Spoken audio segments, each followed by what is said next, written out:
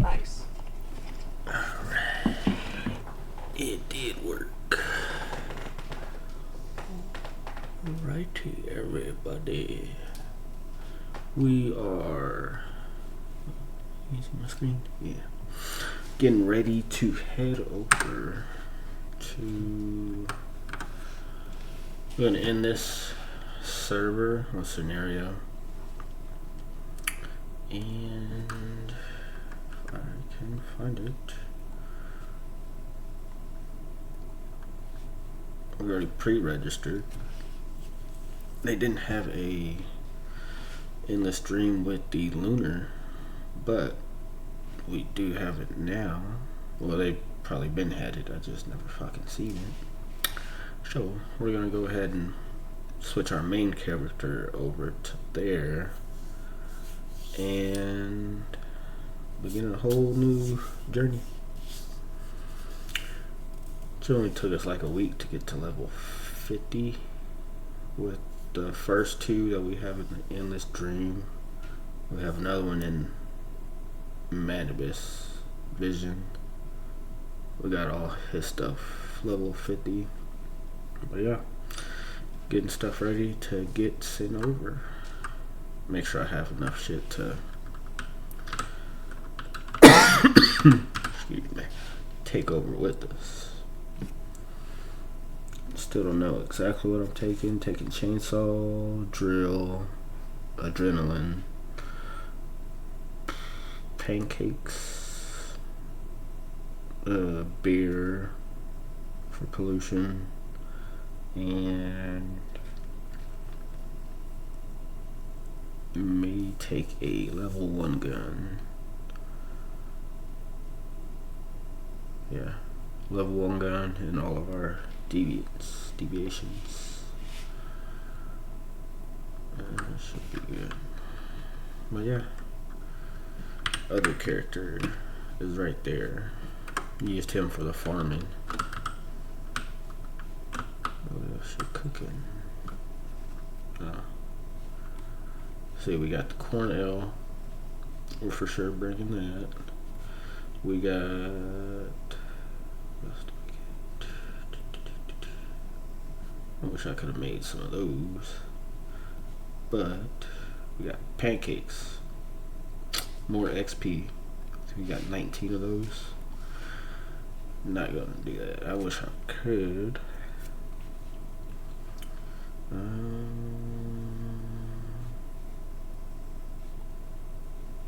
Yeah, pretty much it. But we are going to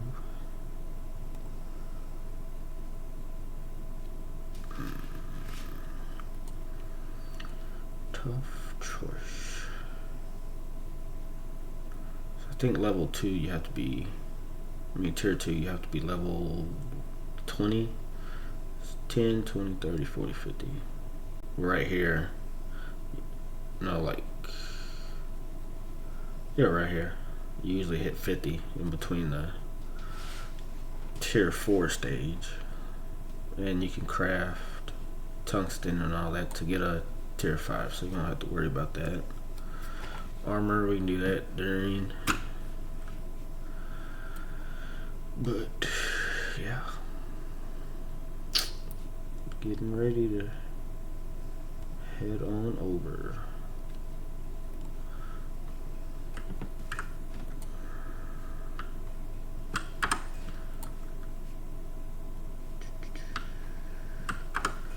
I already know how I'm gonna do it, but those have the durability things on them too.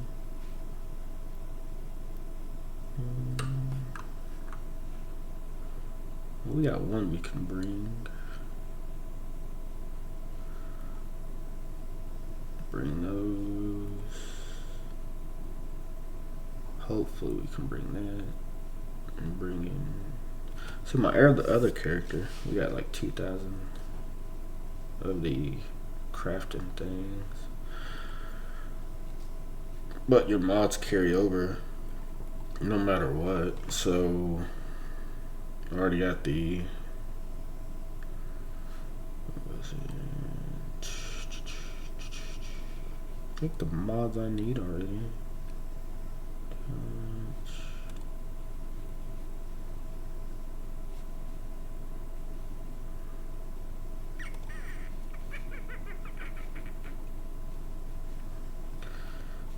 Elemental or deviation. Yeah, see? Already got all my shit. But my character in the Manibus part has a bunch of these. So I'm not really worried because they transfer over accounts. So, all good. But yeah. Hopefully I didn't forget shit. If I did, oh well. Because Lunar, we can get basically the shit we couldn't get for regular endless stream. Yeah, it's a lot better. I think it is. Because you get the crates that have the clothing and shit you need to craft better mods for your clothes that go with your guns. So let's get started. Oh, what? Hive leaders and warburn leaders cannot quit the current. Oh, I forgot. How do you get to that? Friends, hive.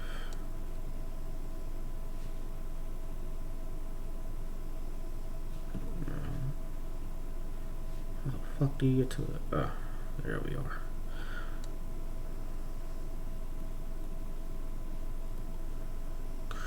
Created my groups.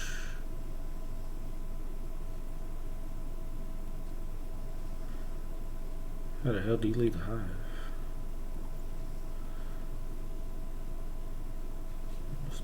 Members.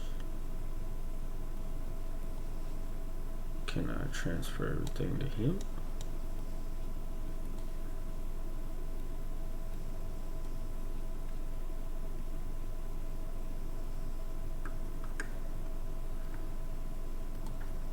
Dude. Sorry, bud. We got to go.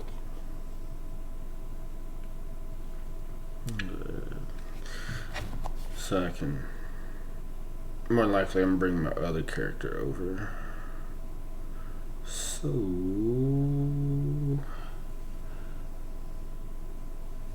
Take a picture of that. And let's go. Oh, but I will be playing what park rangers won't tell you. It's like state horror records. I woke in the dream to the sound of whispering. At first, I thought it was Tom talking in sleep beside me. Or turn down the volume of the game. Coming from him. It seemed to be coming from the front of the camper, near where Ethan slept on the converted dinette. Make sure we can hear. I remember thinking that he must be watching videos on his phone, despite our no electronics rule. I sat up quietly, not wanting to wake Tom. The whispering continued, but now I could tell it wasn't Ethan. The voice was deeper, adult, and there was something wrong with it. The words were garbled, like someone trying to talk with a mouthful of liquid. I called out to ask who was there. No response, just more wet whispering. I fumbled for the little battery lantern we kept by the bed. When I finally got it on, the light revealed a figure standing in the narrow space between the beds. It was a man I had never seen before. He was wearing hiking clothes, dark with dirt or something else. But it was his face that made me try to scream. His mouth was open impossibly wide, and blood was pouring out in a continuous stream, splattering on the camper floor. He was still whispering, somehow talking through all that blood. He reached one hand toward me, and I saw that his fingers were bent at unnatural angles, That's when I did scream, so hard it hurt my throat. And then I was awake, truly awake, with Tom shaking my shoulders and asking frantically what was wrong. My screams had woken everyone. Ethan was crying, and Lily was standing at the foot of our bed, her face pale with fear.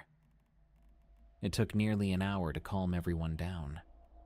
I apologized repeatedly for scaring them, explaining that I had a nightmare but couldn't remember the details. That was a lie. I remembered everything, but it seemed so bizarre and frightening that I didn't want to share it, especially with the kids already spooked. Tom suggested we could take a rest day, but I insisted I was fine. It was just a bad dream, probably brought on by my strange experience on the trail. The kids were excited about hiking to the Narrows, and I didn't want to ruin their trip because of a nightmare. So the next morning, we set out again. The plan was to take the riverside walk to the entrance of the Narrows, where the kids could wade in the water. To get there, we had to take the shuttle to the Temple of Sinawava stop. As we rode, I found myself growing increasingly anxious. I told myself it was just residual unease from the nightmare. We got off the shuttle and began the easy walk along the river. About halfway along the path, I started feeling it again. That same vertigo, the same nausea I had experienced on the way. I looked around, trying to orient myself, and realized we were passing below the same ridge that contained Angel's Landing. The massive cliff face loomed to our left, though from a completely different angle than yesterday's hike. Tom noticed me slowing down and asked if I was feeling sick again. I admitted that I was experiencing the same dizziness.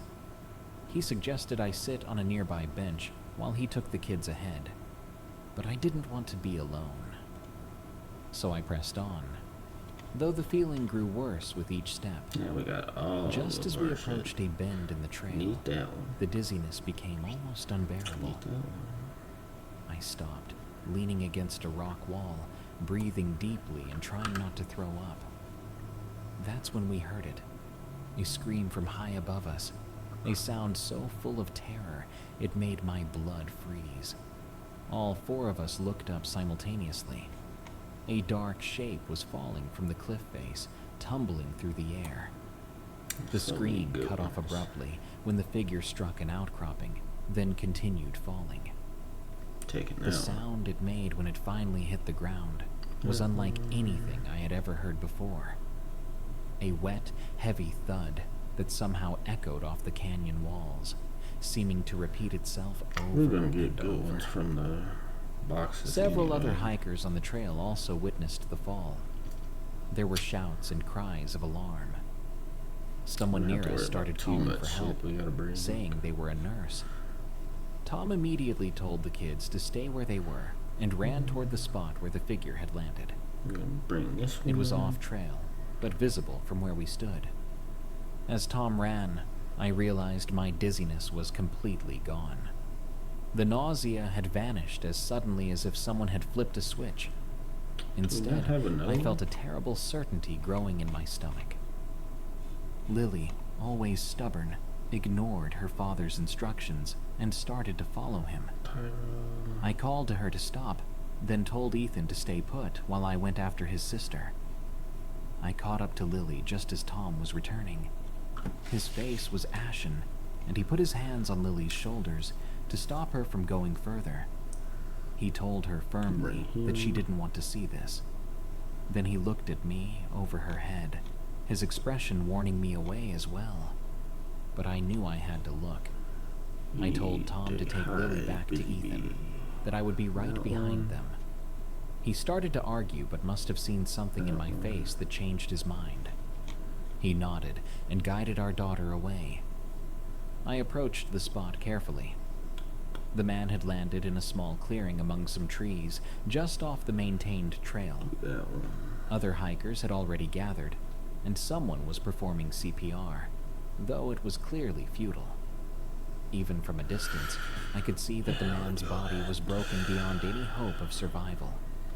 His limbs were twisted at impossible angles, and there was blood everywhere. I moved closer, a park ranger now trying to establish a perimeter.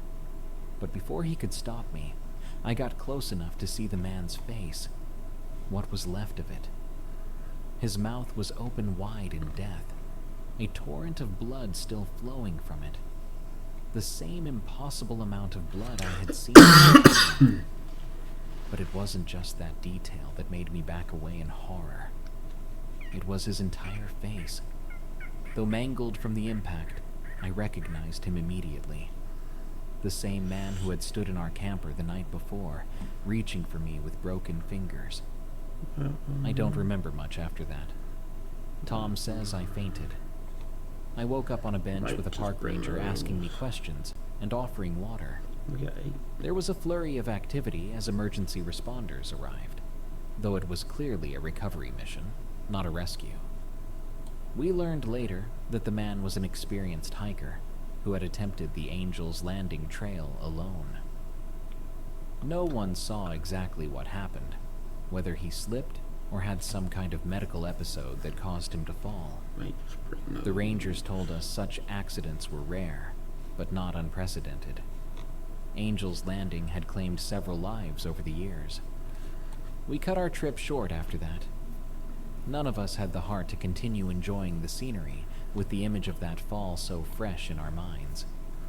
The kids were subdued, processing the shock of witnessing death so unexpectedly. Tom was worried about me, offering to drive the whole way home so I could rest. I never told any of them about the dream, or about how the man in my nightmare was identical to the man who fell. How could I explain it? That somehow I had dreamed of his death before it happened. That his dying spirit had somehow reached out to me the night before his fall. I've spent months trying to make sense of it. I've researched premonition dreams and found some comfort in knowing other people have experienced similar phenomena. But that doesn't explain the physical symptoms I felt on the trail.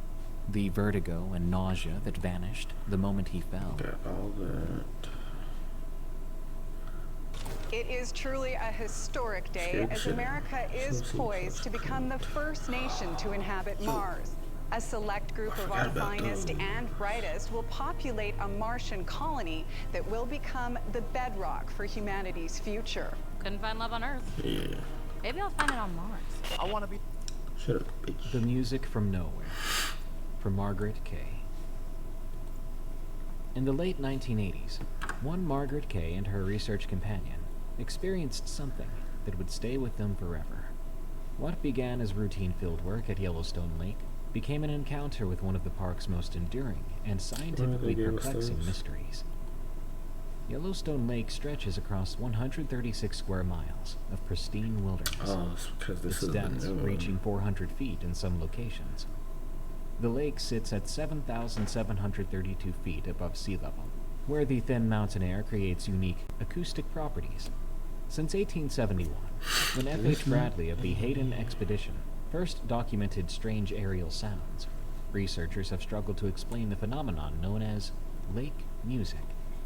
Mysterious whispers and metallic resonance that seem to travel through the air itself.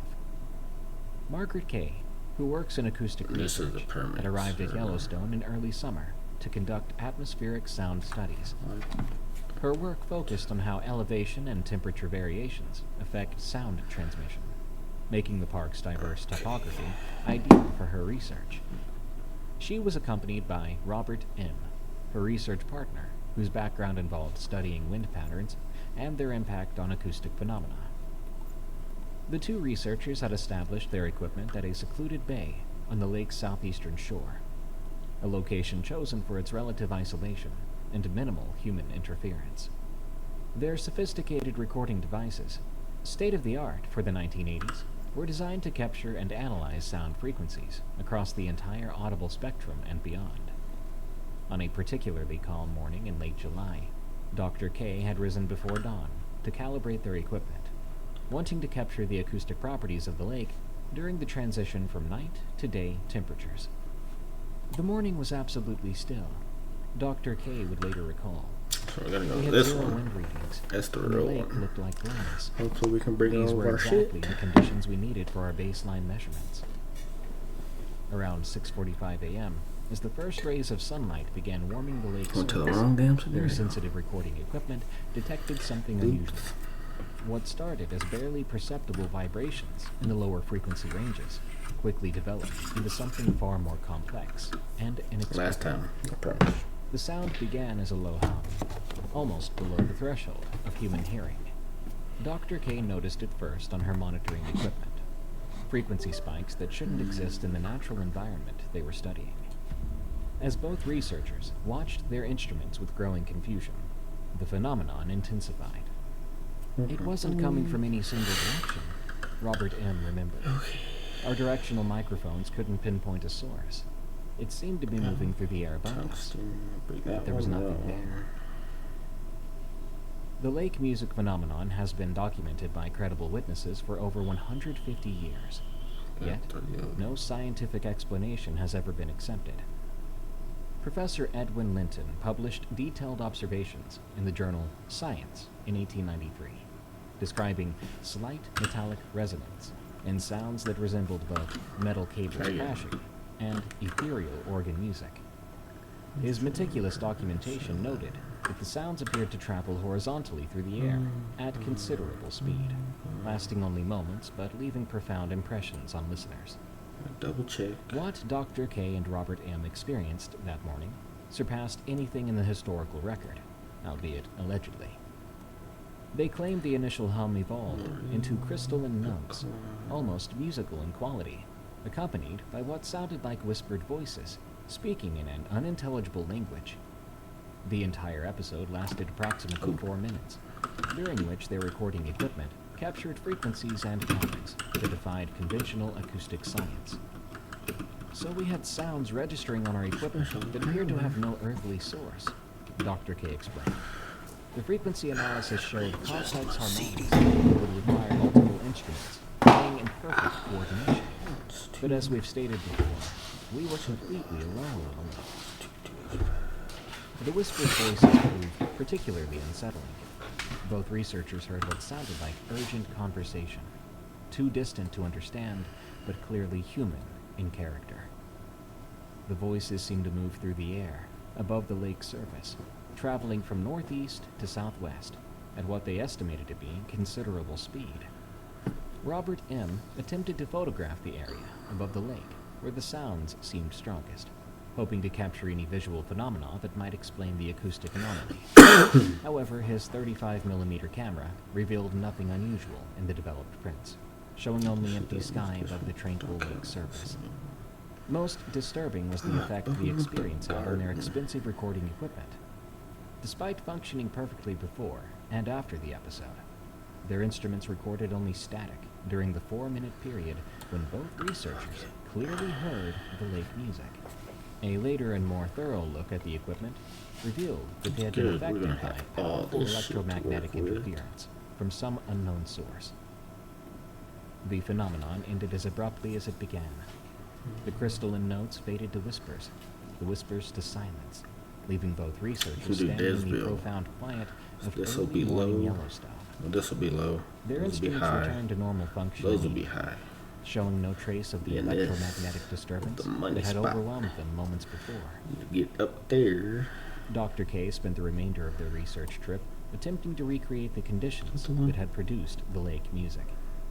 Despite deploying additional equipment and monitoring the lake for 2 more weeks, they never experienced the phenomenon again. Weather conditions, temperature gradients, and atmospheric pressure readings from July 23rd showed nothing unusual that might explain what they had encountered. Scientific theories proposed for the lake music range from seismic activity, creating air pressure waves, to static electricity discharging from the lake's surface during specific atmospheric conditions. Some researchers suggest that temperature inversions over the lake might create acoustic mirages, similar to visual mirages, that can transport distant sounds from elsewhere in the park. However, none of those explanations account for the electromagnetic interference, which consistently accompanies authentic lake music encounters. Upon returning to her work, Kay faced the challenge of how to explain their experience to colleagues. The acoustic data they had collected was unprecedented, but the inability of their equipment to record the actual phenomenon raised more questions than answers. She eventually focused her subsequent research on atmospheric acoustic properties in high-altitude environments. The lake music phenomenon appears to be diminishing over time. While early park visitors reported regular encounters with the mysterious sounds, modern sightings have become increasingly rare.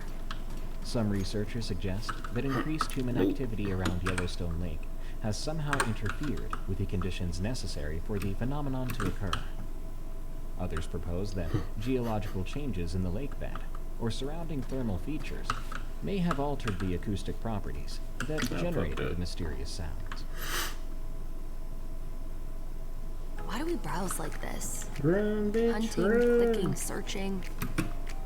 What if we could just say, hey, co-pilot. And now, that hoodie you saw, found. Your inbox, cleared.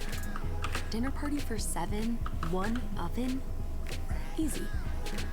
And that walking tour, Fucking planned. die before we With get no there. backtracking and the best burger. Anything else I can help you with? Yes. Can you believe Yeah, this? fuck this. From Jurassic World Rebirth, a new era is coming.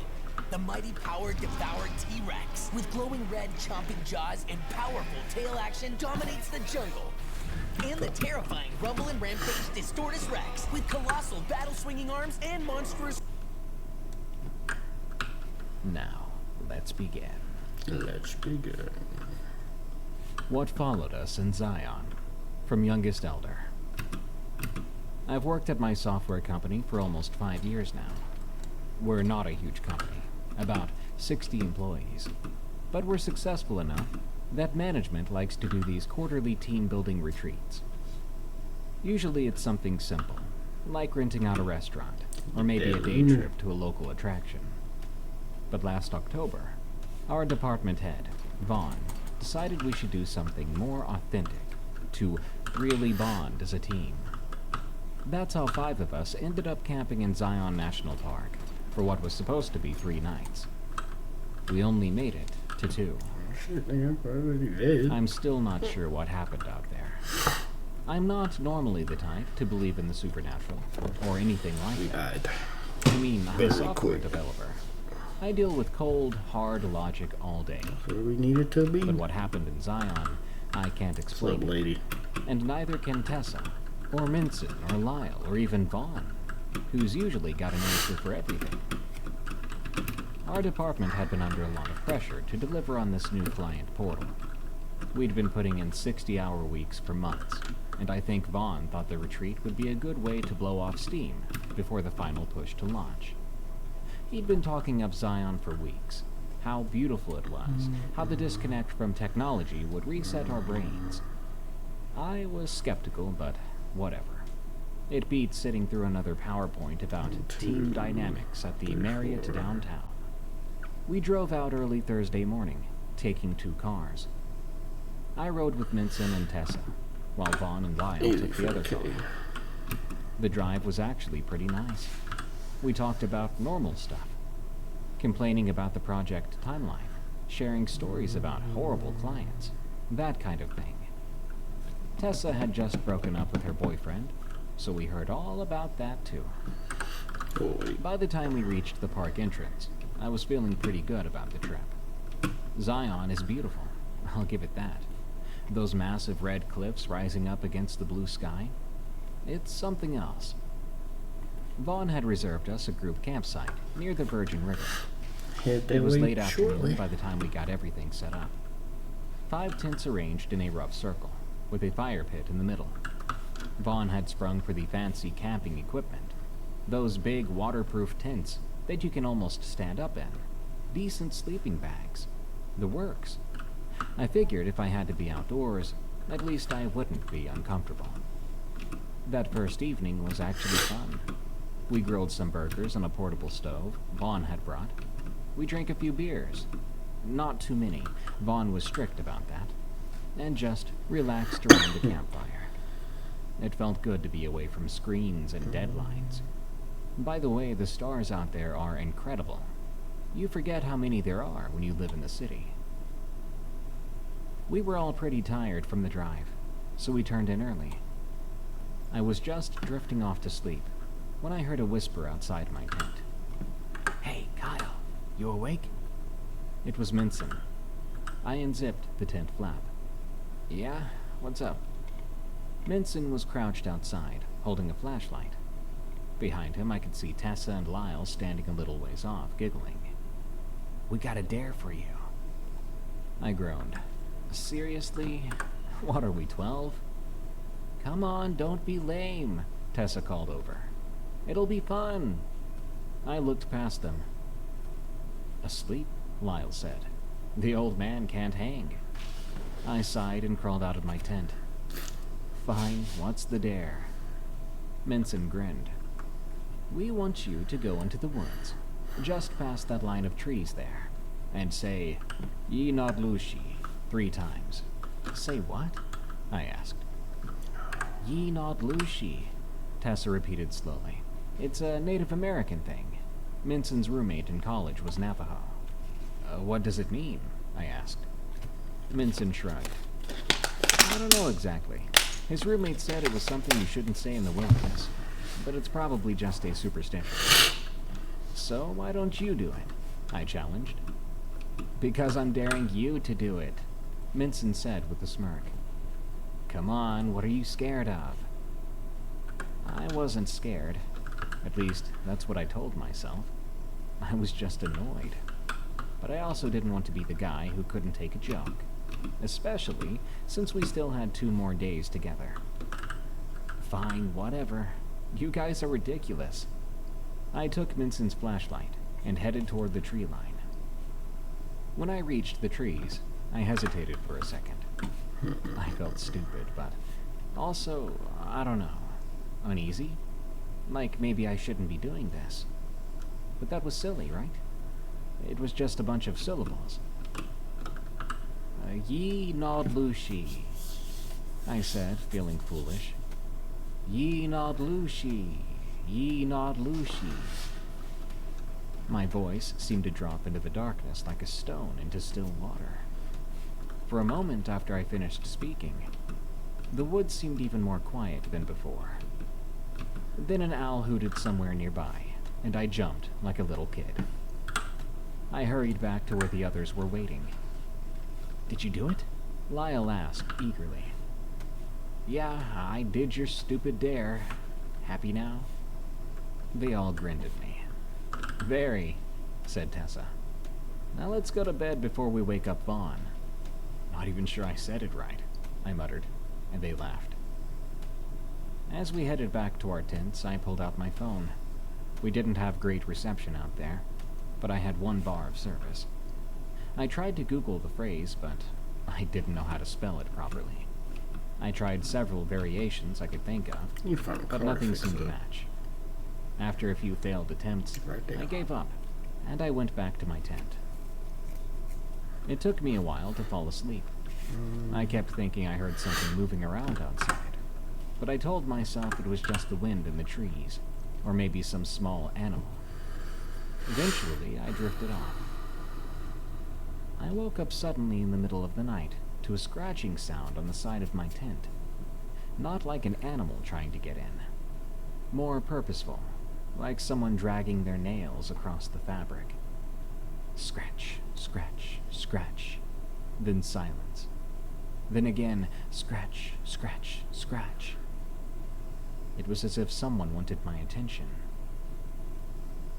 "Hello?" I called out, my voice embarrassingly shaky. "Who's there?" No answer. Just another set of scratches, this time on the other side of the tent. I fumbled for my flashlight and phone. It was 3:17 a.m. The scratching came again, and I aimed my flashlight at the tent wall.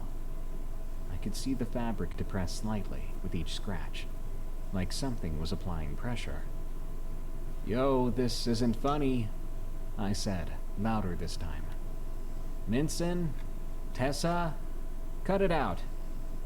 The scratching stopped. I listened hard but couldn't hear anything moving outside. After a few minutes of sitting tensely in my sleeping bag, I convinced myself it must have been one of the others, playing a prank. I made a mental note to get them back the next day, and eventually I fell into an uneasy sleep. The next morning I unzipped my tent, and I nearly stepped on something lying right outside the entrance. For a brief second I thought someone had left a small red washcloth there. Damn. Then I realized what I was looking at, and stumbled backward with a yell. It was a squirrel, or half of one. The animal had been cut cleanly in two, right across the middle. The front half, head, front paws, and part of the torso, was placed neatly at my tent door, the fur still glossy, the small black eyes staring at nothing. There was surprisingly little blood. What the heck? That's only Lyle had 1,000. emerged from his tent and was staring at the grisly discovery. Is that a squirrel? Soon everyone was crowded around, looking at the half-animal with expressions ranging from disgust to fascination. Had to have been a coyote, I guess, Vaughn said, though he looked a tad bit worried. They do leave behind kills sometimes. Do coyotes cut squirrels in half? I said, then leave them at people's doors? Maybe some weirdo hikers played a prank, Tessa suggested, but she didn't sound convinced. I looked at Minson. Did you guys do this? Is this part of the dare? Minson held up his hands. No way, man, that's messed up. We wouldn't do something like that. I believed him. Minson could be annoying, but he wasn't cruel. Vaughn took charge, using a stick to move the squirrel remains away from our campsite. We all watched as he buried it under some rocks a good distance away. When he came back, he tried to act like everything was normal. All right, guys, let's get some breakfast going. We've got a big hike planned today. I pulled him aside. Hey, you sure we shouldn't just pack up and head back early? He frowned at me. Because of a dead squirrel? Come on. We've been planning this trip for months. It's just nature. Sometimes it's a little gross. It wasn't just the squirrel, I said, and I told him about the scratching on my tent the night before. He looked skeptical. Probably just the wind, or a curious raccoon. Look, if anything else weird happens, we can discuss heading back, but let's not overreact, okay? I could tell he wasn't going to budge. And maybe he was right. Maybe I was overreacting. So I just nodded and went to help with breakfast. The day's hike was along something called the Watchman Trail. Under normal circumstances, I probably would have enjoyed it. The views were incredible, sweeping vistas of the canyon, the river winding below us like a blue-green ribbon. But I couldn't shake the feeling that something had changed here. I kept glancing over my shoulder, convinced we were being watched. We'd been hiking for about 3 hours when I heard it. My name called from somewhere, off to the east of the trail. It was faint but distinct. I stopped, causing Tessa to bump into me from behind. "Oh, sorry," I said. "Did you hear that?" "Hear what?" she asked. "Someone just called my name." She looked around, confused. I didn't hear anything. But then it came again, a little louder. This time everyone heard it. We all stopped and looked toward the sound. "Is there another trail over there?" Lyle asked Vaughn, who was consulting a map. "Oh, not according to this," Vaughn said. "Just some steep terrain leading up to those cliffs." The voice came again, somehow both distant and clear at the same time. "Maybe someone needs help," Tessa suggested. Vincent squinted in the direction of the voice. "I don't see anyone." "We should check it out," I said, though every instinct was telling me to do the opposite. What if someone's hurt? Vaughn nodded reluctantly. "Okay, but we stick together." The terrain gets rough over there. We left the trail and headed east, toward the voice that kept calling my name every minute or so. The well-maintained path quickly gave way to loose rocks and scrubby vegetation. Okay. We had to help each other across some difficult sections. My name came again, this time followed by, "This way." The voice seemed to be coming from just up ahead now, beyond a rise in the terrain. I sped up, pulling slightly ahead of the others.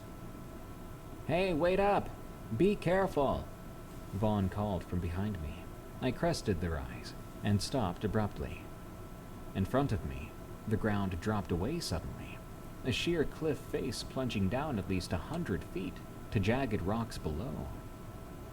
The voice seemed to be coming from the empty air just beyond the edge, but that's not possible.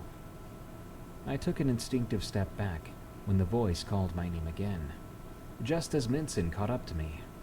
He grabbed my arm. "Whoa, holy crap, that's a drop." The others joined us, all staring at the cliff edge with wide eyes. "I don't get it," Tessa said. "The voice sounded like it was coming from right here, but there's nothing here." I heard my name again suddenly. The voice sounded almost disappointed. "Okay, we need to get back to the trail, guys. Now," Vaughn said firmly. No one argued. We made our way back in silence, each lost in our own thoughts. The voice didn't call again. When we made it to the main trail, Vaughn suggested we head back to camp. No one objected. The almost carefree mood of the morning was gone. We were all so tense. We hiked back mostly quiet. That evening around the campfire, we tried to rationalize what had happened. Must have been some kind of weird echo. Lyle scratched his chin. Sound does strange things in canyons, right? But why would it be saying Kyle's name? Tessa asked. Maybe it wasn't saying his name at all. Maybe it was saying something else that just sounded like Kyle, Minson said. I didn't buy any of that, but I didn't have a better explanation. I told them about trying to Google Yenod Lushi the night before. Wait, you actually did that dare? Vaughn asked, looking between all of us. I heard you mentioning it, but what was the dare exactly? The others explained somewhat sheepishly about the dare they'd given me. Vaughn looked annoyed. That was irresponsible, guys. You know you're supposed to be respectful of local customs and beliefs when we're in places like this. Well, do you know what it means? I asked. He shook his head. No, but... He was cut off by a sudden whooshing sound from above. Something dark hurtled down from the night sky and landed with a sickening thud directly in the middle of our campfire, sending sparks and burning logs flying in all directions. We all leapt up, screaming and backing away. In the firelight, I could see what had fallen. It was a coyote. A dead coyote. And I don't think it had been killed by the fall. The animal had already been horrifically mutilated. Its fur was covered in blood. There were long gashes running across its body, like it had been raked by something much larger than itself. The smell of burning fur filled the air as the carcass began to smolder. Tessa was the first to recover her voice. What the heck? What the actual heck? Vaughn was frantically stomping out the small fires that had started in the surrounding grass from the scattered embers. Everyone grab your essential gear now. We're heading back to the cars. In the dark? Minson sounded scared. Yes, in the dark, Vaughn snapped. Unless you want to stay here with that. He pointed at the coyote carcass, still smoking in the remains of our fire. No one argued after that. We rushed to our tents, grabbing only what we absolutely needed. Within 10 minutes, we were ready to go. Stay close together, Vaughn instructed, his usually calm voice, now demanding and stressed. No one wanders off for any reason. We stick to the main trail all the way back to the parking lot. It's about 5 miles. We can make it in a couple of hours if we keep a good pace. The hike back was the most terrifying experience of my life. Our headlamps were pretty much useless in that kind of darkness. I swear I kept seeing things in the shadows. Even still, we walked pretty quickly, sometimes breaking into a jog whenever our nerves got the better of us. About halfway back, we all heard it at the same time. Something large moving parallel to us in the brush off the trail, not trying to hide its presence at all. Whatever it was breaking branches, rustling leaves. Sometimes it would stop when we stopped, but mostly it just kept pace with us, always just out of sight. "Don't look," Vaughn yelled when Lyle tried to shine his light toward the sounds. "It's best if we just keep moving." When we finally reached the parking lot, we practically ran to our cars. No one suggested going back for the rest of our gear. No one cared. I think we all just wanted to leave.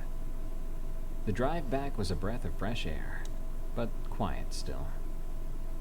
In my car, no one spoke for the first hour. Then Tessa eventually said something. "I looked it up, guys," she said from the back seat. "Inadlushi. It's Navajo. It means skinwalker." I think everyone's heard of what a skinwalker is, but she explained it anyway. "It's a kind of witch that can transform into animals," she said. "They're evil. They can mimic human voices, lure people to their deaths." I wanted to puke just hearing that. When we got back to the city, Vaughn called an emergency meeting with HR and the executive team. I'm not sure exactly what was said, but 2 days after that, we all received an email stating that, due to safety concerns, all future company retreats would be held in controlled environments only. There was also a line about respecting indigenous cultural beliefs and practices, and a link to some corporate sensitivity training. The 5 of us don't talk about what happened. Not really. Sometimes at happy hour, after a few drinks though, one of us might say something like, "Remember Zion?" And the others will sigh and just nod. What is there to say, really? We can't explain it, and we don't want to try.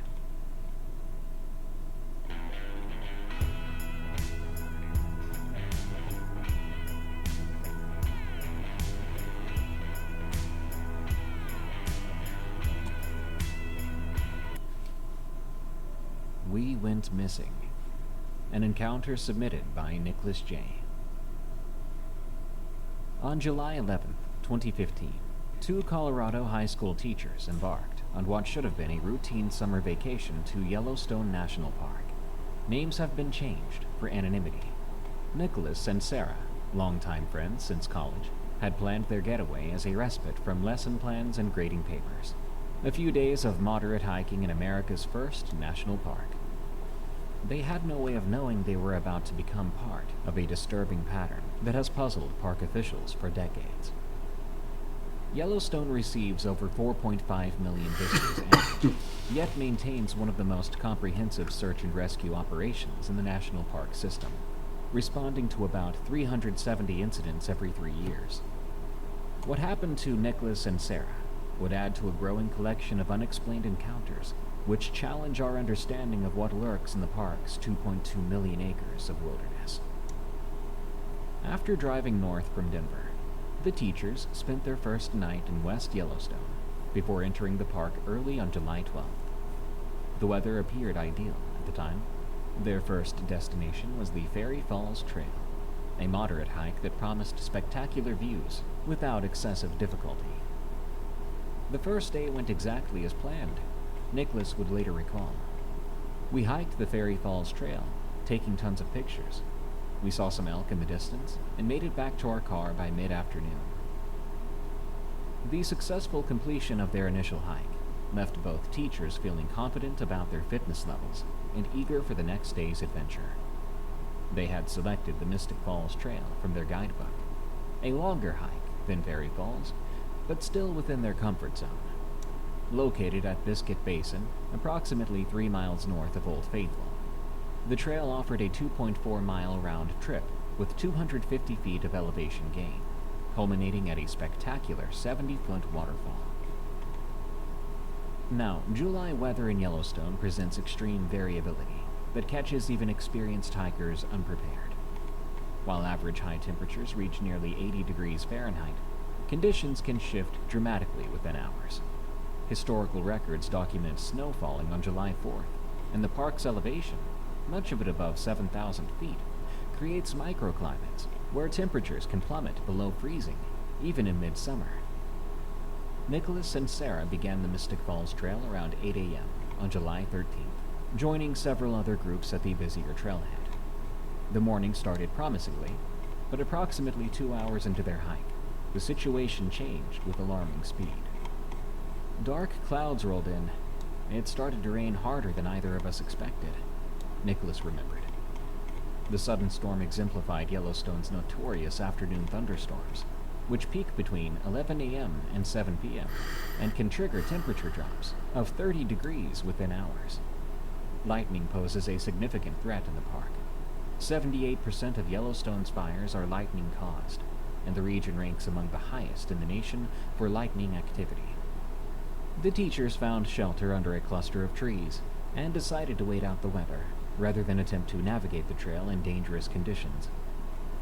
The storm lasted approximately 30 minutes, leaving both hikers soaked but relieved. What happened next defied all logical explanation. Despite feeling energetic and well-rested from their hotel stay, both Nicholas and Sarah experienced something that would haunt them for years to come. As they sat beneath the trees waiting for their clothes to dry, an overwhelming drowsiness overtook them. "We both just fell asleep," Sarah later explained. "Not the kind of dozing off you might do on a lazy afternoon, but deep sleep, like someone had turned off a switch." This wasn't ordinary fatigue.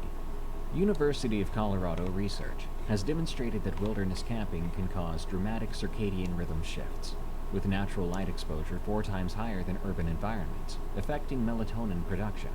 However, such effects typically occur over several days, not minutes in the case of these teachers. Their experience lasted nearly 12 hours, an unprecedented duration of healthy adults sleeping on hard ground in an exposed wilderness environment. When Nicholas regained consciousness, it was already dark. His watch confirmed what seemed impossible. They had been unconscious for almost 12 hours. Sarah awakened simultaneously, both displaying symptoms of grogginess and disorientation, which suggested something far beyond normal sleep. "What happened?" Sarah asked, checking her own timepiece in disbelief. "How did we sleep that long?" It should be noted that Yellowstone search and rescue statistics reveal predictable patterns for how hikers become lost. Fatigue and physical condition account for 22.8% of incidents, insufficient information or errors in judgment for 18.8%, and inadequate equipment for 8%. The teacher's situation fell into none of these categories. They were experienced hikers with proper equipment who had simply lost nearly half a day to inexplicable unconsciousness. In the fading light, the familiar trail markers had vanished. Everything appeared different, disorienting. Their headlamps provided limited visibility, and the batteries were already running low, another strange detail that added to their growing panic. The teachers began walking, hoping to locate the main trail or reach higher ground where their cell phones might capture a signal. Sarah occasionally managed to get 1 bar of coverage, but it was never enough to complete a call. As they moved through the darkened forest, they became aware they were being followed. The footsteps began as a barely perceptible sound behind them, matching their pace exactly, allegedly stopping when they stopped, resuming when they moved forward. When Sarah called out at one point, "Hello? Is someone there?" only silence answered, but the footsteps continued their relentless rhythm. What the teachers saw next would transform their understanding of what inhabits Yellowstone's vast wilderness. Between 2 trees, approximately 50 yards behind them, a figure stood, partially visible in the dim light from their phones, combined with their fading headlamps. It was tall, much taller than any human, perhaps even 7 feet in height, with a bulky, shaggy appearance, suggesting thick hair or fur covering its entire form. Sarah recalls whispering to Nicholas, "What in the world is that?" The creature appeared to be watching them, standing motionless like a sentinel in the darkness. It didn't look human, yet it maintained an upright posture that suggested intelligence and purpose. Every time they looked back, it was still there, sometimes partially hidden behind trees, sometimes standing openly, but always maintaining the same distance. Yellowstone's ecosystem supports approximately 700 grizzly bears, possibly up to about 1,030 bears, as of 2024 data. Grizzly bears can stand up to 9 feet tall when upright on their hind legs. Black bears can reach about 5 to 7 feet tall. Bears commonly stand on their hind legs to investigate their surroundings, and based on viewing distance, it can lead to misidentification, particularly in low-light conditions. Research shows that even trained observers have a 12.5% misclassification rate in wildlife identification under challenging circumstances. However, what Nicholas and Sarah described differed significantly from known bear behavior. The creature's sustained bipedal stance, its deliberate stalking behavior, and its apparent awareness of being observed suggested something beyond conventional wildlife encounters. With their phone batteries dying too, and food supplies limited to granola bars and water bottles, provisions intended for an afternoon hike, not this overnight ordeal, the teachers found themselves in an increasingly desperate situation. They discovered a small cave opening, more of an overhang, and decided to rest while keeping watch on their mysterious pursuer. The creature positioned itself behind a large pine tree, about 30 yards out, partially concealed but clearly still visible. Its bulk extended beyond the tree trunk, and they could observe its side profile in the limited light. The most disturbing aspect was its breathing, heavy and loud, reminding them of a large dog panting.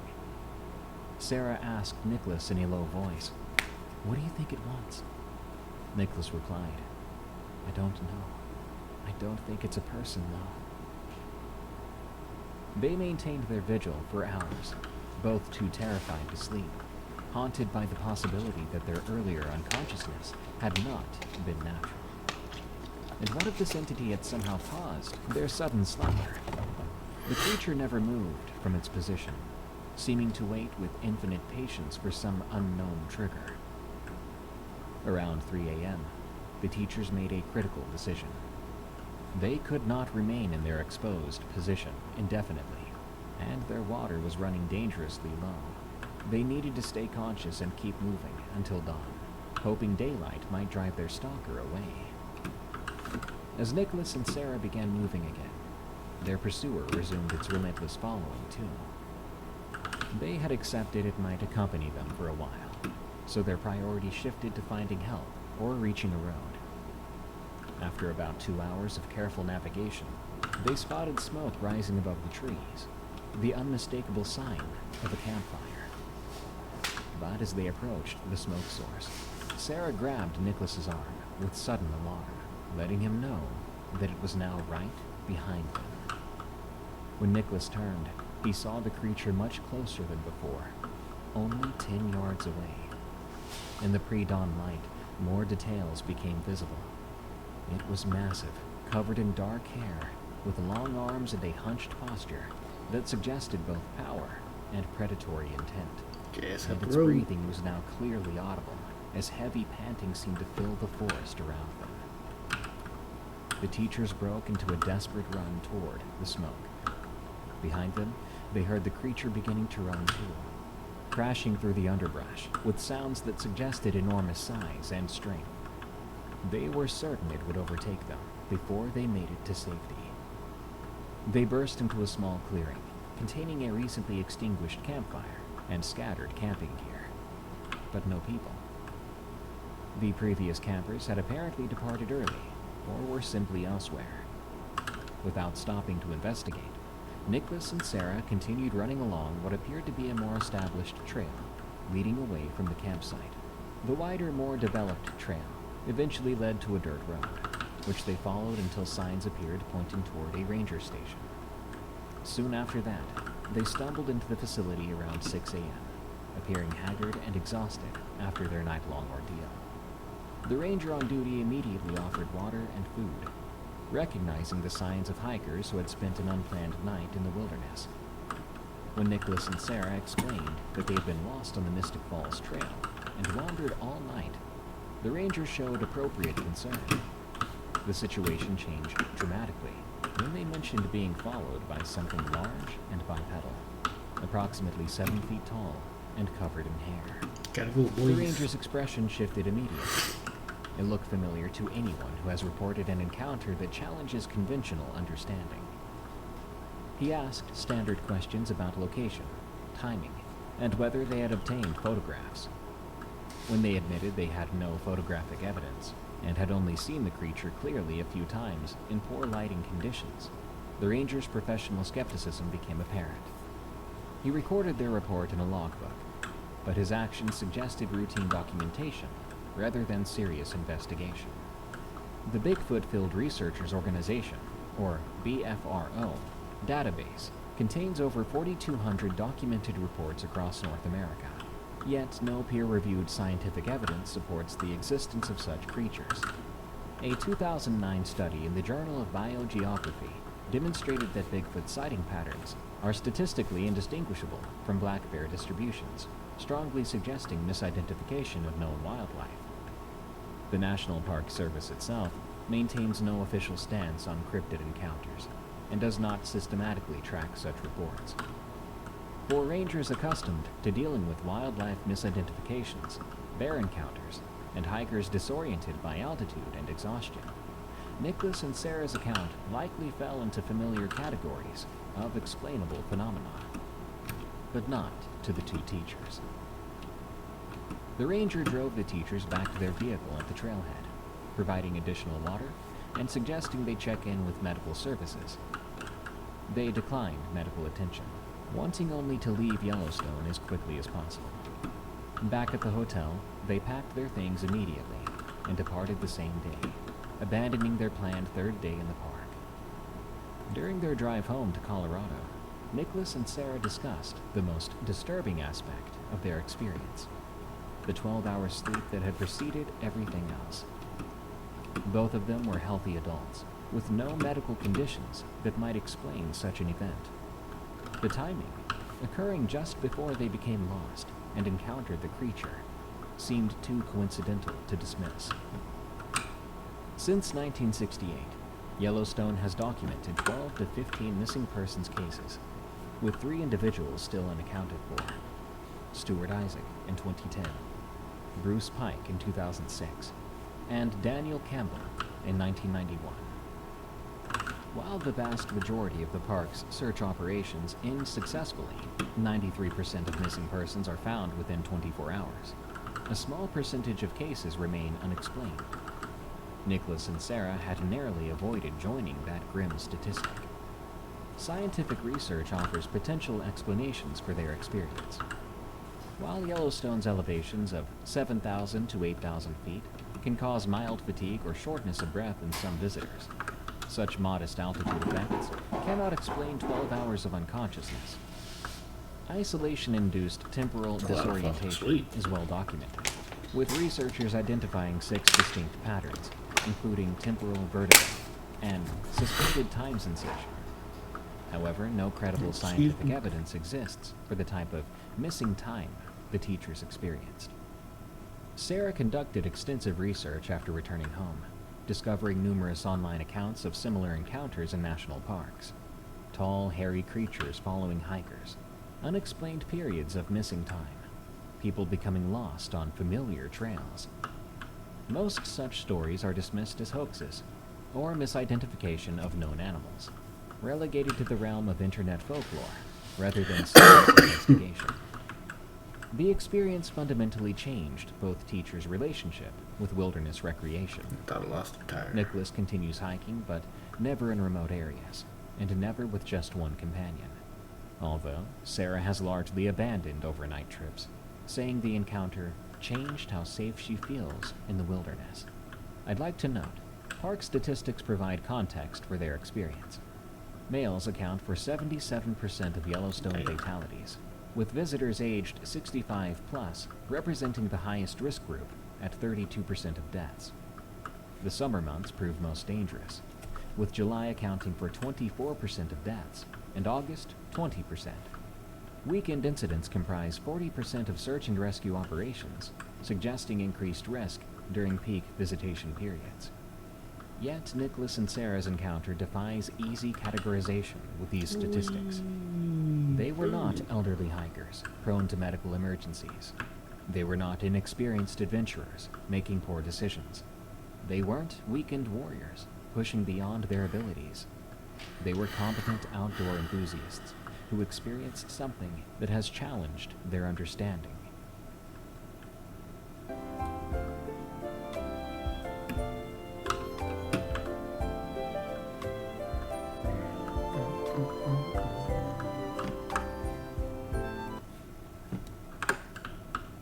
Dry Drowning, from Bart.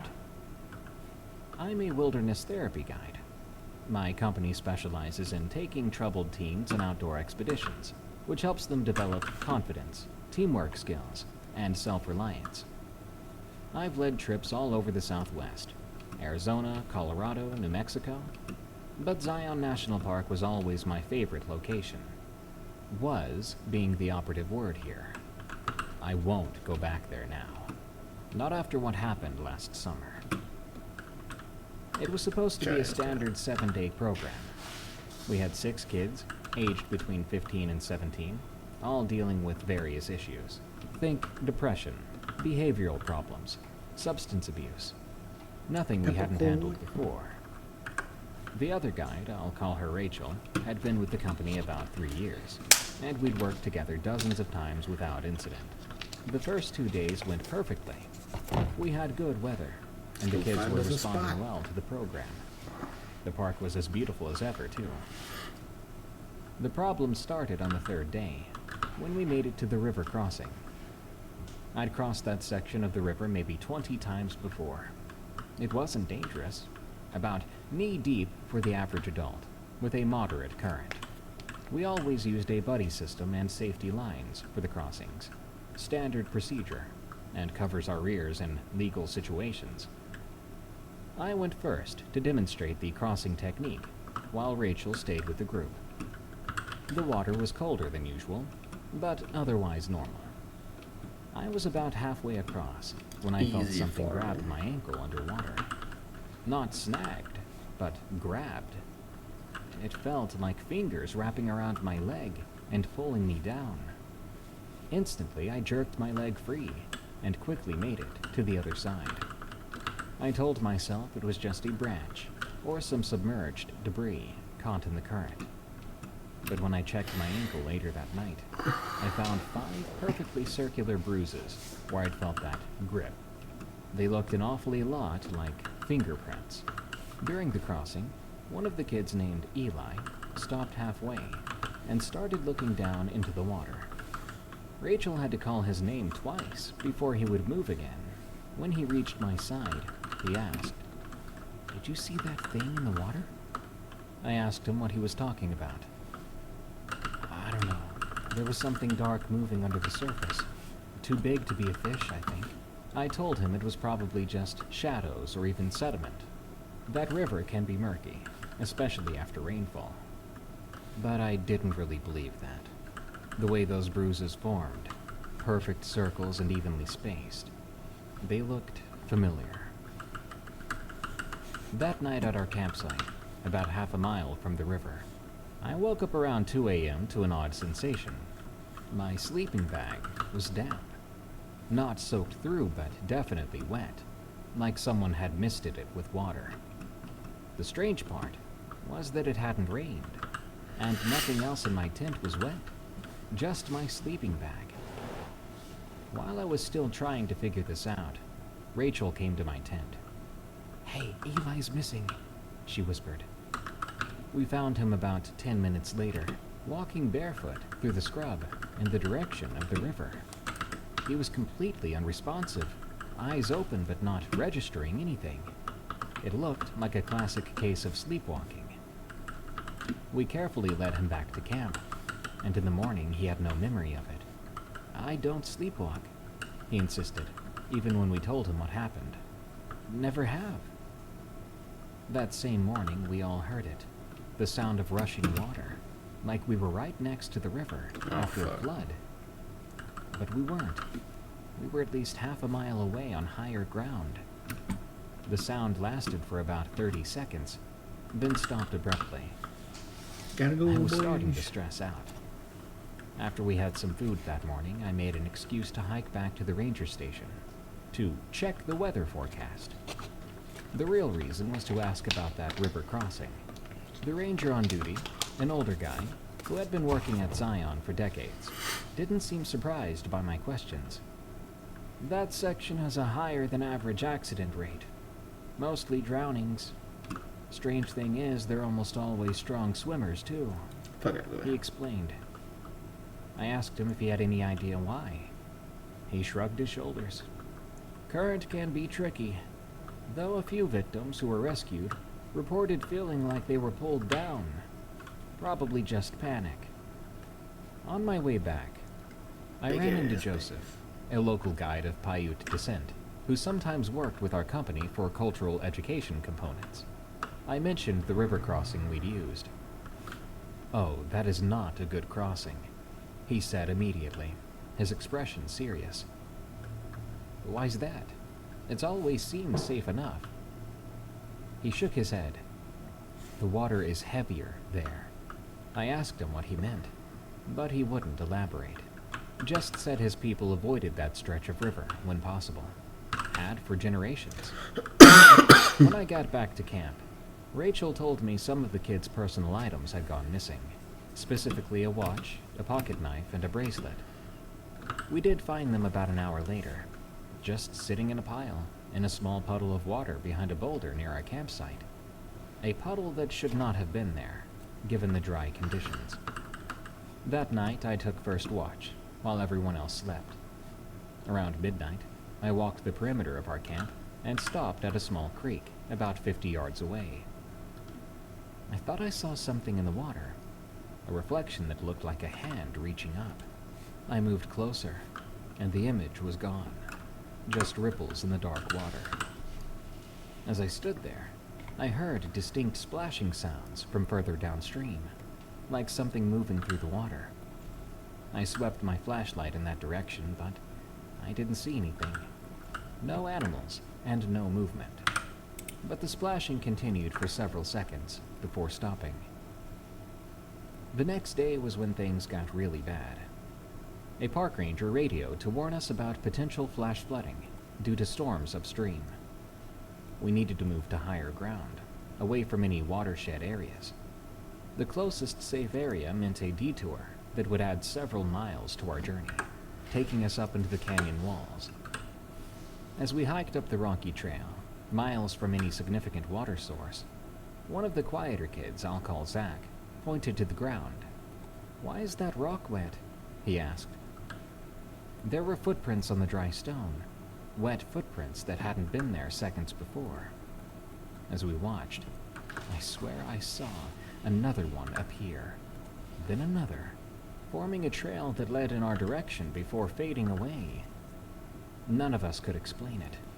The footprints were too large to be from any of us, and they appeared without any visible source of water.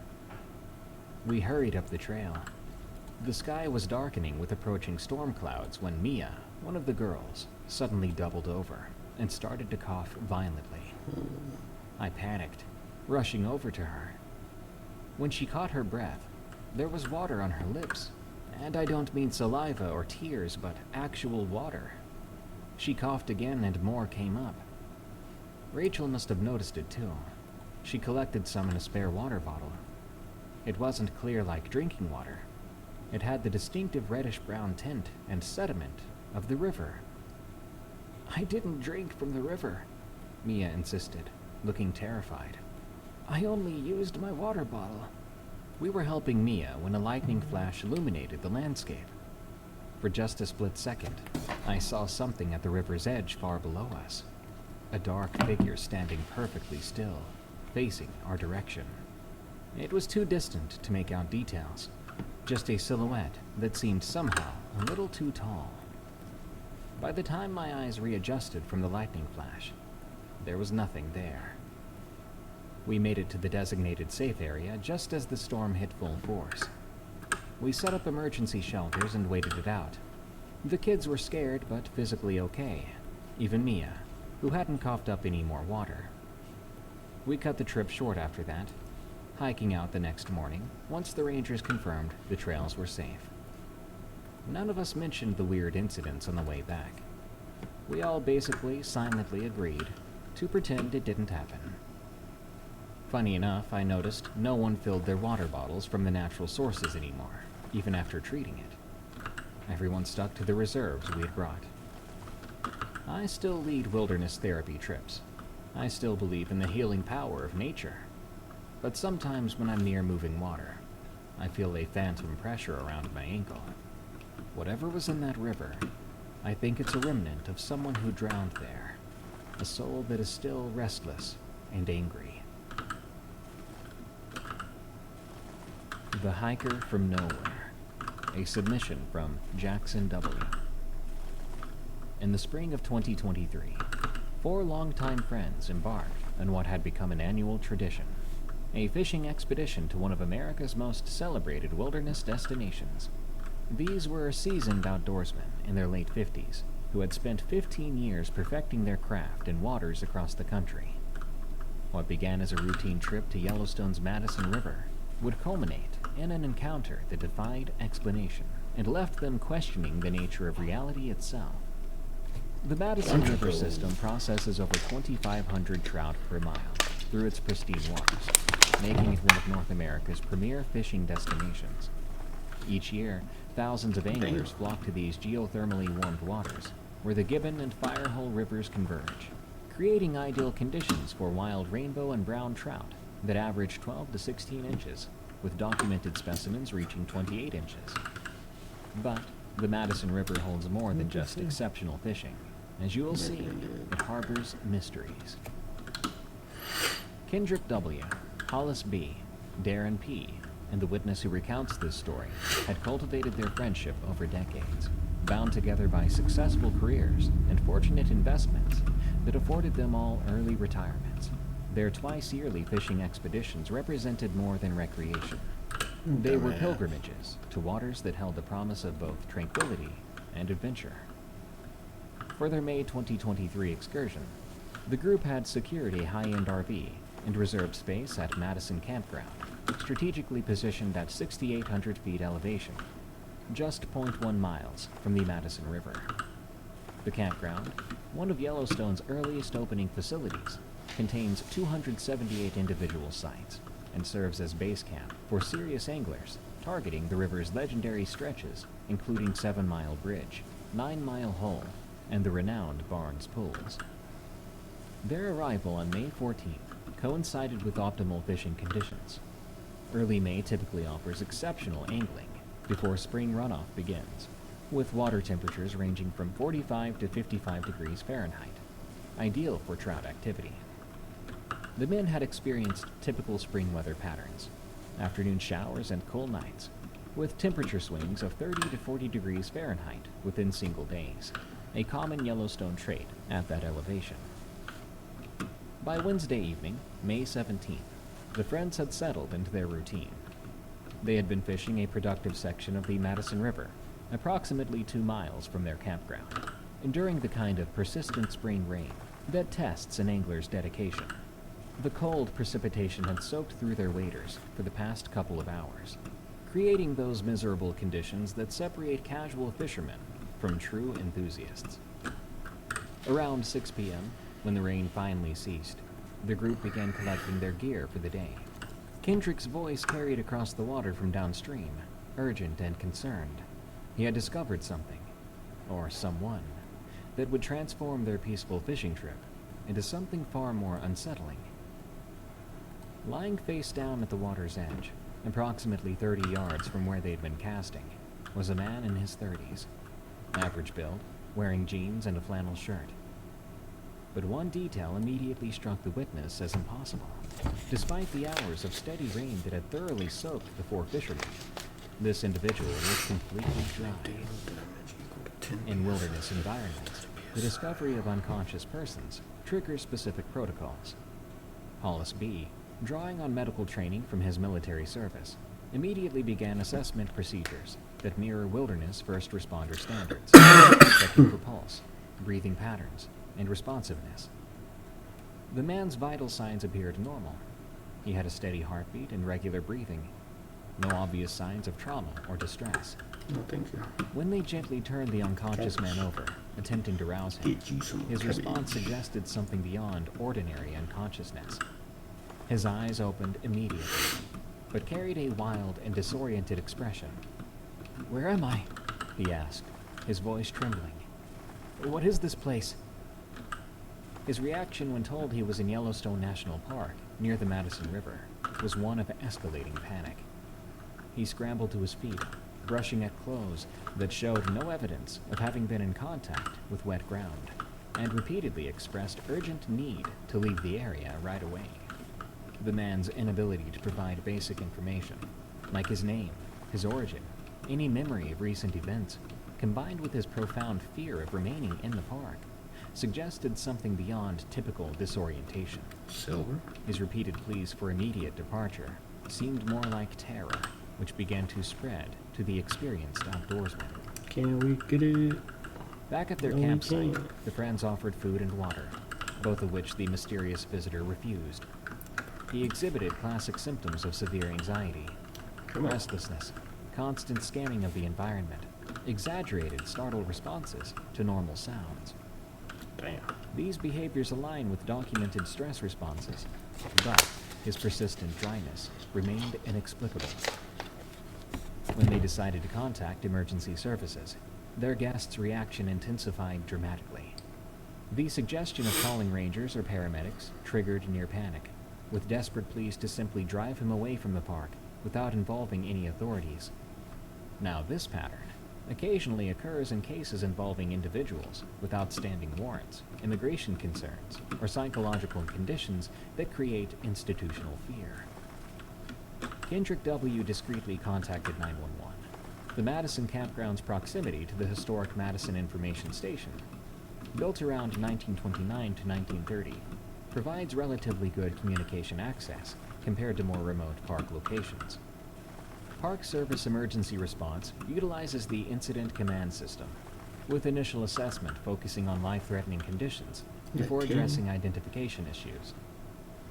As they waited for emergency responders, fatigue from their long day began to affect the group. Hollis B. and Darren P. retired to the RV for brief naps, leaving Kendrick W.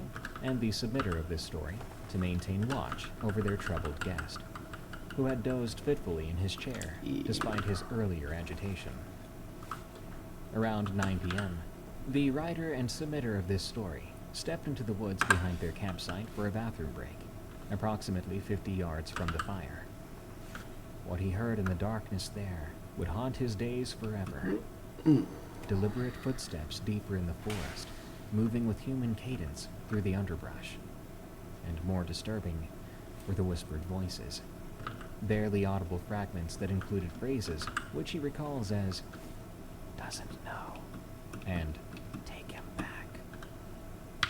Now, medical literature documents cases of transient global amnesia occurring in wilderness settings, affecting maybe 5 to 20 per 100,000 people annually.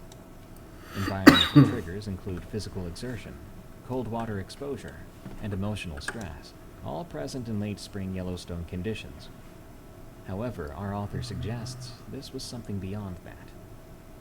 Upon returning to the campsite, he discovered Kendrick W. unconscious on the ground beside his chair, snoring loudly, which was odd, because he was not a snorer, and he wouldn't just lay on the ground outside and go to sleep. As for the mysterious stranger, he had vanished entirely, leaving only a soaking wet camp chair where he had been sitting. Fabric so thoroughly saturated that water was actively dripping onto the ground below. The chair had been completely dry when the man first sat down, and no precipitation had occurred since their return to camp. The volume of water there suggested far more than could have accumulated from any natural source available at their campsite. When Park Service personnel arrived around 10 p.m., an ambulance crew and a park ranger, they encountered an odd scenario. The missing person report lacked fundamental elements. No name, no physical identification, no clear medical emergency, and no witnesses to the actual disappearance of the subject. The park ranger conducted a thorough investigation, photographing the saturated chair and documenting the witness accounts in detail. However, without identification or evidence of criminal activity, park policy limited available responses. The National Park Service Case Incident Reporting System requires specific documentation protocols, so unidentified individuals who voluntarily leave pose unique challenges for law enforcement follow-up, if any at all.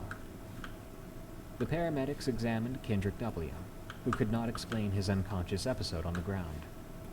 A man who prided himself on mental sharpness and had no history of medical conditions that would cause sudden loss of consciousness. And yet, there he was, unable to account for his significant gap in memory. This symptom does align with various medical conditions, like transient ischemic attacks, or environmental factors like mild hypothermia, which can occur even in temperate conditions and cause confusion and memory impairment, though in rare cases. The responding ranger noted that similar reports occasionally do surface. People turning up confused in the wilderness, only to disappear, likely just leaving the park on their own accord. Most of these accounts resolve as cases of substance abuse, mental health episodes, or just misunderstandings. As for cold water immersion, it can specifically trigger transient global amnesia in documented cases, with one medical report describing complete 20-minute memory loss during exposure to 20 degrees Celsius water. The Madison River's spring temperatures, ranging from 45 to 55 degrees Fahrenheit, fall well within the parameters that could trigger such responses in susceptible individuals. And yet, not all of the story can be explained, if our author's account is to be believed. The man's completely dry state, after prolonged rain exposure, contradicted any physical law. The massive volume of water that appeared on the chair suggested deliberate placement, rather than natural accumulation. Most troubling, the whispered voices in the forest implied organized human activity, rather than random medical emergency. So what was truly going on? The four friends departed Madison Campground the following morning, most of the group ready to just go home. Kendrick W., worried about his unconscious episode, did follow up with his doctor, had scans done, and found everything in working order. Later research into missing persons report from Yellowstone during that time frame yielded no matches for their mysterious visitor. And no follow-up reports suggested that the man simply left, or that no one was looking for him, except perhaps the ones who had been whispering in the forest. In the Win with Zen sweepstakes, you can get a chance to win $100,000. But there's more than one way. Not a money. The strangest steer I've ever seen, from Threes and Tees. 3 weeks of field work in Zion National Park and not a single usable photograph to show for it. Nothing. As a wildlife photographer, I've never experienced anything like this. Everyone assumes it was equipment failure, but it wasn't. That's what no one seems to understand. Let me back up. Last November, I was on assignment documenting mule deer behavior during rutting season. My editor wanted something fresh for a conservation piece, the whole majestic animals in their natural habitat angle. I'd worked in Zion before, back in 2018, cataloging raptor nesting patterns. I'd identified a promising location in a relatively isolated valley in the eastern section. Park records indicated consistent deer activity there, but it was far enough from the popular trails that human interference would be minimal. Perfect conditions. The first day went according to plan. I set up 3 trail cameras at suspected crossing points and constructed a photography blind about 200 yards from a meadow where I'd observed browsing activity that morning. The blind was top of the line, low profile, scent controlled, with viewing slits positioned for optimal shooting angles. I've spent enough time around ungulates to know that mule deer have exceptional environmental awareness. One errant movement or scent, and they'll bolt. That's what makes what happened so profoundly unsettling. Day 2, I arrived at my first trail camera to download the overnight footage. The camera had been dislodged from its mounting, not knocked over by passing wildlife, but purposefully removed. The securing strap had been unfastened completely. The lens had multiple parallel scratches consistent with antler tines. I've seen bucks damage cameras before when they pick up the scent of the mounting adhesive, but never have I seen it done in such a way that seemed methodical.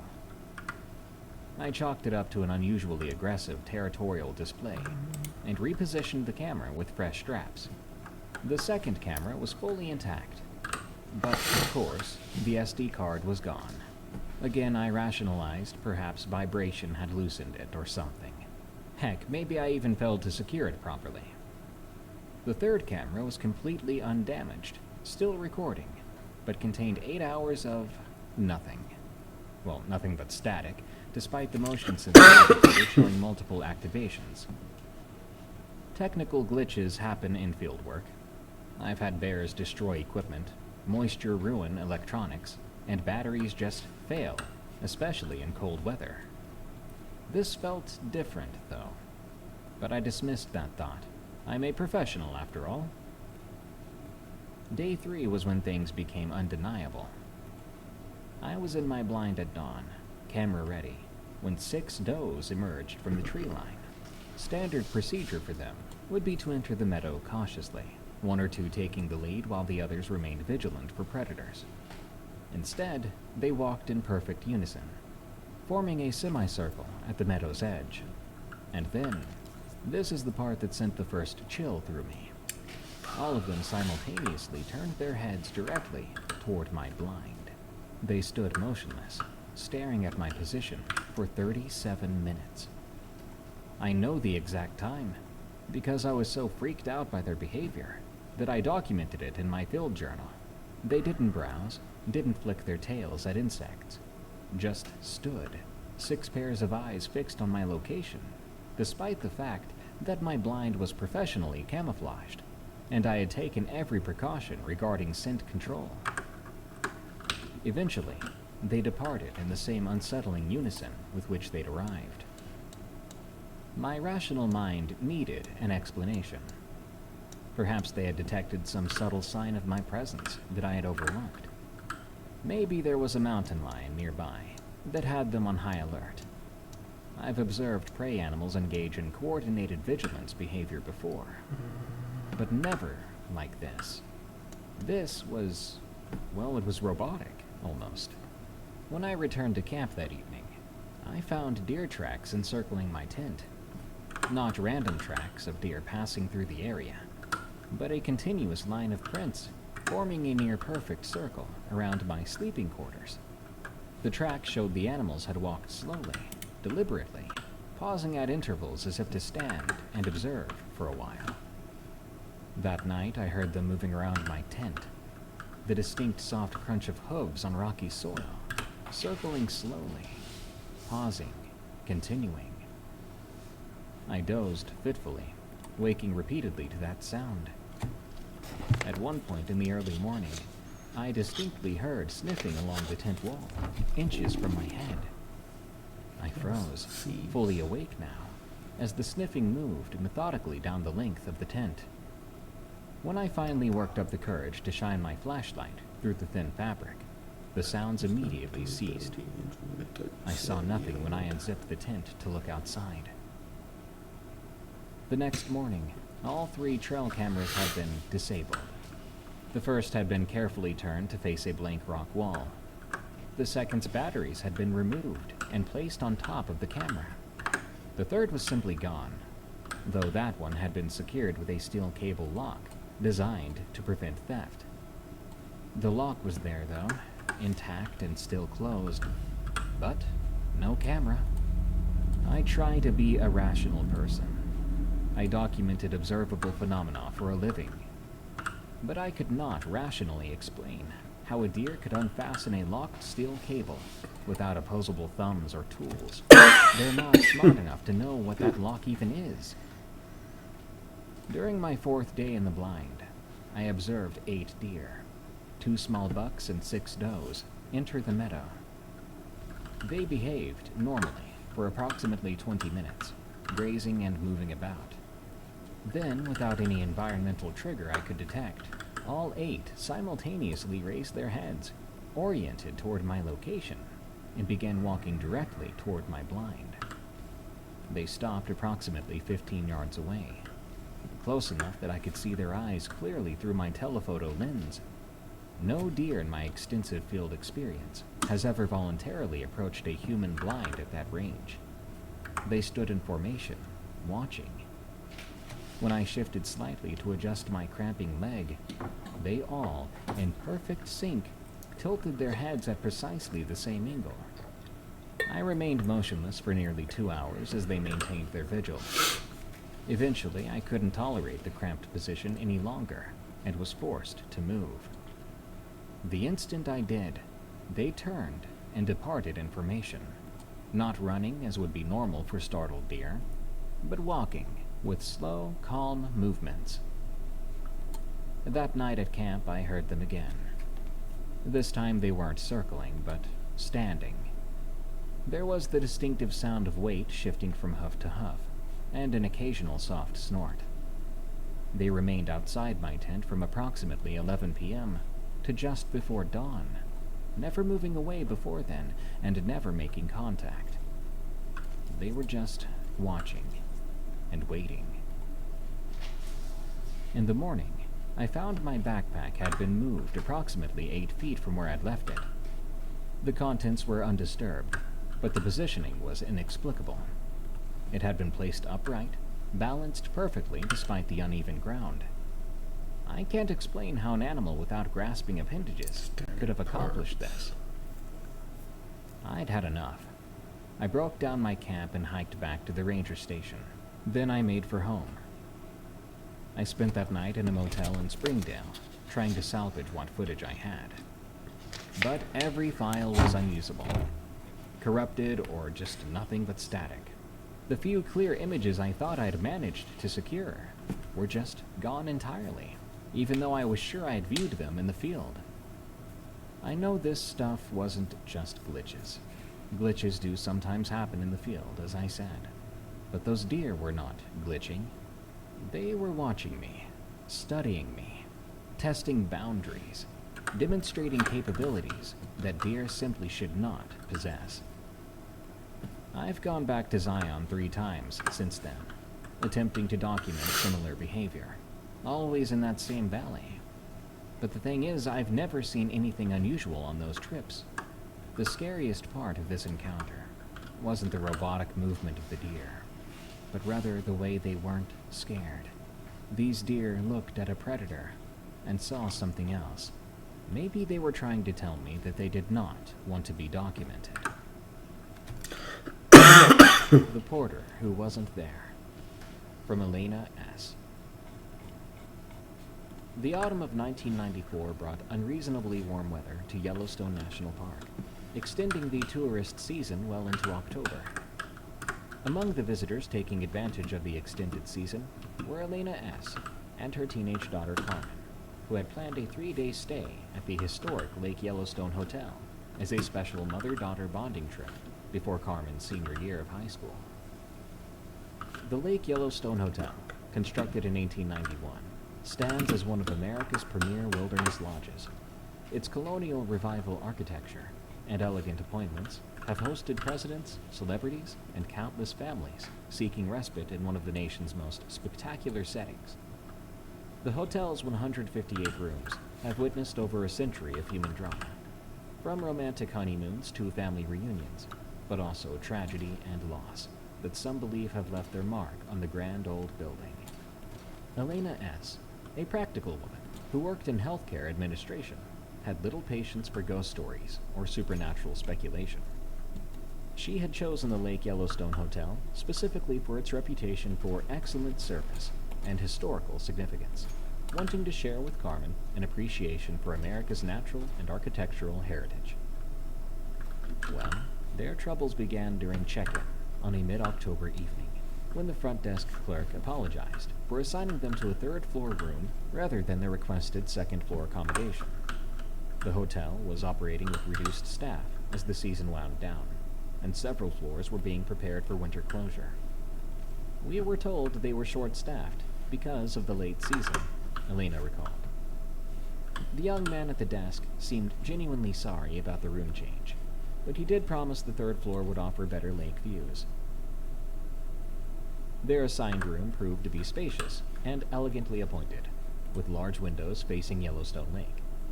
Carmen was particularly delighted with the antique furnishings and the sense of history that permeated the room. Both women were impressed by the hotel's attention to detail and the courteous service from the staff they encountered. Their first evening passed pleasantly, with dinner in the hotel's grand dining room, followed by a walk along the lake shore. The late October weather remained mild, allowing them to enjoy the peaceful evening atmosphere that made the Lake Yellowstone Hotel famous among guests seeking tranquil retreat. The following evening, Elena and Carmen departed early for a day of sightseeing and photography around the park. They visited the Grand Canyon of Yellowstone, took the scenic drive through Hayden Valley, and spent the afternoon exploring the geothermal features around West Thumb. Their day concluded with dinner in the nearby town of Lake Village, before returning to the hotel around 9 p.m. As they approached the hotel's main entrance, Elena noticed a man in what appeared to be hotel uniform standing near the front steps. He was dressed in a style that seemed oddly formal, even for the traditionally elegant Lake Yellowstone Hotel. A dark suit with brass buttons, white shirt, a black bow tie that suggested the attire of hotel staff from an earlier era. "Good evening, ladies," they remember the man saying. "May I assist with your luggage?" Elena found his offer courteous, but unnecessary, as they were carrying only small day packs and camera equipment.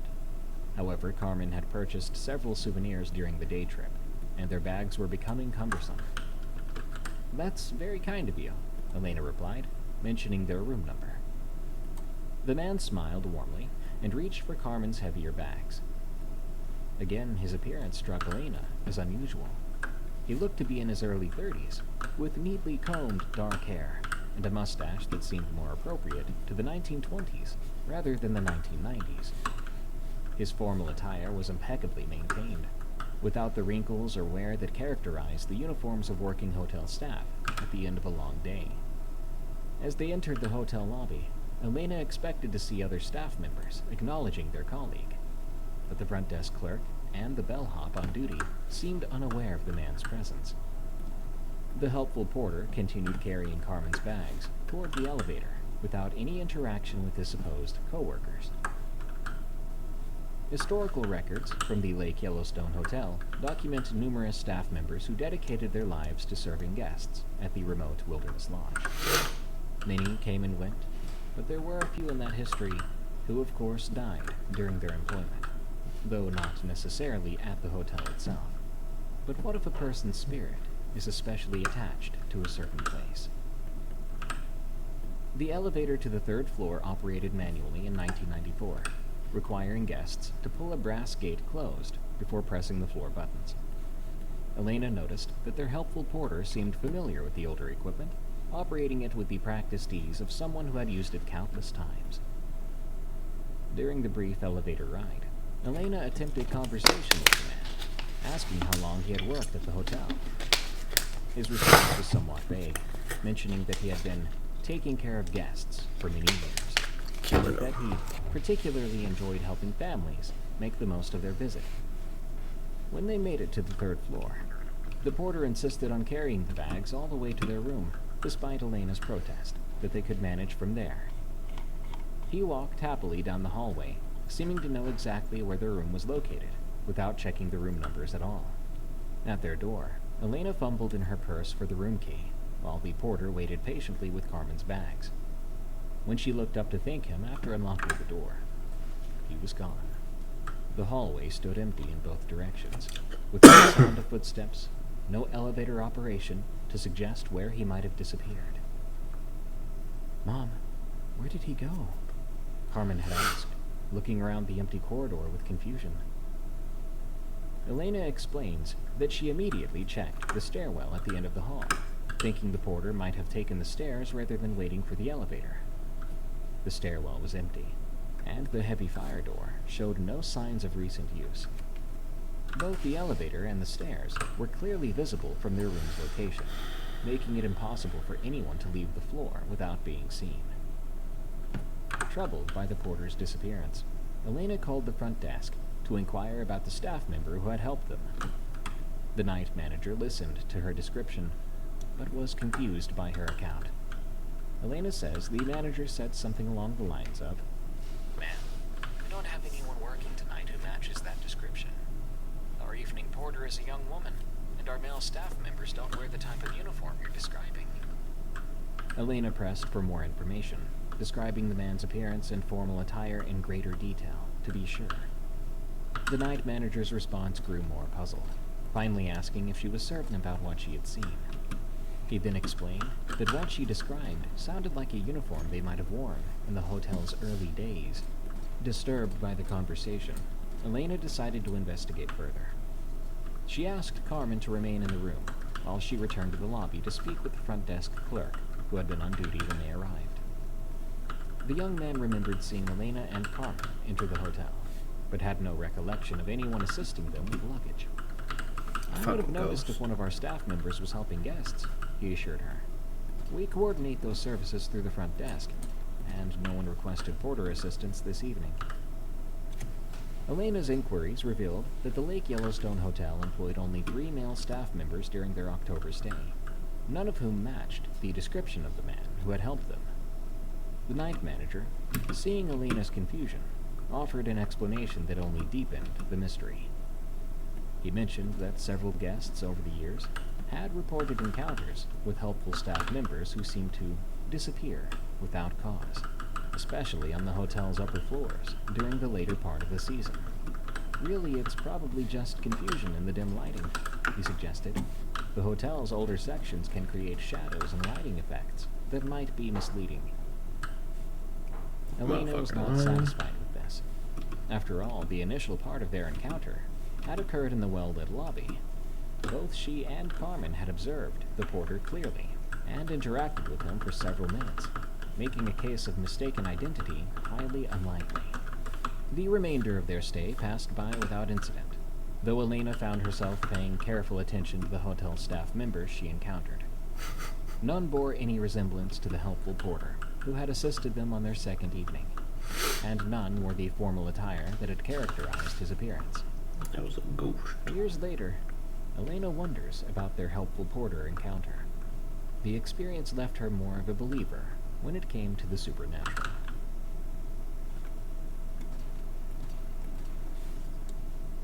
Smoky Mountain Ravenmonger by Bill. My father and I have been hiking for years in the Smoky Mountains of North Carolina and Tennessee. But one incident has caused us to never be out after dark, not in those mountains ever again. We went on a fishing trip in what was one of the most remote areas of the park, the Upper Raven Fork of the Oconaluftee River above Cherokee, North Carolina. The trip went according to plan until we couldn't find the unmarked trail to where we were fishing. So we took off through the ivy, mountain slaying for mountain laurel, and it was so thick we were walking sometimes 10 feet off the ground. After an hour of this, we finally emerged on the riverbank.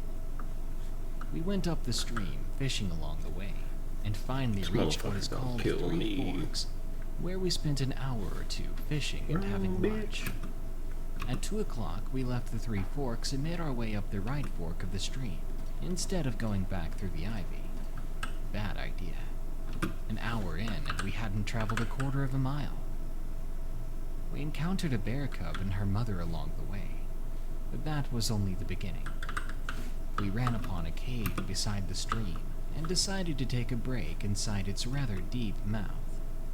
That's when, from upstream from us, we heard a raven's cry. But it was wrong. So wrong. It almost had a human-like cackle in its voice. Something that sent more than chills up my already wary spine. We were already lost in the middle of nowhere. I looked at my dad and whispered, "What on earth was that?" He replied shakily, "Just a raven. A very loud raven." We soon left the cave and continued upstream. Again, a bad idea. About another quarter-mile up, we decided to just make our way to the ridgetop through a world of ivy thickets, more akin to the underworld than Earth. Halfway up the mountain, we again heard that strange raven, but something else struck me as odd. It was on the opposing ridge on the ground, not on a branch, not in the air. We booked our tired selves out of those woods as quick as we could. When we reached the park trail, there were still 4 miles to go, and that raven thing was still behind us, apparently just out of sight. We finally got about half a mile from the car, when I finally picked out what was making the noises. It was a person, maybe. It didn't have the head of a raven, exactly. More like it was wearing a giant one, and it had wings in place of its arms. I screamed, "Run!" to my dad, who, though he hadn't seen it, was already on edge enough to listen right away. We took off, just slow enough not to go falling off the mountain. And every time I looked back, that raven human thing was a little bit closer. When we finally got to the car, we both climbed in through the driver's side, backpacks still on, and took off down the road. By then, it was pitch black out. Whatever was chasing us now was keeping pace with us, floating along with us down the dirt road. After 10 minutes of chase, we were almost back to civilization, but it finally made its move. The thing landed on our hood. My dad slammed on the brakes, and we stared for a moment at the thing as it stared back at us. Then it flew away, screeching that awful noise through the night. Then we sped on home, worried that that thing might find us again. When I told my great-uncle about this, he instantly knew what it was. He told me we were lucky to escape, because apparently that was the Raven Mocker. Lights Over the Thermal Fields, from James R. The winter of 1983 brought unusual atmospheric conditions to Yellowstone. But does that explain one James R.'s Can you leave me alone? James, a researcher, and park worker Michelle D. experienced something amazing. Wyoming has consistently ranked among the top states for UFO sightings per capita, with concentrations around geologically active areas suggesting possible connections between electromagnetic phenomena and unexplained aerial objects. Yellowstone's geology creates the perfect state for observing atmospheric anomalies, whether natural or otherwise. James R. had arrived at Yellowstone in January 1983 to conduct studies on how extreme cold affects geothermal features throughout the park. His work required precise measurements of ground temperatures, steam output, and mineral content at various thermal areas during the harsh winter months when tourist access was severely limited.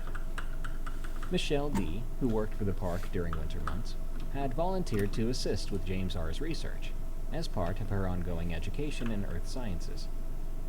Her familiarity with the park geography and winter survival skills made her an ideal field companion for the challenging work of collecting data in sub-zero conditions. On an evening in early February 1983, the two researchers had completed a long day documenting thermal activity in the Norris Geyser Basin area. Norris represents Yellowstone's hottest thermal area, with underground temperatures exceeding 400 degrees Fahrenheit, and surface features that remain active even during the most severe winter weather. As they prepared to return to their winter quarters, unusual weather conditions began developing around the thermal basin. Temperature inversions, where warm air lies above cold air, had created a distinct boundary layer, approximately 100 feet above the ground. It is known that this meteorological phenomenon can produce optical effects and can trap radiation, creating conditions that both enhance and distort atmospheric observations. Around 9:30 p.m., as Dr. R and Michelle D packed their equipment in the parking area near Norris, they noticed unusual lights appearing over the most active portion of the geyser basin. The lights began as 3 distinct points of illumination, brighter than stars but exhibiting movement patterns that clearly distinguished them from conventional aircraft. I remember my first thought being military helicopters, R later recalled. But those lights were completely silent, and their movement was unlike any known aircraft. The objects, with both witnesses agreeing they appeared solid rather than merely luminous, moved in precise geometric formations above the thermal features. They would hover motionless for several minutes, then accelerate rapidly to new positions, repeating these maneuvers in patterns that seemed deliberately coordinated. Michelle D's familiarity with aircraft operations around Yellowstone made her quite qualified to assess what they were observing. Winter flight operations in the park were extremely limited, and she knew of no scheduled air traffic for that evening. The object's behavior violated numerous principles of conventional aerodynamics, specifically their ability to hover without generating any detectable sound. Michelle had said they weren't following flight paths that made sense for helicopters or fixed-wing aircraft. They moved with instant acceleration, perfect right-angle turns. I'd never seen anything like it. Now, the electromagnetic environment around Norris Geyser Basin adds crucial context to their encounter. USGS monitoring equipment regularly detects magnetic field variations in the area, with underground geothermal activity creating electrical currents which affect sensitive instruments.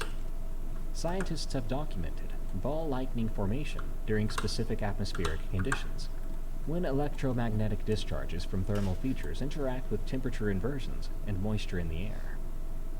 However, what Dr. R and Michelle D observed exceeded any documented natural electromagnetic phenomena. The objects appeared metallic in the moonlight, with clearly defined shapes rather than some amorphous appearance, which would be more akin to the appearance of ball lightning or plasma formations. Their coordinated movement suggested intelligence and purpose, not natural randomness. The encounter intensified when the objects began interacting directly with the geothermal features below them. The 3 lights moved over Steamboat Geyser, Norris Basin's largest feature. The geyser began exhibiting unusual activity. Its steam output increased dramatically, and the ground tremors that typically precede major eruptions began registering on Dr. R's seismic monitoring equipment. Michelle noted that smaller hot springs nearby began bubbling more vigorously, and steam vents that had been dormant suddenly became active. The most remarkable aspect of the encounter occurred when one of the objects descended to within an estimated 50 feet of the ground, hovering directly above a cluster of hot springs in the basin's most active section. At this close range, both witnesses observed structural details that confirmed their impression of artificial origin. Michelle describes a definite shape that was angular and swears she saw panels or sections on its surface. And Dr. R noted the object generated no visible exhaust, no downwash, no air disturbance, and produced no sound, despite its proximity to their position. These characteristics put any natural explanations to bed, at least for our witnesses here. After approximately 15 minutes of close observation, the objects began to ascend in a coordinated formation. They gained altitude rapidly, maintaining their triangular arrangement while moving toward the peak. Within moments, they had climbed beyond visual range, leaving Dr. R and Michelle D standing in the sudden quiet of the winter night. I'm not really a cupcake, but I am super baked, thanks to Mood Can. Mood is third-party tested, so you know it's safe. And it ships legally. It flies above the farm, from nowhere moments. Growing up on my family's old farm, right on the edge of the Great Smoky Mountains, has always grounded me in a sense of tradition and hard work. The land's been ours for 3 generations. Life here was predictable, bound by the seasons and the rhythm of farm work.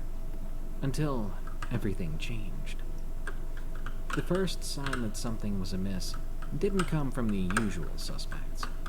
No coyote howls or bear tracks near the bins.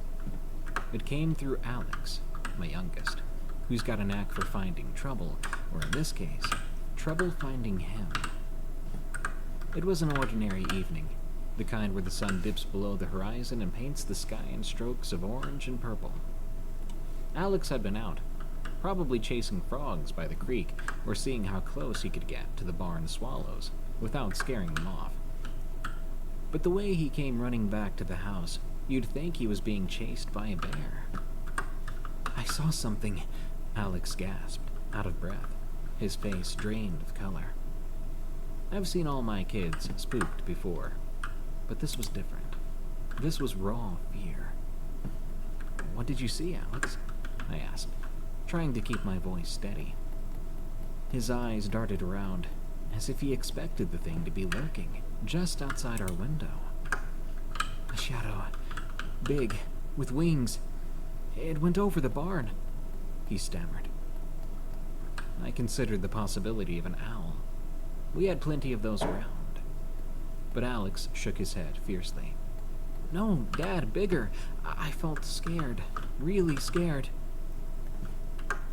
His insistence, the way the fear vibrated his voice, it got to me.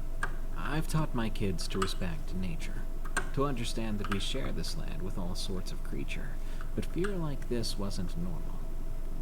That night, after tucking Alex into bed, assuring him I'd check around the barn, I did just that, stepping outside. The night air was cool, carrying the mixed scents of earth and the faint sweetness of honeysuckle. The barn stood silent, calm. I made my way over, flashlight in hand, half expecting to find a logical explanation.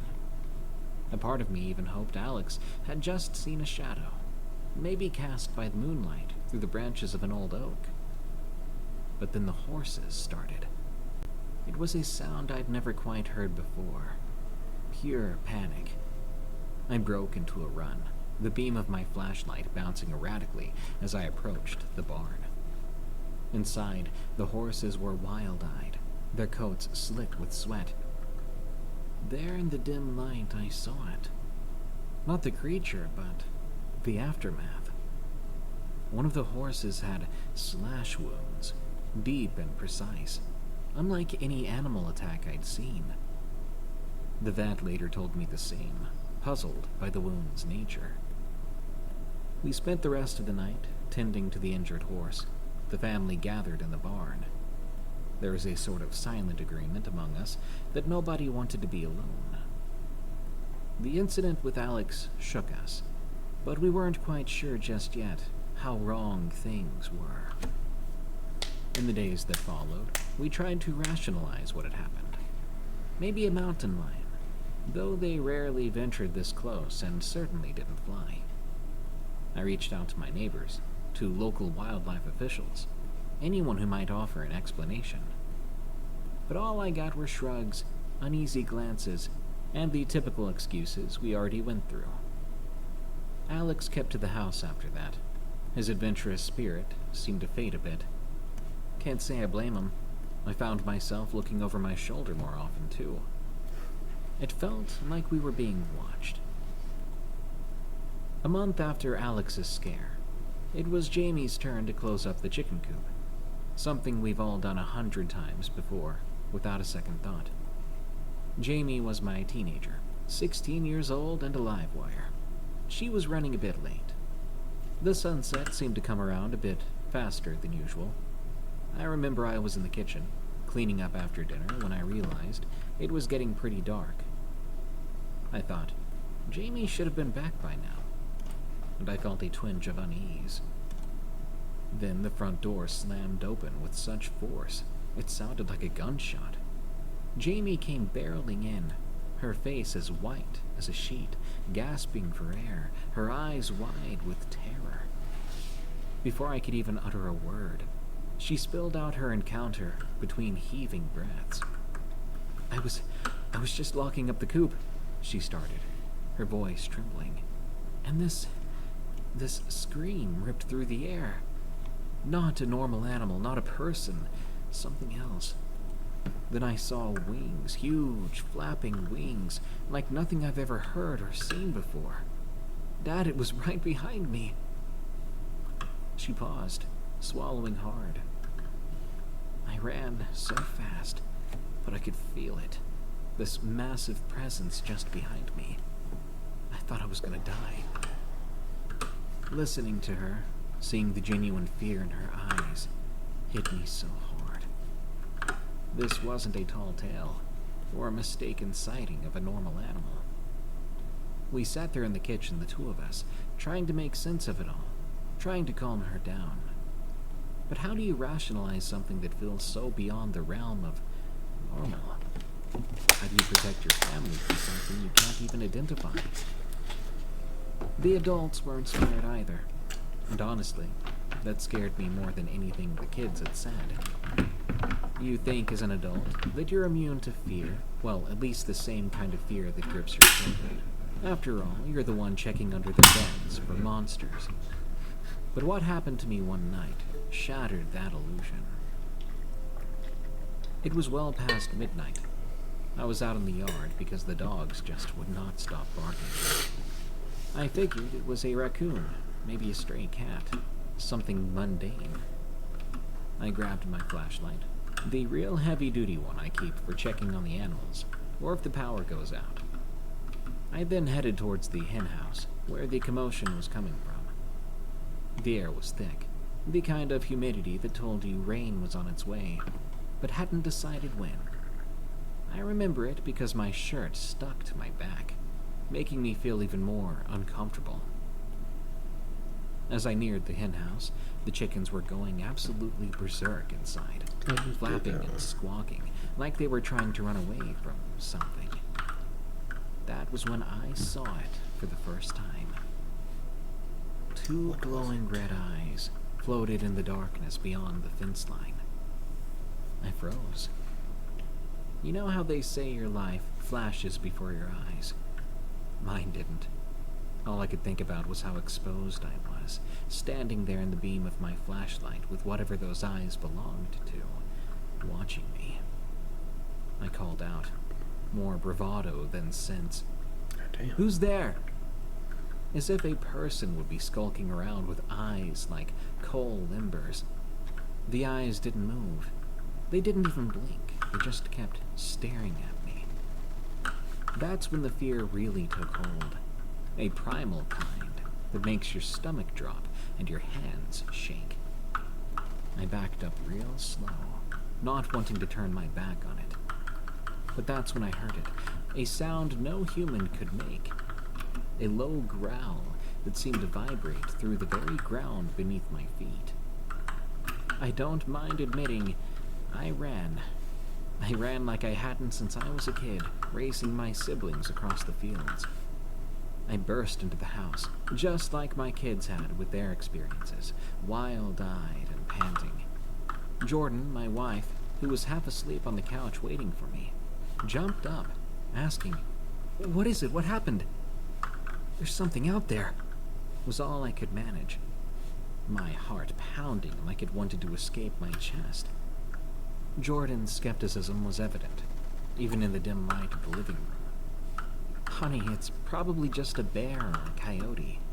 You know how they get into the trash sometimes."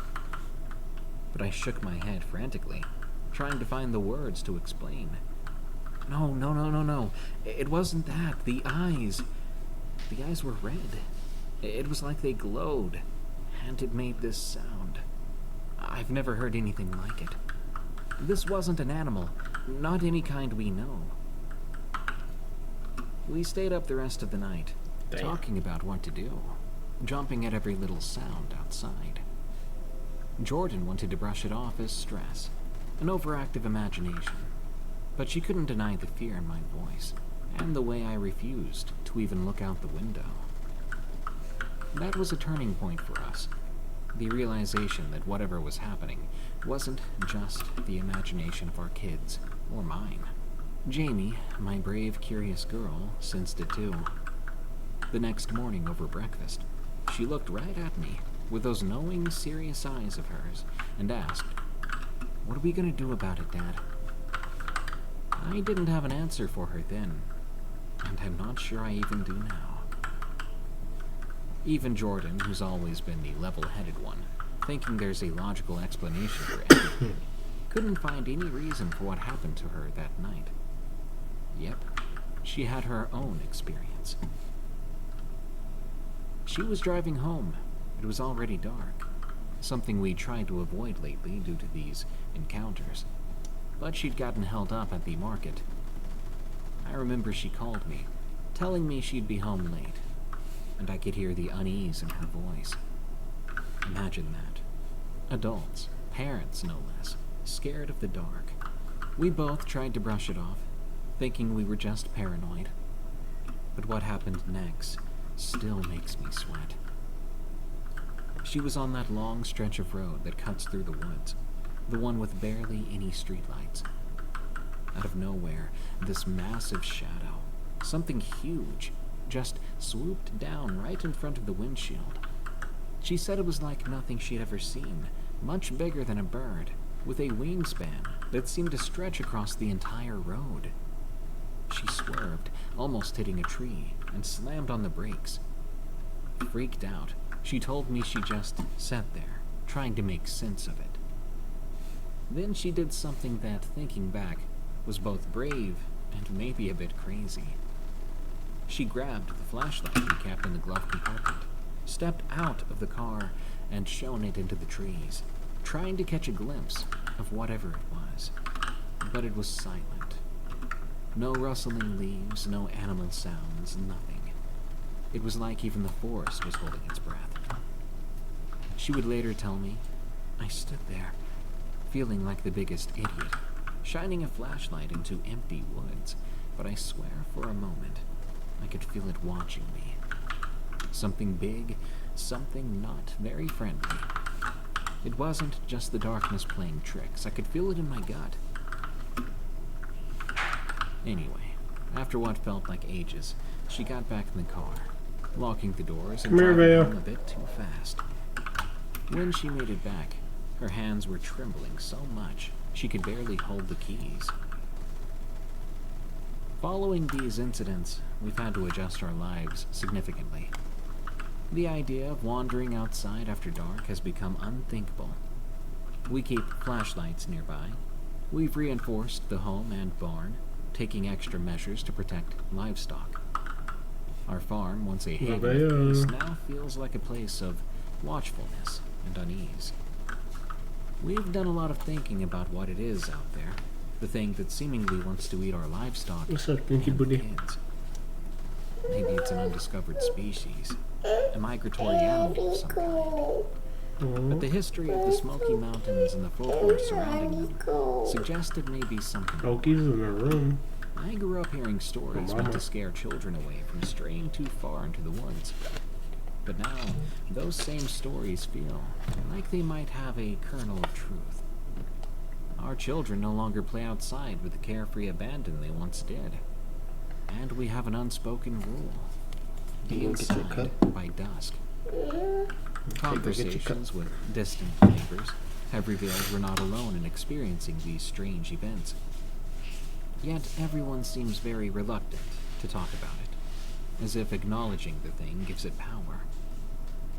I'll be honest, the idea of leaving has crossed my mind. Abandoning the land that has been part of my family for generations, but that feeling feels like a betrayal. Not just to my heritage, but to the life we've built here. But the fear is real, for me and my family. We don't know if the thing in the woods is gone, or if it will be back. We don't know what it will do, if and when we encounter it again. So I was a few stories short of a full episode of Smoky Mountain Monsters. So take these two older stories that are lesser known.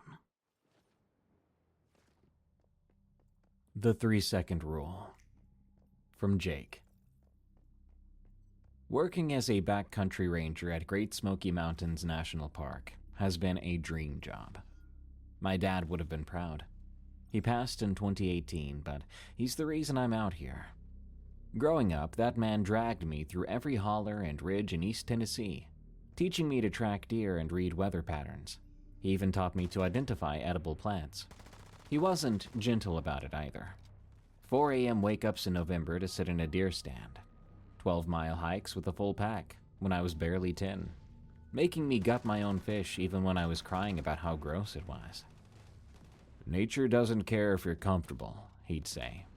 You either respect it, or it'll teach you to. At the time, I hated those trips. Now I get paid to basically live them every day.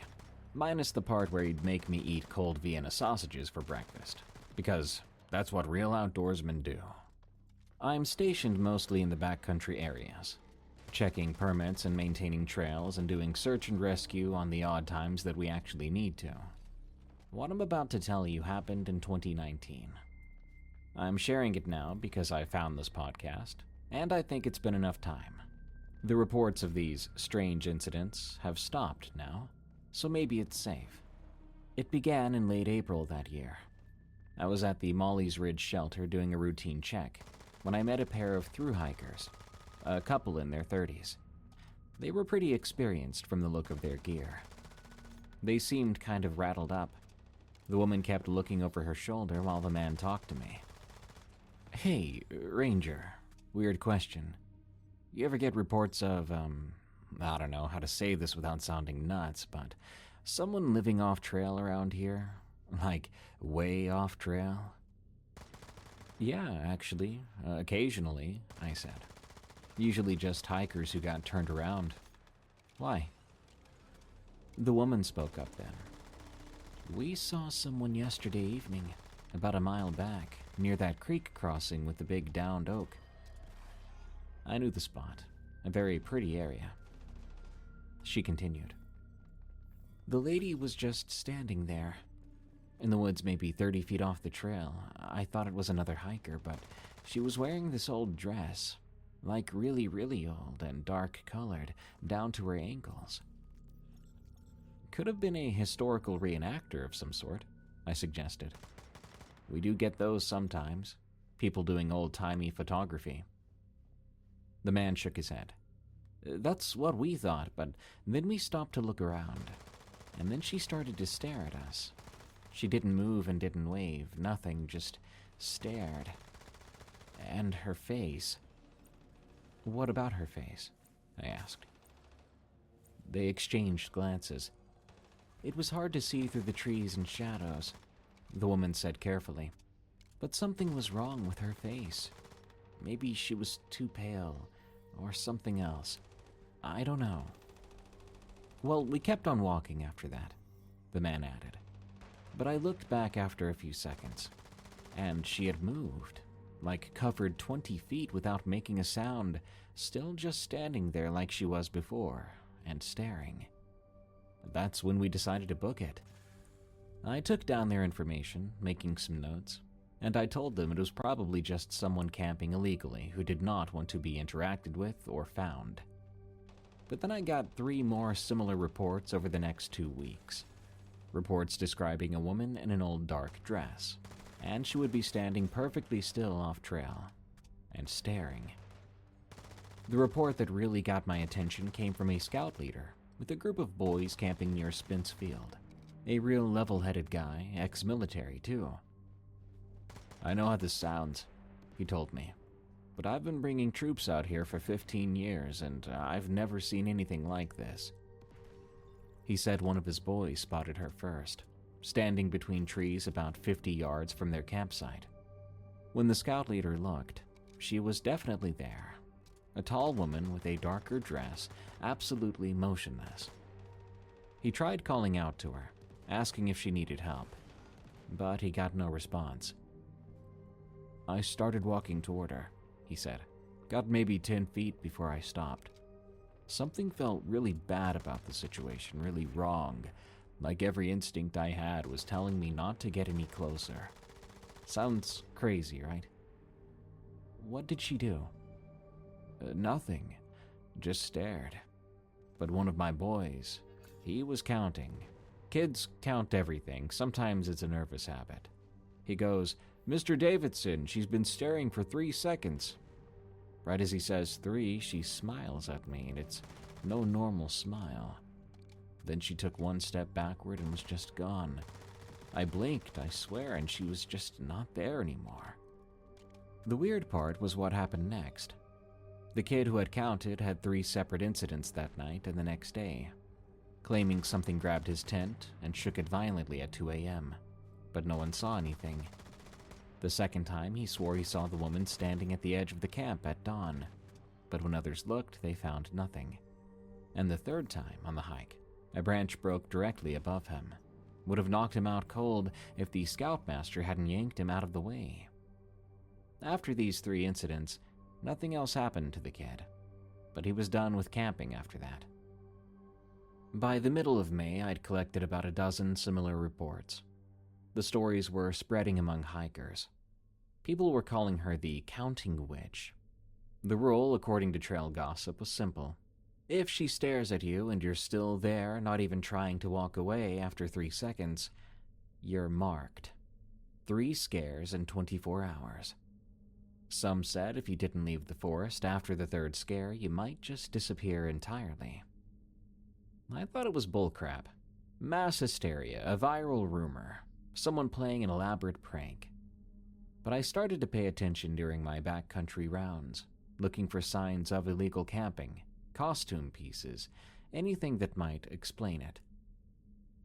Towards the end of May, I was hiking the stretch between Molly's Ridge and Russell Field, checking for some storm damage from the previous week. It was late afternoon. I was about 2 miles from Russell Field when I felt like I was being watched. I've spent enough time in the woods to know when something is off out there. You always hear about things going eerily quiet, and that's kind of true sometimes. You gotta remember, the forest critters out there with you, they get scared too, and their reaction is usually to run away or hide. At the time, all I could hear were my footsteps and breathing. At a certain point, I stopped, my hand instinctively going to the bear spray on my belt. I scanned the tree line, and then I saw her, about 40 feet off trail, standing between 2 massive hemlocks with a dark dress like everyone always described. She had long black hair that didn't move, despite the breeze I could feel on my face, and of course, she was staring right at me. My first idea was to call out to her and do my ranger thing, but the words died right in my throat.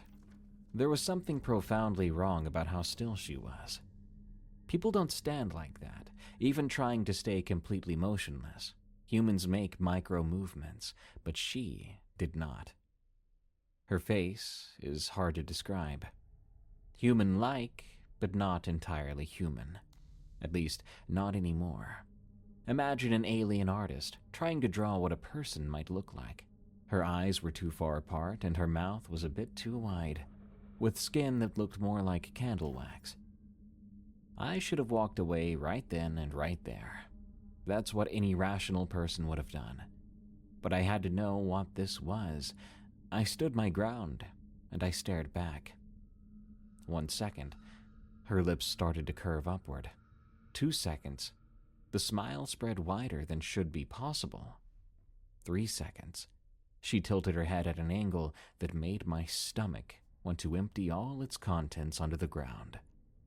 She then stepped backward and was gone. Not walking away, but gone, just like that man had described. I stood there for probably another minute. I rubbed my eyes, blinked multiple times.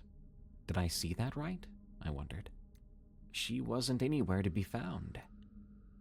After a moment, I continued on to Russell Field, but I kept looking over my shoulder the whole way. That night, I was in the Russell Field shelter, updating my logbook, when the first incident happened. I heard something moving around outside. Something big. I grabbed my flashlight and went to investigate. The beam caught something at the edge of the clearing. The woman again. Perfectly still like before, but this time she was closer. At most 20 feet. I blinked and she was gone. but the grass where she had been standing was pressed down in 2 perfect footprints. I didn't sleep. I was a bit too creeped out to do that. I sat up with my back against the shelter wall and kept my flashlight close, and I watched the dark. Nothing else happened that night. The second incident came the next afternoon. I was heading back towards Cade's Cove, making good time too, when I began to hear branches snapping above me.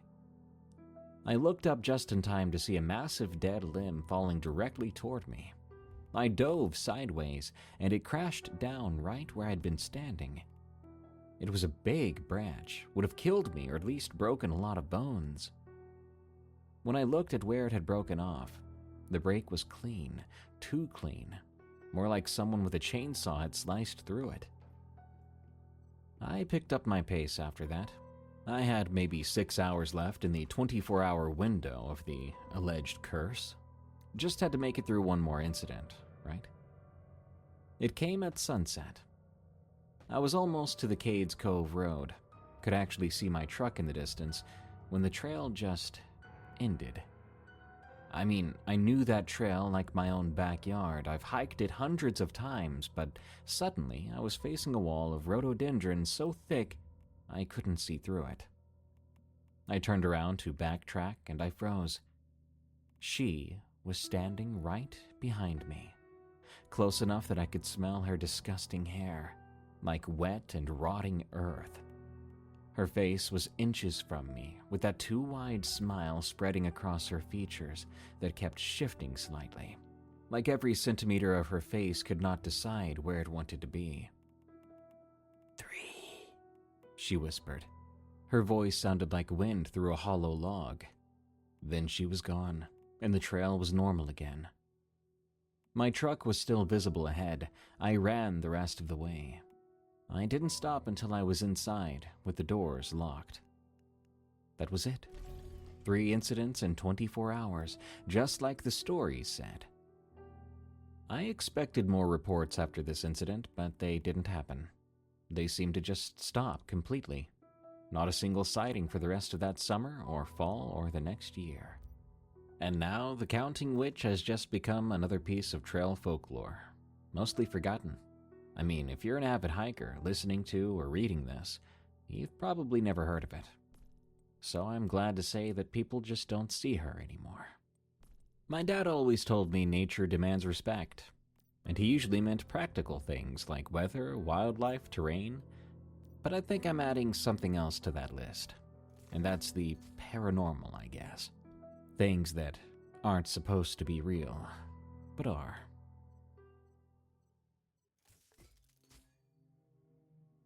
Rippling Bones, from Calm Carrot. I've always loved fishing, ever since my grandpa took me as a kid. There's just something peaceful about spending a morning on the river, with your line in the water. Leaves rustling, birds chirping, real tranquil, you know? So when I found myself with a 3-day weekend free last month, I decided to treat myself to a little solo fishing retreat up in the Smokies. Found a cozy-looking cabin tucked back from the road, available to rent by the river. Looked perfect in the photos. Big stone fireplace, creaky wood floors, queen bed, basic kitchen. Heck of a lot nicer than my studio apartment, that's for sure. The listing said they'd just restocked it with firewood too. I figured I'd get some good fishing in during the day. Then I could grill my catch over the fire at night, enjoying a couple beers. I drove up Friday evening. Only took me a few hours. The cabin was tucked exactly as deep into the woods as I'd hoped. Real secluded. I unloaded my gear and wandered the grounds. The river nearby burbled gently beyond the back deck, maybe 40 yards downhill through the trees. Couldn't quite glimpse it from the windows, though. The fire pit out back had a couple split logs and kindling already stacked. It was getting towards dusk by then, so I tossed my bags inside, dug my fly rod out of its tube, and hustled my way carefully down the wooded embankment towards the water. Didn't have much daylight left to try my luck, but I flicked that line for all I was worth. I caught 2 nice rainbow trout before full darkness crept in. Felt like a good omen. I trekked back up to the cabin, cleaning the fish outside at the little work table. I brought them in to store overnight. I was already imagining how they'd taste, crisped up over the open flames. I finally got that fire going in the cozy den. The wood was so nice and dry it took right off. I curled up in a big leather chair near the hearth and cracked open a beer that I'd chilled earlier. Pure contentment, I kid you not. The gentle roar and crackle lulled me into total relaxation. That was until these noises shattered the quiet from somewhere beyond the dark tree line outside. It was kind of guttural grunting at first. Then there was what sounded like sticks and branches snapping rhythmically. I tensed up, listening hard. Probably just a black bear rumbling around, I figured. They were common round these parts. I've even seen a few back home. Another louder snap made me jolt, though. That one was a sizable branch breaking. Had to be one big old bear, I thought. The grunting got more agitated, until it turned into these weird, almost shriek-like vocalizations. Enough to raise the hairs on my neck, for sure. I scoffed at myself and shook it off best I could. City boy spooked by nature's noises. But I brought my second beer to bed with me rather than lingering by the vulnerable windows. Eventually, sleep took me, but all night long I kept startling awake to those same infuriated wails and screams, echoing faintly through the glass each time. Very primal, you know. Like whatever was making them was in a killing rage. In the morning, I almost convinced myself the midnight disturbances had been vivid dreams. Almost. After breakfast, I grabbed the fly rod and hiked back to the river, just as dawn peeked over the treetops. The rhythm of the water soothed away the last bits of unease from the night before. I landed 3 gorgeous trout before noon. I trekked back up to the cabin, cleaned and prepped them up, just like before. This time I'd fired up that grill and settled in beneath the back deck overhang to watch fat raindrops patter onto the long grass. The savory scent of lunch sizzling filled me with contentment again.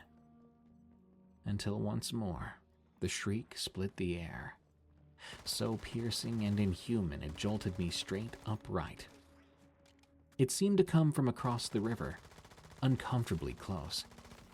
The storms must have stirred up some territorial fights between native critters of some sort, I reasoned. But it put me on edge. I wolfed down my meal, hurriedly, and ducked back inside. I made sure the heavy sliding door was locked tight. The afternoon crawled by silently enough aside from the steady rain outside. I must have checked all the locks and window latches 3 times over, all while skimming a novel that I could not focus on. As dusk fell, I kept peering out into the thickening downpour, praying I wouldn't spot some hulking shape prowling between those dark, dripping pines. The cry didn't sound again, but I wasn't taking any chances. I burned through a few more logs, rebuilding that fire nice and tall. I made sure my fishing knife and bear spray were within reach too. Call me paranoid all you want. I'd rather be that than sorry. Or dead. I managed to doze lightly in the recliner for a couple of hours as night crept in around me. That is, until some godforsaken crashing sound jolted me fully awake. It sounded like something huge slammed itself against the cabin wall outside. There were scrapes and heavy thuds.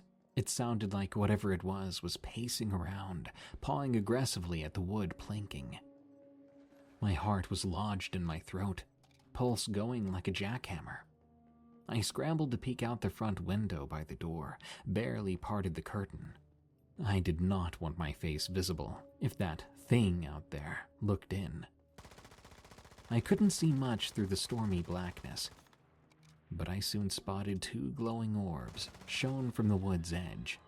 They hovered far too high to belong to any 4-legged predator that I knew of. As I watched, paralyzed, they drifted closer, resolving into a pair of huge gleaming eyes, round as saucers. Then, as my sight adjusted more, the shape behind them emerged. It was absolutely massive, filling the narrow window frame from top to bottom. Looked almost like a gigantic dog or wolf, but no fur whatsoever. It had just pinkish, sinewy muscle and pale skin I could see right through in places, like cellophane wrapped tight over bones that seemed to move under its transmitted flesh, like they shifted and clicked around inside, independent of their connections. But from the look of it, I couldn't be sure its bones were connected at all. And the tail, that thing had no tail stump like it should, not even a little nub. There was only this long protruding spine twisting slowly, stretching the thing's thin hide until I swore it would tear open. Beyond unnatural. More wrong than any bear or cougar, whatever this monster was. It didn't belong here in this world. As that notion slammed home, the devilish face turned towards me, lipless mouth gaping. Our eyes met for one horrifying second. Then I slammed the curtain shut, gasping like I'd been sucker punched in the gut. It continued its relentless pacing and scraping against the weathered exterior all night as I cowered, speechless in front of the now dying fire. I couldn't bring myself to peer outside again. The sun could not rise fast enough. That thing never got in. I couldn't even tell if it was trying to, or was simply sending a message. I'll be eternally grateful that I remained safe inside that cabin. It seemed to just toy with me as the endless hours crawled by, and right at sunrise, the commotion finally ceased. I gave it another 20 minutes, still shaking in the clinging darkness of early dawn, clutching my useless knife. When I could finally convince my jelly legs to carry me, I flung open the front door, ready to bolt to my truck. But in the hazy light, I spotted no sign of the horned horror from my nightmares. No massive tracks either, from what I could tell.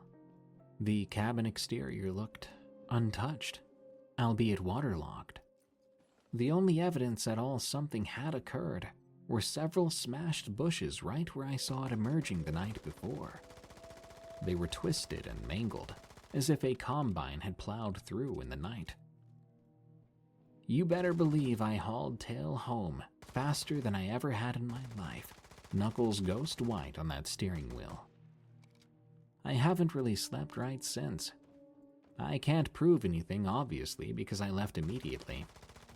I didn't file a report or notify anyone, except all of you now who might be reading or hearing this. I just figured that people would think I was crazy, babbling about seeing a demonic werewolf ghost-like thing. But I know what stalked me in that forest, what drove me from the first night with its screams. That thing was just biding its time, hurting me somehow until it revealed itself.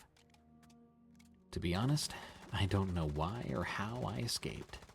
Dumb luck, probably. But seeing what I saw, I am never going to a cabin alone again. At least, not without a shotgun.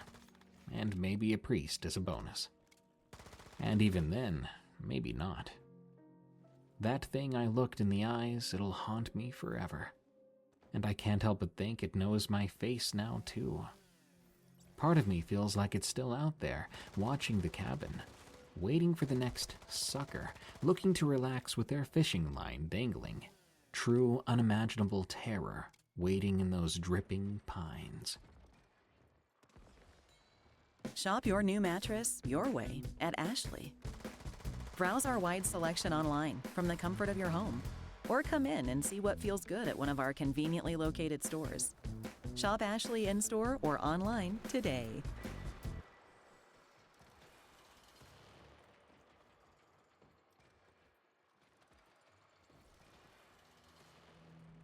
I slept with a skinwalker.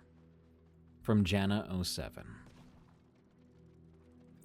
My husband and I are a team of wildlife biologists, specializing in large predator tracking and population studies. We will often find ourselves camping in remote areas for days at a time, while collecting data and setting up trail cameras. A few months ago, we were assigned to a project in Yellowstone National Park. The goal was to gather information on wolfpack movements and their impact on the local ecosystem. It was supposed to be a routine trip.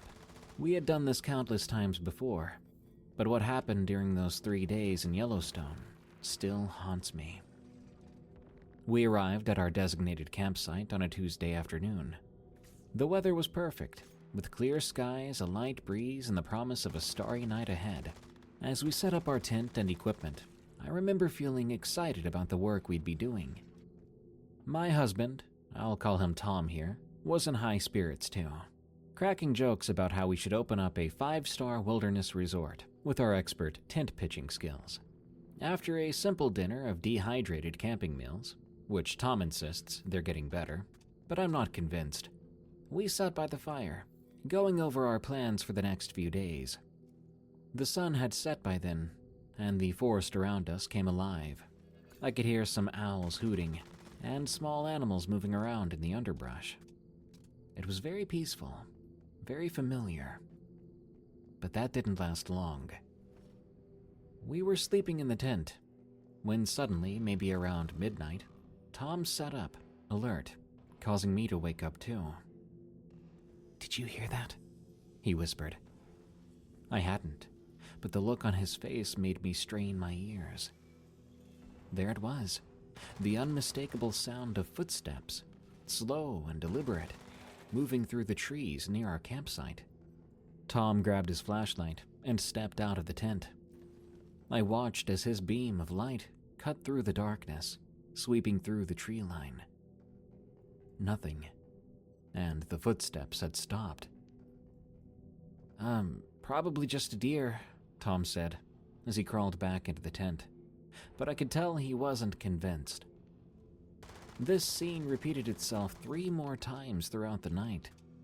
Each time Tom would hear the footsteps, go out to investigate, and find nothing. By the time dawn broke, he was exhausted and on edge. "I swear," he said over his 3rd cup of coffee in the morning, "those weren't animal footsteps. They sounded human."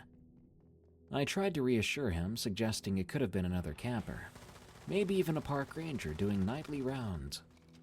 But deep down, I agreed, something felt off. Why wouldn't they respond when Tom called out to them? Why did the sounds always stop just as he went to investigate? Despite his lack of sleep, we had work to do. We spent the next day hiking to our research sites, setting up cameras, and collecting samples. Tom was quieter than usual. His eyes were constantly scanning the trees around us. I caught myself doing the same, that vague sense of unease growing stronger every hour that passed. It was mid-afternoon when things took a turn from unsettling to downright terrifying. We were checking a trail camera we'd set up a while back when Tom froze. His hand gripped my arm. "Look," he whispered, pointing to a clearing about 50 yards away. At first, I didn't see anything, but then a figure stepped out from behind a large pine tree. It was tall, impossibly tall, and thin too, with limbs that seemed too long for its body. For a split second, I thought it was just a trick of the light, shadows playing on a tree trunk of some sort. But then I saw it move. The figure's movements were jerky and unnatural. They reminded me of a marionette being pulled by strings. It took 3 long strides into the clearing, its head swiveling in a way that made my stomach churn. Then, as suddenly as it appeared, it was gone, melting back into the shadows of the forest. Tom and I stood there, rooted to the spot. When I finally found my voice, it came out as a hoarse whisper. "What was that?" "I don't know," Tom replied, his face pale. But I think we should head back to camp. Now. The walk back was tense to say the least. We moved quickly, constantly looking over our shoulders. Every snapping twig or rustle of leaves made us jump. By the time we made it back to our campsite, the sun was setting, casting long shadows across the ground. Neither of us had much of an appetite, but we forced down some food anyway, knowing we needed the energy. We didn't talk much. Not much to say, I guess. We knew that we'd both seen something that shouldn't exist, or some sort of illusion that really freaked us out. As darkness fell, we retreated to our tent. Tom insisted on staying up to keep watch, but I could see he was running on fumes. Eventually, sheer exhaustion won out, and we both drifted into an uneasy sleep. I'm not sure what woke me up. A sound, maybe. Or maybe that prickling sense of wrongness that had been following us all day. What I do know is that when I opened my eyes, Tom was gone. Panic seized me. I fumbled for my phone, activating the flashlight app with shaking fingers. The tent was empty, Tom's sleeping bag pushed to the side. "Tom?" I called out, my voice trembling. There was no response. Heart pounding, I unzipped the tent and stepped outside. The night was cool and still. All I could hear was my own breathing. I swept the flashlight beam across our campsite, seeing nothing out of place so far. "Tom!" I called again, louder this time, still nothing. Memories of the strange figure we'd seen flooded my mind. What if it had taken Tom? What if he was out there somewhere hurt, or worse? I started towards the tree line, my legs feeling like lead. The beam of my flashlight seemed pathetically small against the vast forest. I'd only gone a few steps when I heard it. Footsteps behind me, coming from the direction of our tent. I whirled around, relief washing over me as I saw a silhouette enter the tent. Tom. He must have gone to use the bathroom or check on something in the truck. Feeling a bit foolish for my panic, I hurried back to the tent. "Tom, you scared me half to death," I said as I climbed inside. "Where'd you go off to?" There was no answer, but I felt movement as Tom settled into his sleeping bag. I got back into mine, still a bit shaken up, but mostly relieved. I felt Tom's arm drape over me. It made me feel so much better, and despite the strangeness of the past few days, I found myself drifting back to sleep. I woke up to bright sunlight filtering through the tent walls. Tom's arm was no longer around me, and his sleeping bag was empty. Figuring he must have gotten an early start, I got dressed and stepped outside. I spotted Tom by our truck. He was closing the driver's side door. The man looked awful, dark circles under his eyes, his movements slow and clumsy. "Rough night?" I asked, walking over to him. He nodded, stifling a yawn. "Yeah, couldn't sleep in the tent again. Kept hearing those darned footsteps. Ended up sleeping in the truck." I frowned, confused. "The truck? Wait, when did you leave the tent last night?" Tom gave me an odd look. "Around midnight, I guess. I tried to wake you up to see if you wanted to join me, but you were out cold."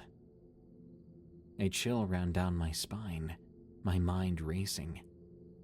"Tom," I said slowly, "what time did you come back to the tent this morning?" He shook his head. "I didn't. This is the first time I've been out of the truck since midnight." I felt the blood drain from my face as the full implication of his words hit me. If Tom had been in the truck all night, then who, or what, had been with me in the tent? Whose arm had held me as I slept? I opened my mouth, trying to find the words to explain what happened, but nothing came out. Tom must have seen the horror on my face, because he stepped closer and asked, "Hun, are you okay? What's wrong?" I took a deep breath, my voice barely above a whisper as I replied, "There was someone else in our tent last night." We left Yellowstone that day, abandoning our research project. We requested a transfer to a different area, citing personal reasons. Tom and I keep the story to ourselves, afraid of what other people might think, but knowing that our experiences were very real. And we know that that thing wasn't exactly human. Ugh, even when I write this now, I feel the phantom weight of that arm on me. That's something I can't forget. It makes me feel so violated and unsafe. I try not to wonder, but still I do. What would have happened if I had turned to look at that thing lying next to me in the dark?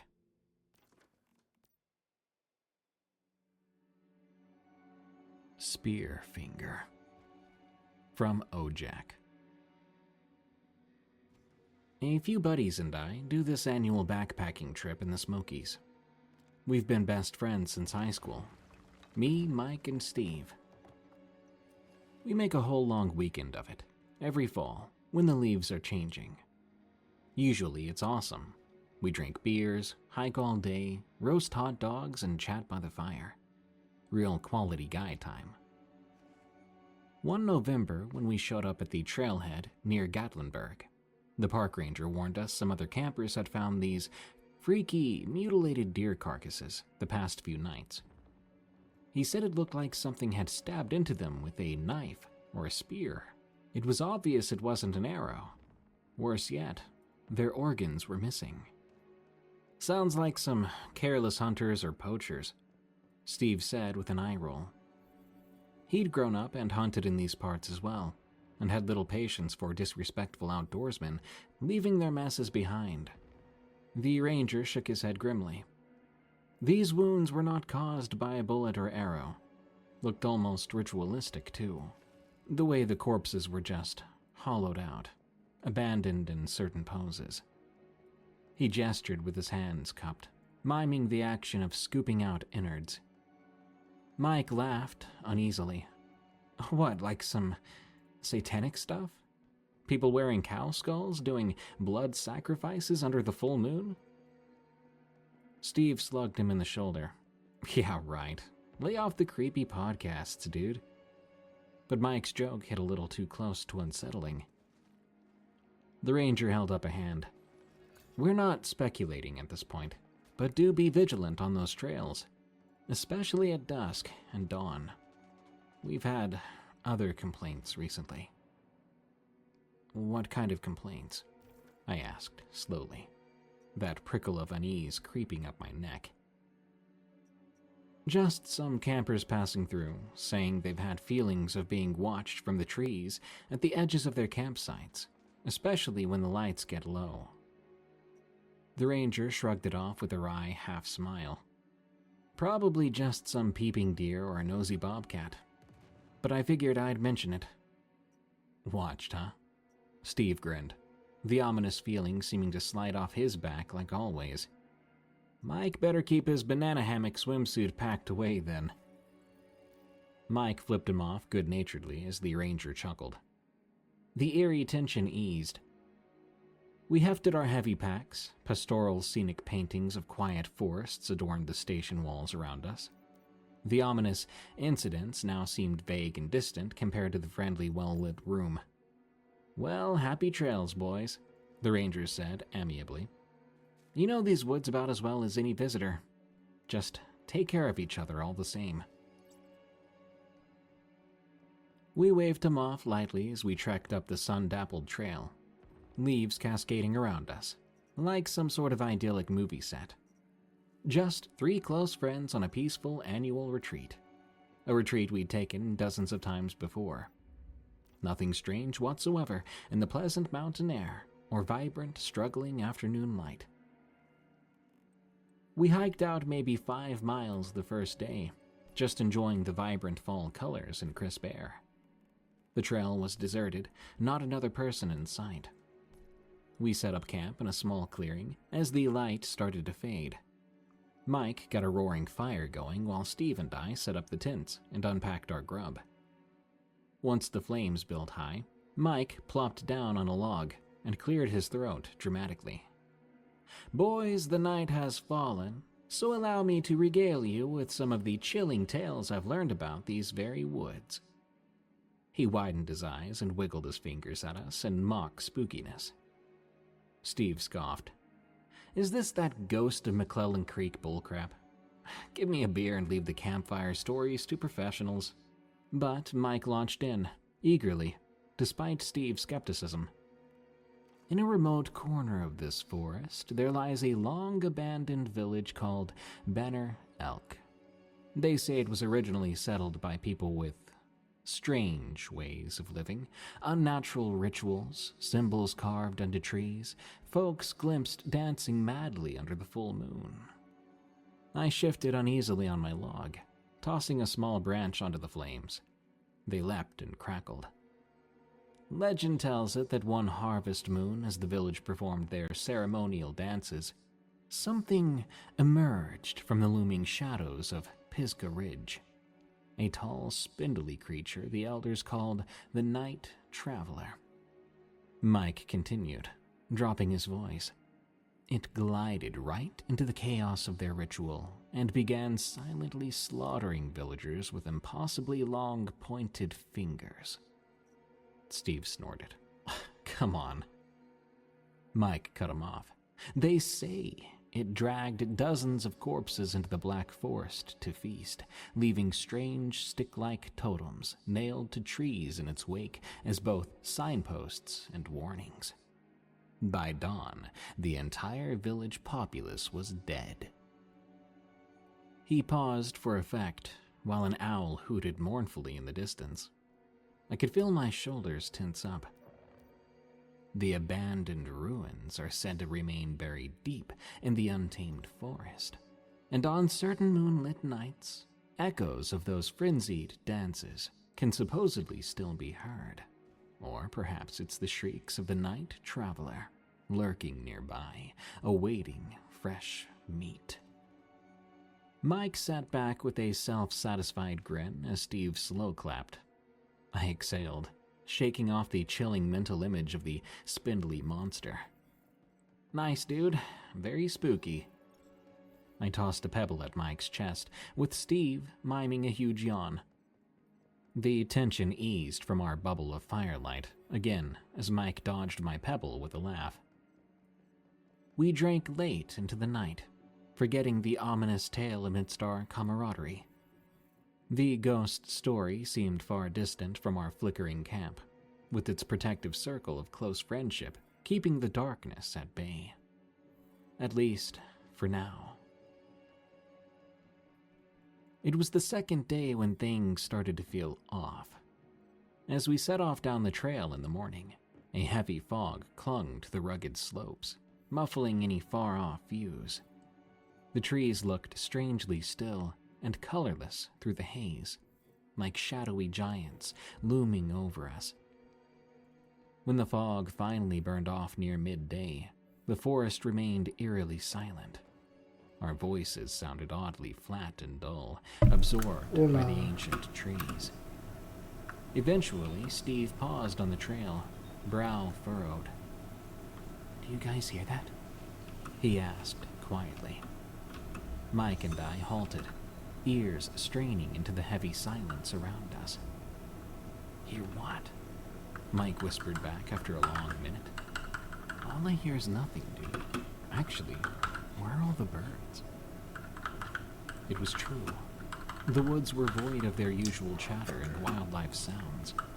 No squirrels chittering or hawk cries or rustling bushes, marking small critters darting about. Just our isolated footsteps, crunching on the leaf-strewn path. The sheer absence of sound felt heavy, almost watchful. Not even any wind. I murmured uneasily. The skeletal upper branches remained motionless above us. They were like charred bones against the muted gray sky. Steve shook his head and adjusted his pack straps. Let's just keep moving. I'm sure it's nothing. But his eyes continued to scan the lifeless trees as we hiked on. A mile later, we came around a kink in the trail, and there was one of those stabbed-up deer carcasses half hidden in the brush. Dark blood clotted around the grisly abdominal cavity, now crawling with flies. We all froze instinctively. What the heck? Mike began, taking an involuntary step back. Steve moved cautiously forward like he might poke the bloated thing with a stick. I grabbed his arm, nausea rising. Dude, don't touch it. This is messed up. We should bail.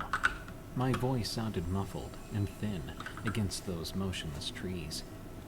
Steve shook me off. I just want to see something. He crept closer and gingerly shifted the deer's stiff hind leg with the toe of his boot. It revealed the full wound. Ragged flesh peeled back from a deep hole savagely stabbed into its torso. Organs and entrails had been removed crudely. Dark blood soaked the leaves underneath. Steve reeled back, cursing under his breath. Mike nearly heaved. And then, even we began to feel watched. Like something was out there in those old woods. We hurried on as the day's dying light began leaching color from the world once more. Catch me. That night, none of us could shake this creeping dread. We passed a flask around to calm our nerves as the shadows lengthened. Mike swore at some point he saw a freakishly tall shadow lurking just at the edge of our firelight, peering out from behind a tree. But when I looked, it was gone. Probably just a branch sway, but it put me on edge.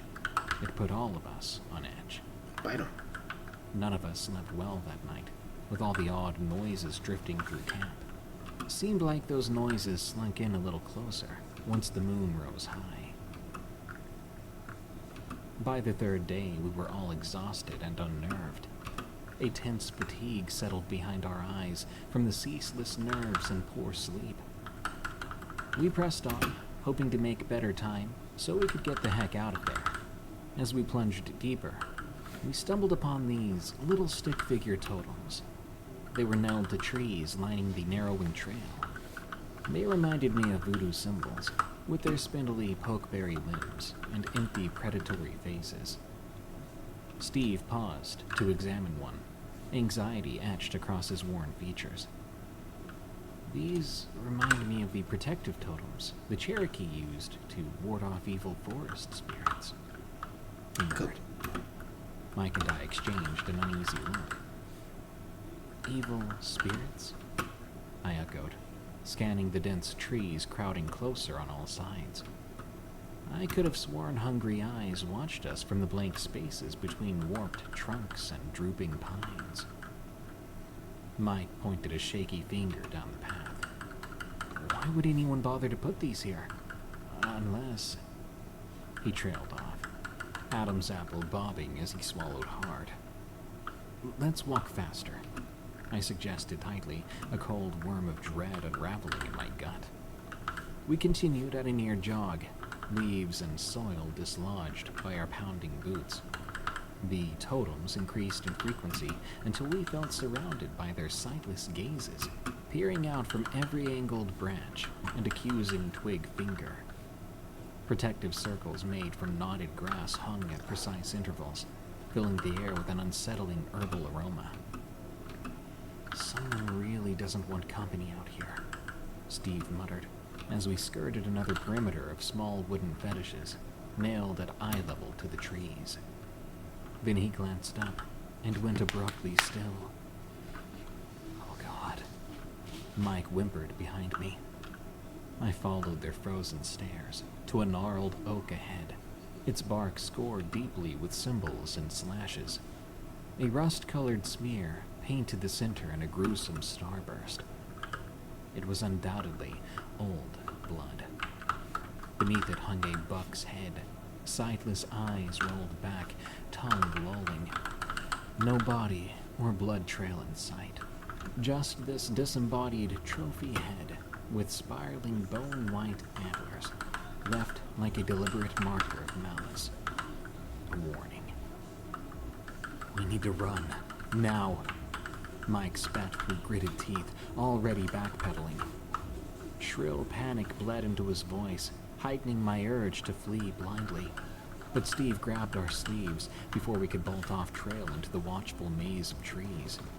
Don't panic, he hissed sharply. We stick to the path, no matter what. No shortcuts. We need to trust it'll lead us out if we just keep. He trailed off as a blood-curdling scream pierced the air behind us. It was ragged and inhuman, but somehow undoubtedly a human throat uttering it. It made no sense. We spun to face the direction we'd came. There, between two twisted pines, stood an impossibly tall, spindly shadow, peering out at us from across the narrow ravine, watching, waiting.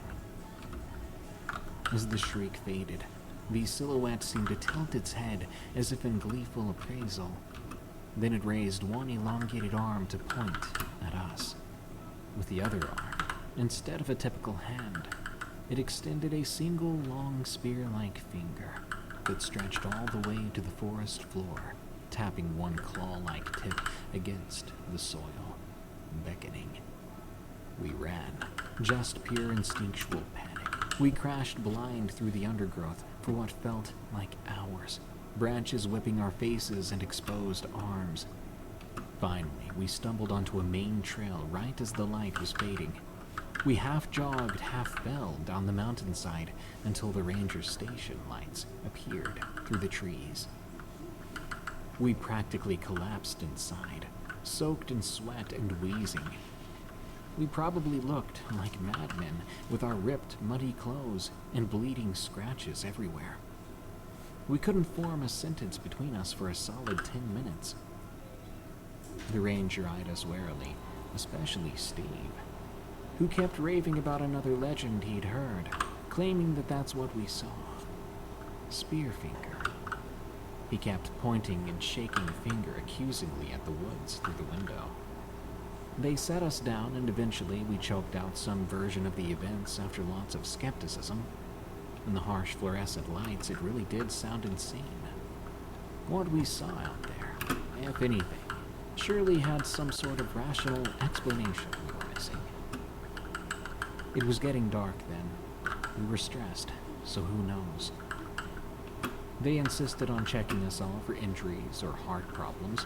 Dehydration and exposure can make you see things, apparently.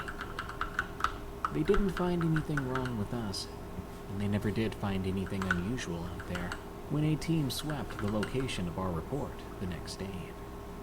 No creepy stick figures, no mutilated animals, no impossibly tall shadow creature, no evidence of one.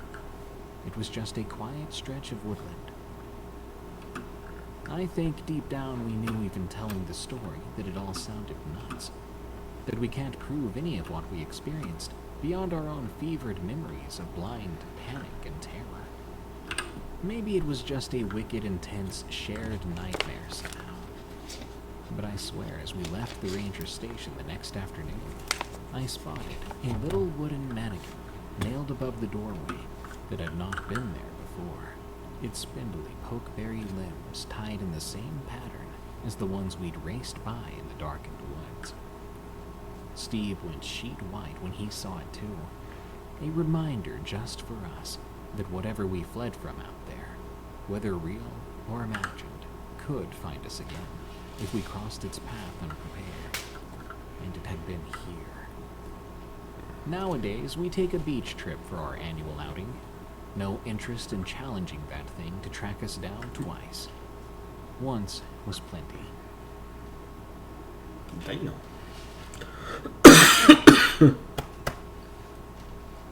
It couldn't pass my property line. From Sulphur Eyes.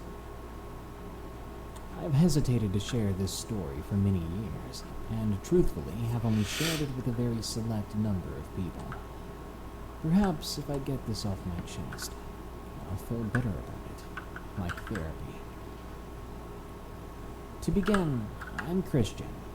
Though I consider myself non-denominational, I grew up in a Pentecostal background, which teaches of the Holy Spirit, sometimes giving gifts to believers in the form of discernment, prophecy, and tongues. The gift of tongues is understood to be a language, which has no inherent meaning to people except that it's a holy language, spoken through us by the Holy Spirit. Now, on to the story. When I was about 14 or 15 years old, my mom and I lived with my aunt and uncle at my grandparents' old homestead. My grandparents had passed several years prior, and my aunt and uncle bought the property from my mom and the rest of her siblings. My mom and I had fallen on hard times, which is why we resided with them. The home was a brick home settled in the woods away from any true major towns or cities, by at least a 30-mile circumference. It was part of an unincorporated establishment that could be easily missed if you didn't know where to look. My grandfather had built the place for him, his wife, and 6 kids to get away from the bustle and noise of Houston. The home was well removed from the road and surrounded by tall pine trees and a creek further back in the woods. No one ever came down the road leading up to the house, so it was quite peaceful. One of those idyllic country homes nestled at the end of the dirt road, where at night there would be bonfires and stars reached on endlessly. I played there a lot as a kid, and nothing truly scary had ever happened. One evening, while my aunt and uncle were out of state, my mom turned in early, after I fed all the animals, 1 dog and a few cats, leaving me to watch the Discovery Channel by myself. It was during the summer, and my mom never really minded me staying up late, as all I did was watch documentaries or anime. Normally at night I would entertain myself just fine, watch a couple of shows and then go to bed. But that entire evening had felt wrong. I stayed up very late into the night. I was so bothered. I couldn't shake the feeling of dread or worry. I would look up from my spot in the recliner, toward the window, and I could feel the sensation of being watched. All I could see, however, was just the dirt drive and trees surrounding the property, illuminated by the one street lamp outside the house. There was nothing there. Figuring I was paranoid, I decided to just screw everything and go to bed. I knew I was tired. My room and Mom's room were next to each other toward the front of the house, and that aforementioned streetlight shone directly into my window. My headboard was centered beneath the window, but for whatever reason at the time, I slept with my head towards the foot of the bed. I lay there for several minutes, maybe even an hour, and still the feeling of dread was getting worse. I tried to pray for my anxiety to go away, but the words felt empty and stuck in my throat. My ears were picking up all the noises of the house, the clock ticking, the ice machine in the kitchen, my box fan, and my mom snoring heavily in the next room. I huffed and rolled over onto my back. Then everything stopped. Freezing in place, I became aware of the lack of sound that the house was just full of. Instead, another more sobering sound rang out. It was Smokey Joe, my uncle's miniature German Shepherd, going ballistic.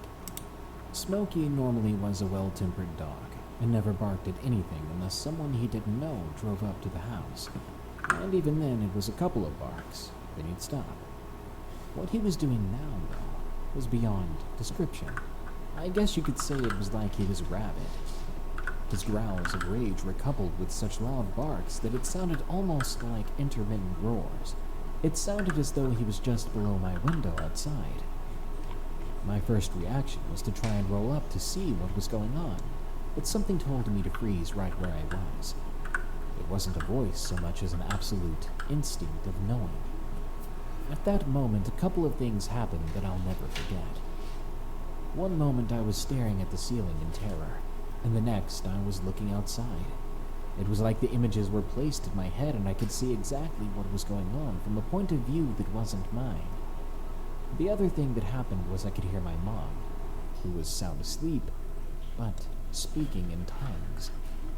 Her voice was loud and commanding, and in my mind I could see Smokey Joe, hackles raised, snarling and livid, just beneath my window, staring dead ahead at this thing standing motionless under the street lamp. This thing was like an undulating blot of ink. That's the only way I can describe it. It had density and mass, but no discernible shape. There was a head, but the rest of it resembled anomalous shadow. No features, no face, nothing like that. And the thing that frightened me the most was that even though it was standing directly under the light was swallowed up in the presence of the mass itself. I could hear my mom get louder, and chills ran up my back.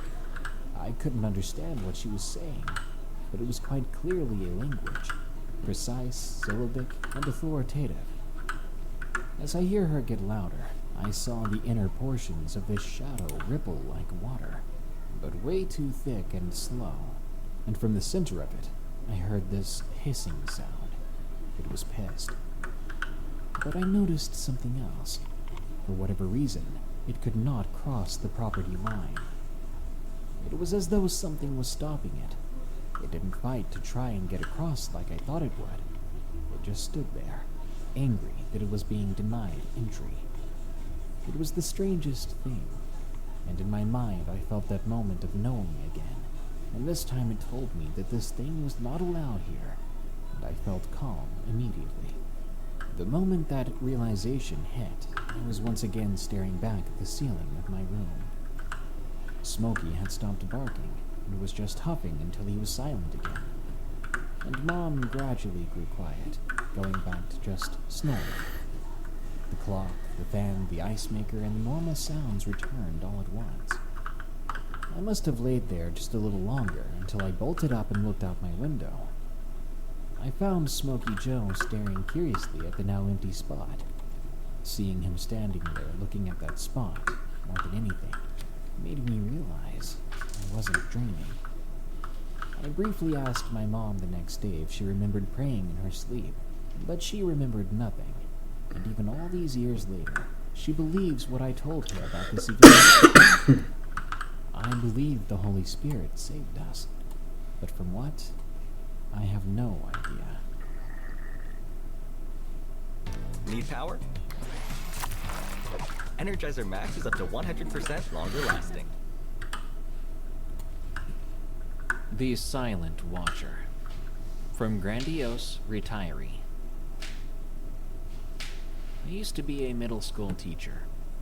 The scariest thing that ever happened to me happened at the Grand Canyon. And it wasn't something that happened to me directly, but to one of my students. It's a long and traumatic story, and to be forward and clear with you, I'm not sure I understand everything that happened. But here goes, and by the way, names will be changed for the sake of privacy. Over a decade ago, I organized a field trip to the Grand Canyon for my 7th grade class. It was supposed to be a fun, educational experience, a chance for the kids to learn about geology, ecology, and Native American history, while bonding as a group.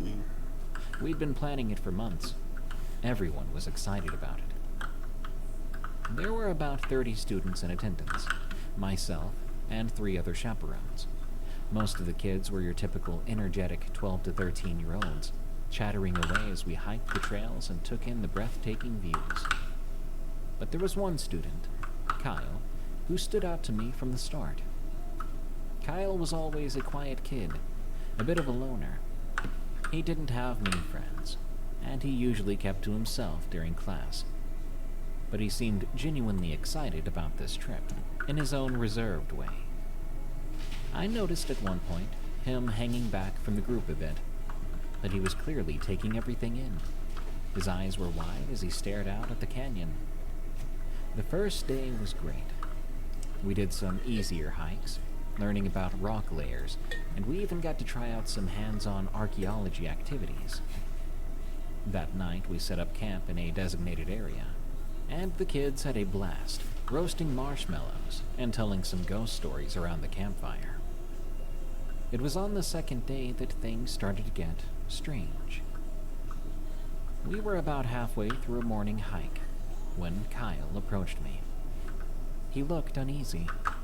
He was fidgeting with the straps of his backpack, and he kept glancing over his shoulder.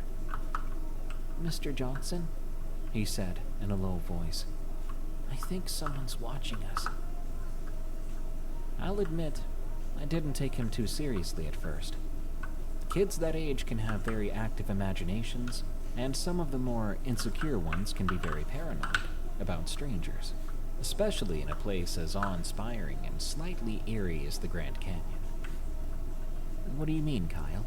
I asked, trying to sound concerned but not overly alarmed. He hesitated, then said, "There's a man in a dark jacket. He's been following us since we started the hike.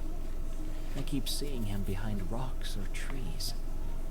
I looked around, but I didn't see anyone matching that description. Just our group and a few other tourists in the distance. "Are you sure it's not just another hiker?" I suggested, gently. Kyle shook his head. "No, he's different. He's always watching us, and I don't think he has a face." Though the last part was odd, I'd be lying if I said it didn't send chills down my spine. But I reminded myself that Kyle was probably letting his imagination run wild. Maybe the ghost stories from before had gotten to him. Or maybe he was feeling a bit homesick or anxious about being away from home. I placed a reassuring hand on his shoulder. "Kyle, I promise you, we're perfectly safe here. There are rangers all over the park, and we've got our whole group. But if it makes you feel better, I'll keep an eye out for you, okay?" He nodded, but I could tell he wasn't convinced. As we continued the hike, I noticed Kyle growing more and more agitated, looking even more frequently over his shoulder. A couple of times I caught him staring intently at seemingly empty spots along the trail. By lunchtime, Kyle's behavior was starting to worry me. He barely touched his food and jumped at every little sound. I pulled him aside after we ate. "Kyle, what's going on? You seem really upset." His eyes were wide and frightened. "He's still following us, Mr. Johnson. I saw him 3 times since last we talked. Why can't anyone else see him?" I looked around again, still seeing nothing out of the ordinary. "Kyle, I promise you there's no one following us. Maybe you're just tired from all the hiking. Do you need to rest for a bit?" He shook his head violently. "You don't believe me. No one ever believes me." The desperation in his voice made my heart ache. I knelt down to his level. "Kyle, I believe you're seeing something. I just don't think it's what you think it is. You see, sometimes our minds can play tricks on us, especially when we're in new places." Kyle's face crumpled, and for a moment I thought he was going to cry. But then he just turned away and trudged back to the group. For the rest of the afternoon, I kept a close eye on Kyle. He grew increasingly withdrawn, barely responding when his classmates tried to engage with him. I also made a point of scanning our surroundings regularly, but I never saw any sign of the man Kyle described. As we set up camp that evening, I pulled aside Mrs. Reeves, one of our chaperones, and filled her in on the situation. We agreed to keep a closer watch on Kyle, and to make sure one of us was always nearby. After dinner, we let the kids have some free time before bed. Most of them sat around the campfire, laughing and chatting, but Kyle was nowhere to be seen. At first, I wasn't too worried. Kyle was the type who often needed some alone time, and I figured he might have just wandered off a little to decompress.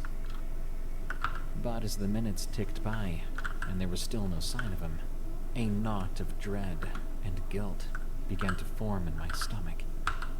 I did a head count. Everyone was there, save for Kyle. I tried to stay calm as I announced to the group that Kyle was missing. Mrs. Reeves and I organized a search, keeping most of the kids at the campsite, while we and the other 2 chaperones, along with a few of the older students, began combing the immediate area.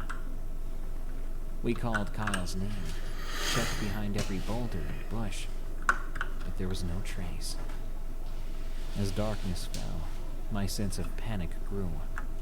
The Grand Canyon can be a very dangerous place, especially after dark. There are steep drops that can be difficult to see, wild animals, and it's very easy to get lost if you wander off the marked trails. After an hour of fruitless searching, I had to make the call I'd been dreading to make. I contacted the park rangers to report Kyle missing. The next few hours were a blur of activity. Rangers arrived with search dogs and better equipment. They questioned all of us about when we'd last seen Kyle and what he had been wearing. I also told them about his strange behavior earlier in the day, telling them about what he said, about the man he claimed to see. They took down all the information, but I could tell they were more focused on the possibility that Kyle had simply wandered off and gotten lost somewhere. As the search stretched into the night, I stayed at our campsite with most of the students.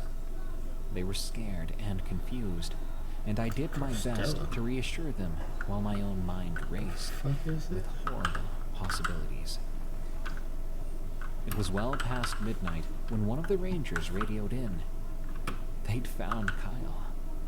The relief I felt was overwhelming, but it was short-lived. The ranger's voice was tense as he gave us the bare details. Kyle had been found unconscious at an abandoned campsite several miles from where we were staying. He was alive, but unresponsive. They were airlifting him to a hospital in Flagstaff. Get the fuck out of here. I wanted to go with Kyle, but I couldn't leave the rest of the students. As the rangers rushed off to meet the helicopter, one of them pulled me aside and told me something that made my blood run cold. "There's something else," he said in a low voice. "When we found the boy, there were strange marks on his neck, symbols of some kind. Not sure what they mean. I wanted to ask if he had done that himself before he left." No, sir, he didn't. There were no markings on his neck the last time I saw him." I felt as if the ground had dropped out from under me. All I could think about was Kyle insisting that someone had been following us, watching us. Was he right the entire time? The rest of the night passed by in a haze of worry and confusion. I had to contact Kyle's parents, deal with the other students' questions and fears, try to make sense of what had happened. But my mind kept circling back to those symbols the ranger had mentioned. What were they? Who had put them there? What did they look like? The next morning, we had to make the difficult decision to cut the trip short. The other students were too shaken up to ain't never seen this motherfucker. Frankly, so was I. As we packed up camp and prepared to leave, I could not shake the feeling that we were being watched. I kept thinking about what Kyle had said, about this man who didn't have a face. Was that last part just his imagination? Or was that truthful too? Had he seen something the rest of us missed? As we made our way back to Phoenix, I was torn between wanting to rush to the hospital to check on Kyle and needing to ensure the rest of the students got home safely. In the end, my responsibility to the group won out. But I did make a call to the hospital as soon as we arrived back in the city. The news wasn't good. Kyle was physically stable, but he still had not regained consciousness. The doctors, however, could not find any medical reason for his condition. There was no head trauma, no signs of dehydration or exposure. It was as if he had simply shut down. I spent the next few days dealing with the aftermath of that trip. There were worried parents to placate, school administrators to brief, and a mountain of paperwork to fill out. But my thoughts were constantly with Kyle. I visited him in the hospital whenever I could, sitting by his bedside and talking to him, hoping that he could hear me. It was during one of these visits, about a week after the incident, that Kyle finally woke up. I was reading a book aloud to him, when I noticed his eyelids fluttering. My heart leapt as his eyes slowly opened, but the relief I felt quickly turned to concern. Kyle's eyes were different. That spark of curiosity that had always been there before, even behind his quiet demeanor, was gone. In its place was a dull, empty look that sent a chill through me. "Kyle," I said softly, "can you hear me?" He turned his head slightly towards me, but his gaze seemed to look right through me. When he spoke, his voice was barely a whisper. "You didn't believe me." Those words tied my innards in a knot. "Kyle, I'm sorry." I tried to apologize, but Kyle would not say anything after that. Yeah, Kyle said, He turned away from me and stared blankly at the wall. Interesting. The doctors ran more tests, still unable to find anything physically wrong with Kyle. Physically, he was fine. But mentally, it was like he had retreated into himself, barely responding to anyone or anything. I tried to get Kyle to talk about what happened in the canyon, but he would either ignore me completely or become agitated, sometimes even violent. As the days turned into weeks, Kyle showed no signs of improvement. His parents were devastated, and I was consumed by guilt. I just felt that I had failed Kyle. That if I had just believed him when he first came to me, maybe none of this would have happened. Maybe it was the guilt, maybe it was the curiosity, but I found myself nearly obsessed with trying to figure out what had happened to Kyle in the canyon. I pored over maps of the area where he'd been found, researched local legends and folklore, even reached out to some of the Native American tribes in the region to see if they knew anything about the symbols that had reportedly been found on Kyle's neck. But everywhere I turned, I hit dead ends. The park rangers told me they had no record of any similar incidents. The local tribes were either unwilling to talk about it, or genuinely had no idea what I was talking about. And the symbols themselves? No one would tell me what they meant, where they came from, or what they looked like. As the weeks stretched into months, Kyle's condition didn't improve. If anything, he seemed to be retreating further into himself.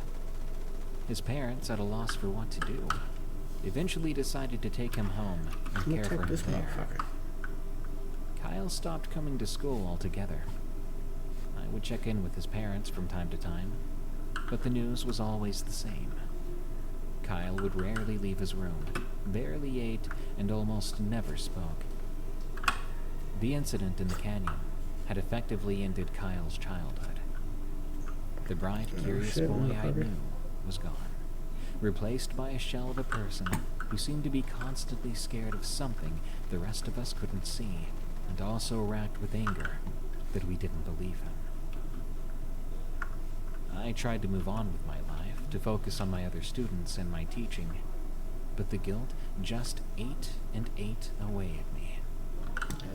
On a few occasions, I woke up in the middle of the night, drenched in sweat, my stomach all knotted up again with anxiety and guilt.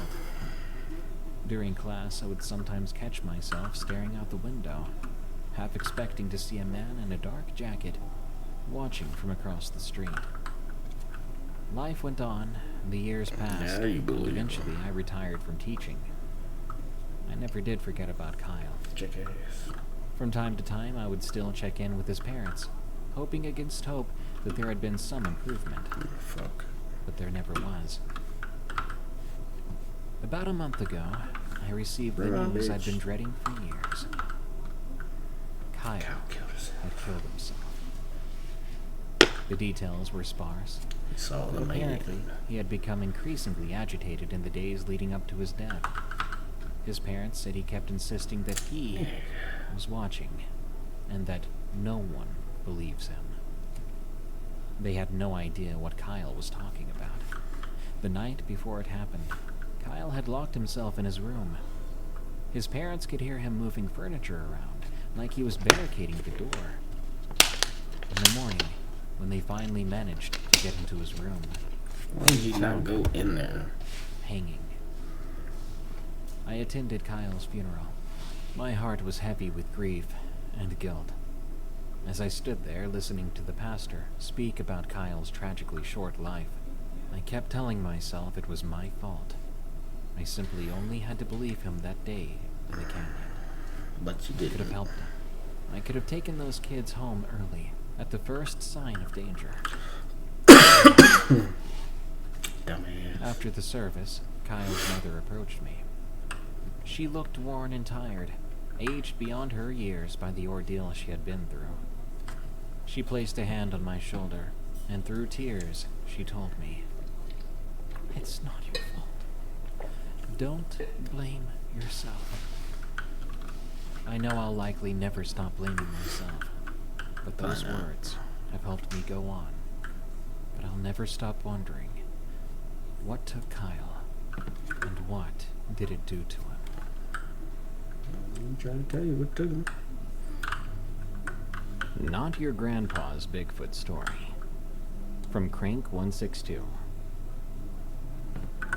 Never thought I'd be the type to tell folks about a Bigfoot encounter. Heck, I've spent 43 years working forestry in California, and I always figured those tales were just campfire nonsense to scare kids and sell beef jerky to tourists. You can call me Howie. I've been retired for about 5 years. I've seen enough real dangers in the woods that I don't need to make up fake ones. This happened in the fall during my annual camping trip with my buddy Vern. We've been doing these trips since 1978, back when our kids were little and we both needed breaks from diapers and daycare. We're both widowers now. My Elaine, God rest her soul, passed away in 2015, and his wife went in 2019. These trips nowadays mean even more to us. Vern was a history teacher before he retired. Smart as they come, but with no filter whatsoever. He's 3 years older than me and reminds me of it whenever his memory works better than mine, which is more often than I'd like to admit. When we pulled into the gravel parking area at the trailhead, Vern asked if this was the spot my grandson had spoken of. I looked at the sign nearby and told him, "That's what Ryan said. Claims it's great fishing here. Nobody knows about it either." "Huh, probably a reason nobody knows about it," Vern said. But he was grinning. For a guy with a bum hip, he was already pulling his pack from the truck. The hike in wasn't so bad, about 1.5 miles on a trail that got progressively narrower. We found a decent clearing about 50 yards from a small stream. A great spot to set up the old tent we've been using since Bush was president. The first one, actually. Vern said it wasn't too shabby, and even complimented my grandson on the good idea for once, according to him. I laughed at that. "Even a broken clock, huh? Let's get some lines in the water before it gets dark." We caught 3 decent-sized trout that first afternoon. Plenty for dinner, but nothing to write home about. We cleaned them up by the stream and had them fried up with some potatoes, cracking open a couple of beers. This was something we'd done 100 times before by now. My bones say rain tomorrow," Vern said. "Your bones always say rain. Sometimes they're even right about it." We laughed. We turned in around 9, and that's when I noticed something odd. How quiet the forest was. Usually in a place like this, you get frogs and bugs and owls and all the night critters making racket. But there was nothing all of a sudden. I whispered to Vern, asking if he was hearing that, and he mumbled back that he didn't hear a thing. "Exactly," I said to him. But we were exhausted by then, and after a few minutes of that silence, we both drifted off. There was a light drizzle in the morning, just enough to make everything damp. I got up first, as usually was the case, and I went to get our food bag from where we'd hung it between 2 trees. And then I saw them. Footprints. Big ones, around our campsite. "Vern, come take a look at this," I called to him. He hobbled over, still zipping up his jacket. "What is that, bear tracks?" That's what I thought at first. Take a closer look. The prints were huge, easily 15 inches long. But they weren't bear tracks. The shape didn't match up. There were 5 toes and they were arched like human feet, but twice the size of my boot. Huh, Vern said, which was his way of saying he was completely stumped. He figured someone was messing with us. But I reminded him it was way out in the wilderness in October during a weekday. Not the best time for someone to be pranking a couple of old men. Our food bag had been messed with too. Not torn open, but somehow unhooked from our rope system, set down carefully on a rock nearby. And nothing had been taken, the opposite of what a bear might do. Ryan didn't say anything about hoodlums out here, did he? Vern asked as we made coffee. Hoodlums? No, just said it was quiet and good fishing. Goddamn hoodlums. We spent that morning fishing again. We caught a few more, but I couldn't shake the feeling that someone was with us out here. Around noon, the feeling got so strong, I suggested we just go back to camp. Your arthritis acting up? Vern teased me. No, just, I don't know. I think it'd be best if we headed back. We were about halfway back to camp when I saw something. Between 2 massive redwoods about 70 yards away stood something. I wanted to tell myself it was a weird shadow, even a burned trunk. But then I saw it move. Hey, Vern, look between those 2 big trees over there. The ones with the fallen log between them. He squinted. He refuses to wear his glasses when we go camping. The stubborn fool. What is that? A person? He asked. It wasn't.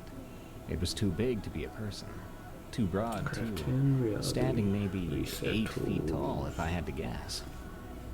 We stared at the figure for maybe 5 seconds before whatever it was turned and walked off into the thickness of the forest. Definitely weren't no bear, Vern said. Nope, it sure wasn't. We got back to camp and found branches broken about 9 feet up on a nearby tree. Snapped downward, like something big had pushed past them. Nearby, we found a pile of rocks stacked up. We hadn't left them like that. There were 3 larger rocks in the bottom, 2 in the middle, and 1 on top. Could be other hikers, I guessed. Hikers that are 9 feet tall. Vern shook his head at me. You know what the loggers used to talk about in these parts? Oh, don't start with that nonsense. Just saying. My dad worked these forests in the 40s. Said the old-timers wouldn't go into certain places alone. Said there were forest men watching them. I rolled my eyes. Your dad also said he once caught a fish so big he needed a crane to land it. Vern laughed. True enough, but I'm just saying, there's stories about these woods going back before European settlement. That night, things got stranger. We were playing cards in the tent when we heard it. There was a rhythmic knocking sound like someone hitting wood against wood. First from one direction, then answered from another. Oh God, please tell me that's a woodpecker with insomnia, I said. In October, after dark. I don't think so, Vern replied. The knocking continued for about 20 minutes, then finally stopped. After that, though, was something worse. A deep, rumbling vocalization came from somewhere in the darkness beyond the camp. It lasted maybe 10 seconds. What kind of animal makes that noise? Vern asked. Darn if I know. Mountain lion with laryngitis? We were trying to keep it light, but we both knew this wasn't normal. That's when these small rocks, pebbles mostly, started to land on the tent, as if they were being tossed from somewhere in the dark. I'm too old for this crap, I muttered, but neither of us suggested packing up yet. We would never hear the end of it from each other if we ran scared in the middle of the night. The strangest part was the smell that drifted through our camp. It was like a skunk mixed with wet dog and thrown in a blender. So musky and overpowering. This wasn't anything I recognized, despite all my years I've spent in the woods. We finally fell asleep around midnight, when things quietened down. But at nearly 3 a.m., both of us sat bolt upright as something brushed against the side of the tent. Something big. The fabric of the tent pushed inward, outlining what looked like a massive hand or a paw. Then the whole side bulged, as if something was leaning against it. We could hear breathing, too. Deep and heavy breaths that did not sound human. "Get the flashlight," Vern whispered. I fumbled for it and clicked it on. Whatever was outside our tent then moved away quickly. We could hear big footsteps retreating. "I'm taking a look," Vern said, already unzipping the tent despite his bad hip. "Are you crazy?" "Maybe, but I'm not sleeping another wink wondering what's out there." I followed him out with the light. It was misty, but the moon gave us enough light to see the clearing around the tent. Didn't see much at first, till Vern grabbed my arm and pointed. At the forest's edge, partially hidden by a redwood trunk, but clearly visible, stood a figure, and it was enormous, well over 8 feet tall with broad shoulders and a heavy brow. It was covered in dark hair or fur, and it was just watching us. "Holy mother of..." Vern whispered. The thing stood there for nearly a minute, not moving and not making a sound. Then it simply turned and walked off into the forest. We heard branches breaking as it moved away, followed by similar sounds from different direction. We realized there may be several of them out there, all moving around together. We stayed up until dawn, sitting back to back in the tent with our flashlights and Vern's old fishing knife.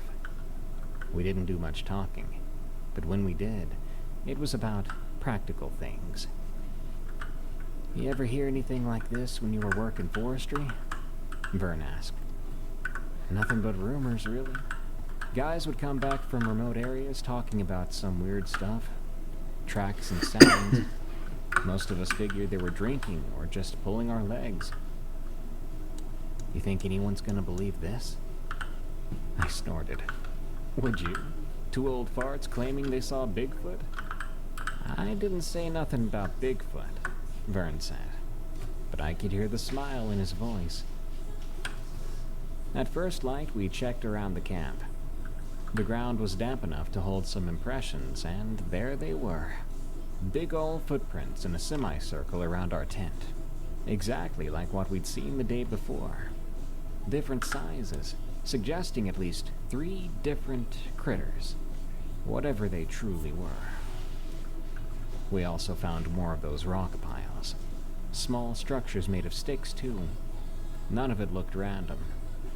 There were tufts of dark, coarse hair caught on tree bark, about 8 feet up in places, too. We packed up in a hurry, not talking much. By unspoken agreement, we left the remaining fish on a flat rock at the edge of the camp.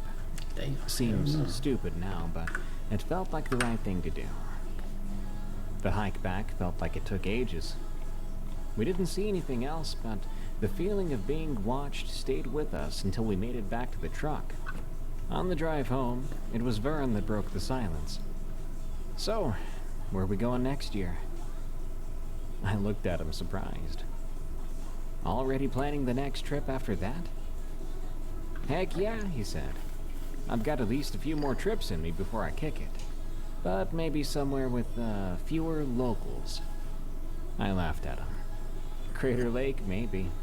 I hear they've got good fishing, too." "Sounds perfect.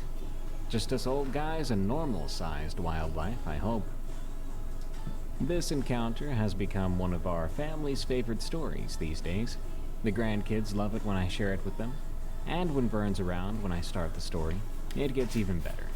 Because, truth be told, he's much better at telling these stories than me. Brings a lot of energy to it. And hey, if you're hiking in the old-growth section of Redwood State Park, maybe hang your food a little higher than you usually would. And don't be surprised if you get some company. Some very tall company. Nationwide is so much more than a great insurance company. They're one of America's largest financial services companies. Like how I'm more than Saquon Barkley, the NFL's reigning leading rusher. I'm also the NFL's leading husher. Shh, hush up back there. Wow, I might have just set the hushing record. Well, almost. For your insurance and financial needs, Nationwide is on your side. Nationwide Investment Services Corporation, member FINRA, Columbus, Ohio. Interloper. From 883 Grix. Oh, shit. I've been working as a park ranger at a state park in the Midwest for about 3 years now. It's a great job. Funnest and most fulfilling one I've had. I mean, who doesn't like spending their days in nature? Really, all I do is make sure the park is safe and well maintained for visitors. Keep track of wildlife here and there, too. Sometimes, though, when I'm on the night shift, things get a little eerie. It might just be human nature, but when the woods get dark, you start to feel a little creeped out sometimes. This happened on a typical evening in early September. The summer crowds had thinned out by then, but we still had a decent number of campers scattered throughout the park. I was doing my usual rounds, checking the trails and campsites, making sure everything was in order. I had just finished inspecting the campground at a place we call the Meadows, and I was heading down a mountainous trail when I noticed a light flickering through the trees. It was coming from one of the backcountry campsites, a small clearing about a quarter mile off the main trail. That struck me as odd. These sites are primitive. No electricity, no running water. Campers out there usually rely on lanterns or campfires for light. But this light was different. There was an artificial quality to it. Maybe a flashlight or a headlamp. As I got closer, I could make out a tent set up in the clearing. The light was coming from inside. I approached cautiously, not wanting to startle whoever was in there. I was about 20 yards away when I saw movement going towards the tent. A man, who didn't see me yet, looked around, then crawled oddly, quietly inside. Once inside, he let out this weird, stifled moan. It was almost pain. Then I watched the tent flap begin to shuffle about as the man crawled back out. He moved so oddly, almost slithering on his belly before rising to his feet. He straightened up, then looked right at me. That's when the hairs on the back of my neck stood up. Something wasn't quite right here, and I wasn't sure what it was. Having been caught, I stepped out of the shadows, shining my flashlight towards the man. "Evening," I called out, trying to keep my voice steady. "Everything all right over here?" The man's eyes grew wide, as if somehow he'd been startled, despite having seen me already. He looked to be in his late 30s. He had a thin, wiry build and unkempt hair. He wore a dark hoodie and jeans. "Oh, hi, Ranger," he said, his voice a bit shaky. "Yeah, everything's fine. I haven't been feeling well, that's all." He gestured vaguely towards the tent, trying to explain the moan I'd heard, I guess. I kept my light trained on him, studying his face. He was sweating, but the night was cool, and there was something about his expression, a tightness around his eyes, even a twitchiness in his movements. "You sure you're all right?" I asked, taking a step closer. "That didn't sound good coming from your tent." No, it's fine," he insisted, backing away from me. "Just a stomach ache. I think I ate something bad. I'll be all right." He was rambling, his words tumbling out in a nervous rush. His eyes kept darting from me to the tent and back again. I didn't believe him for a second. I wasn't sure what was going on.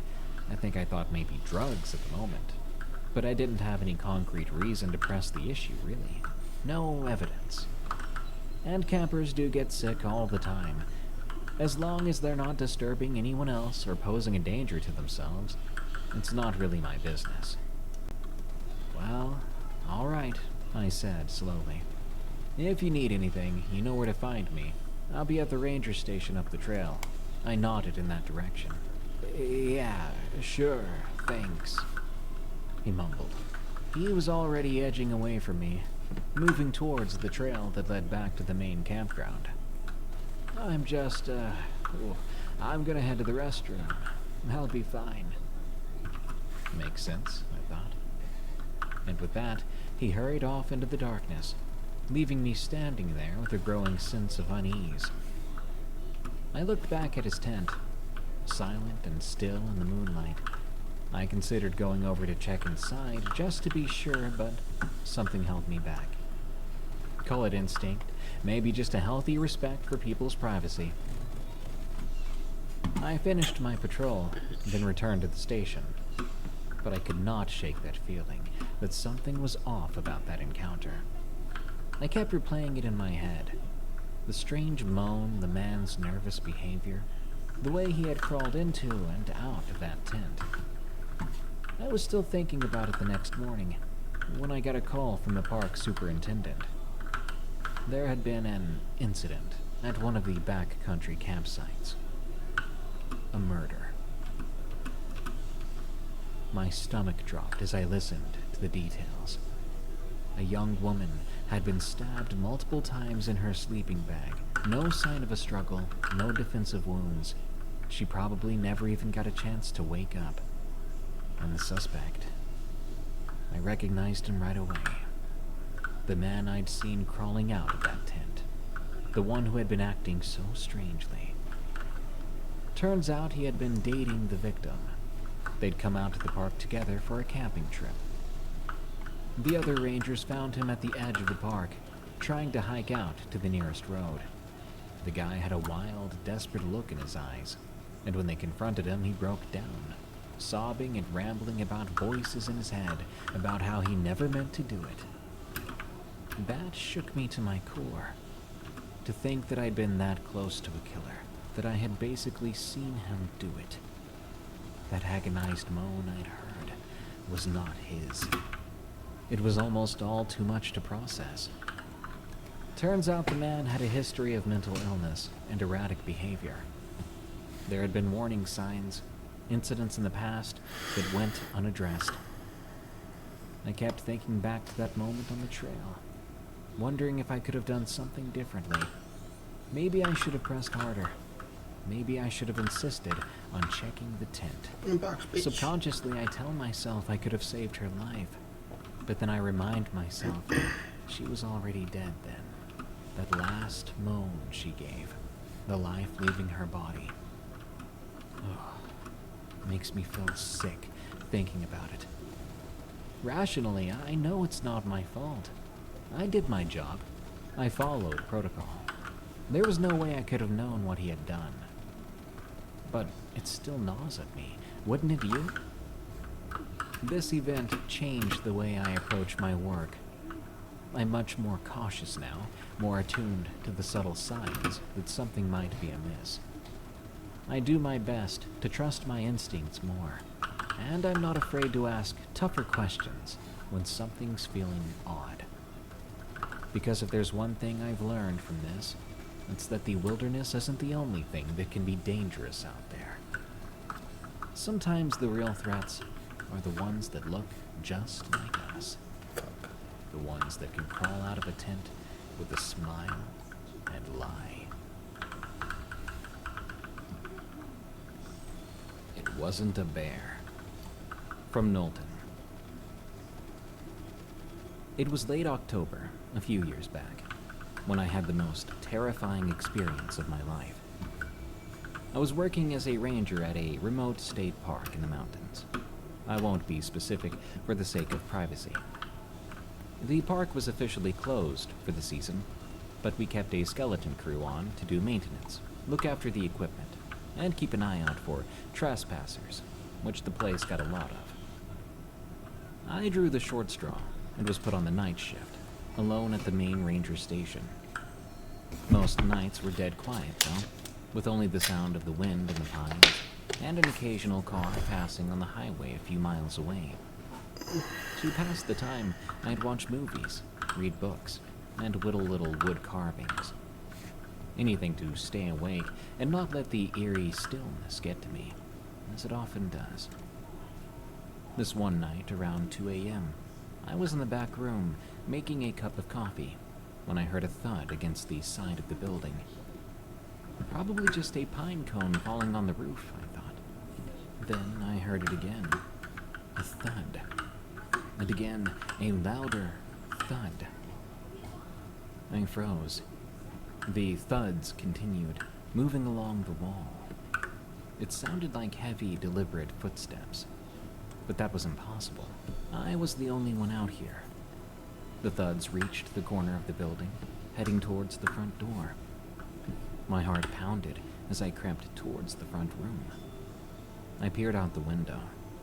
The floodlight illuminated the gravel driveway and the edge of the forest. I didn't see anything, but the footsteps were getting closer, crunching on the gravel now. Something was out there, circling the building, doing something against the wall, now approaching the door. Whatever it was big. I backed away from the window, my hand shaking as I unclipped the holster of my sidearm. Then the footsteps stopped, right outside the door. Suddenly, wham!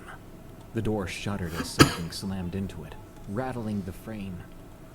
I jumped back, drawing my gun and aiming it at the door with trembling hands. Another wham!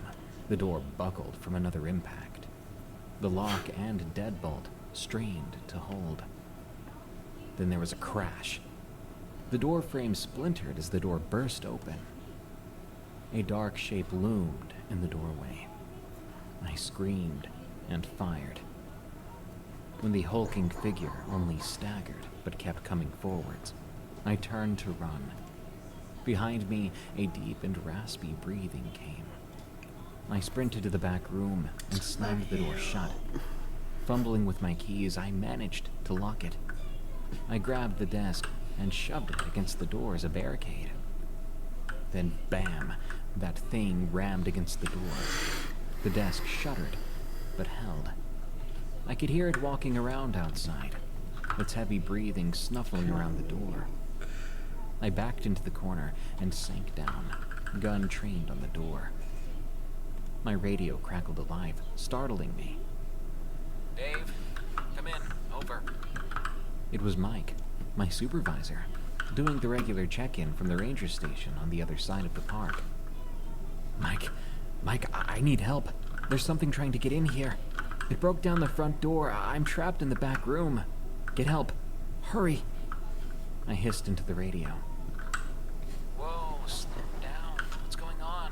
What do you mean something's trying to get in? I don't know. A bear, maybe? I don't really know what it is. Just get help. All right, sit tight. I'm calling for backup. Just stay calm and don't do anything stupid. The radio went silent. The thing outside the door had gone quiet too. Was it listening to us? Yes, it was. For a moment, all I could hear was the blood pounding in my ears. Then there was a clatter from the front room that made me flinch. It sounded like furniture being knocked over. There was a pause, then more clattering, moving further away.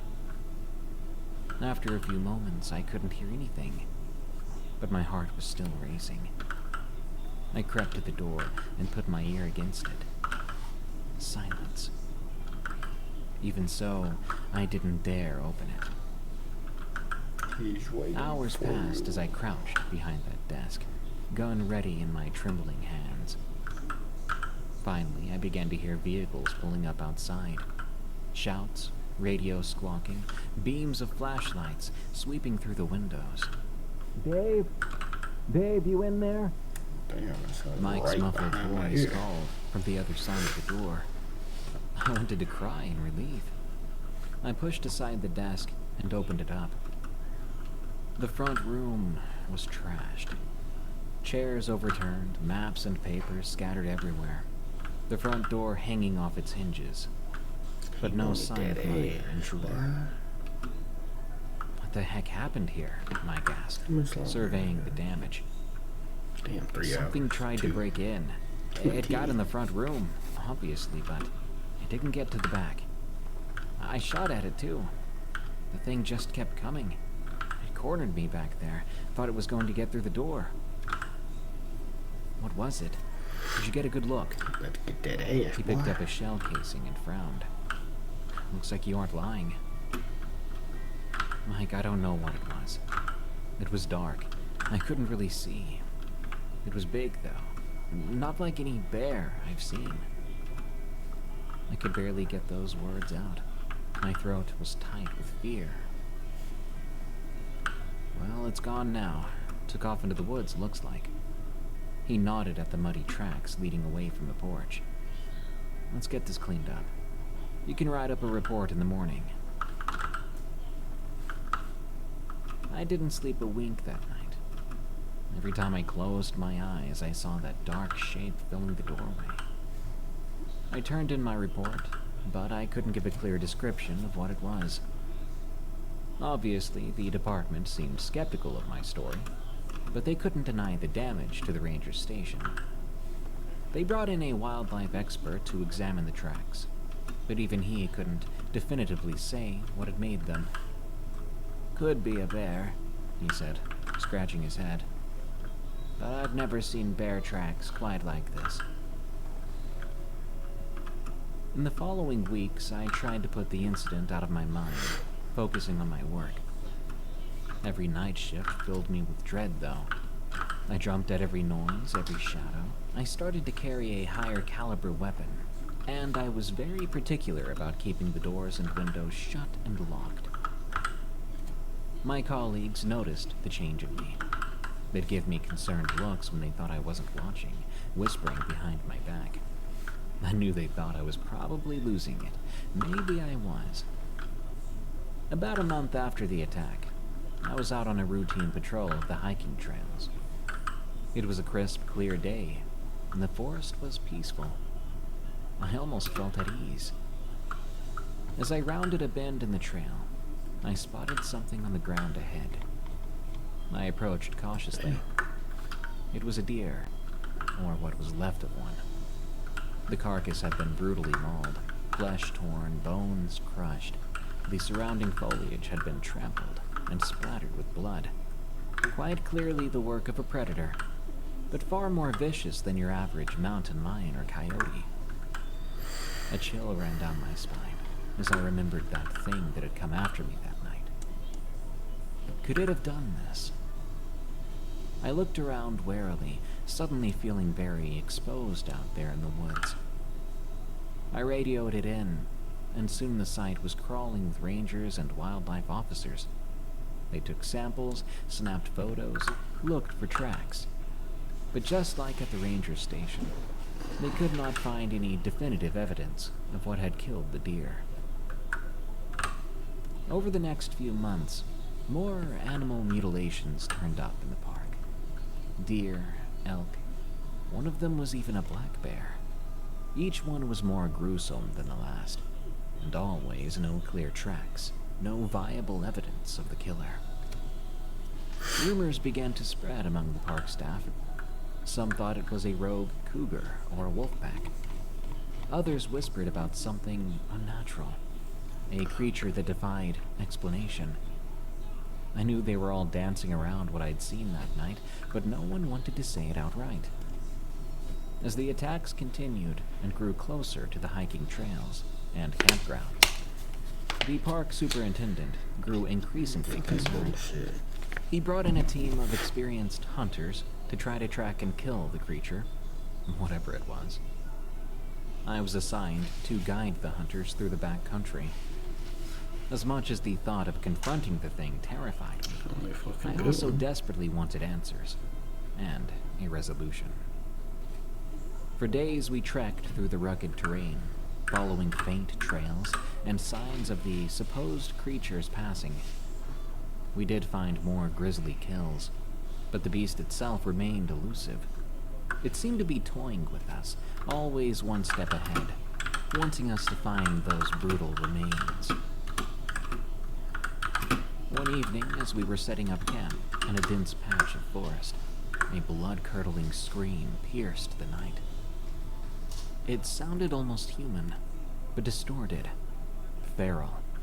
The hunters grabbed their weapons, and we ran towards the sound. One of the hunters ahead of us crouched down at a small clearing, laying his rifle on the ground beside him. He was staring into the trees, his face white with shock. I saw it, he whispered as we approached. It looked right at me. What was it? What did you see? I asked, my heart pounding. He shook his head, unable to find the words. Not natural. Those eyes. He trailed off, shuddering. A twig snapped in the forest behind us. We spun around, rifles raised. Something large was moving around through the underbrush, circling us. We could hear its heavy breathing, the crunching of its footsteps. Then it emerged from the trees, and I felt my blood turn to ice. It was just as I remembered. That hulking, shadowy figure, vaguely humanoid, but far too large. Its eyes glinted in the fading light, filled with a feral, predatory intelligence. The hunters, now sure it was not a person, aimed and fired together. Whatever it was, roared a grumbling roar, a sound that seemed to shake the very ground beneath us. Then it did something we didn't expect a creature, who had just taken a full barrage of bullets, to do. It charged at us. The entire group scattered. I heard screaming behind me, but I ignored it, just running, blindly crashing through the forest.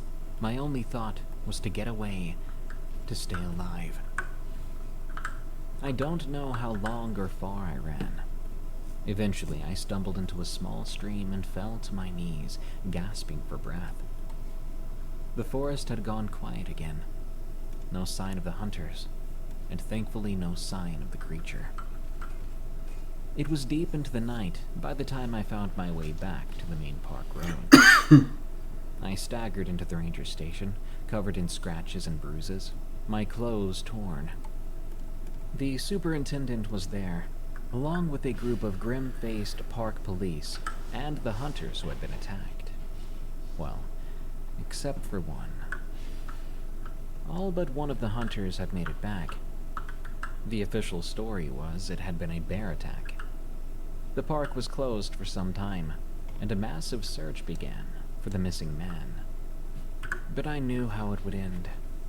Maybe I was scared and paranoid and pessimistic, but I knew what the results would be.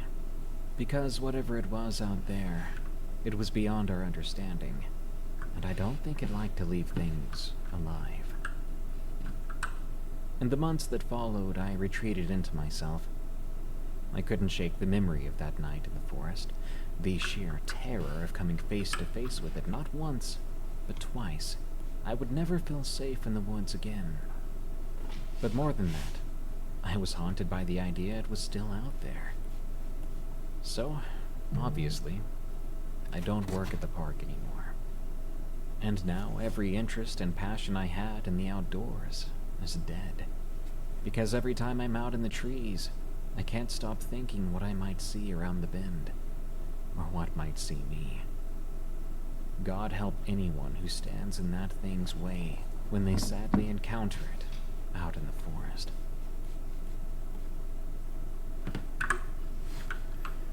Help Me, from L. Laurie Story.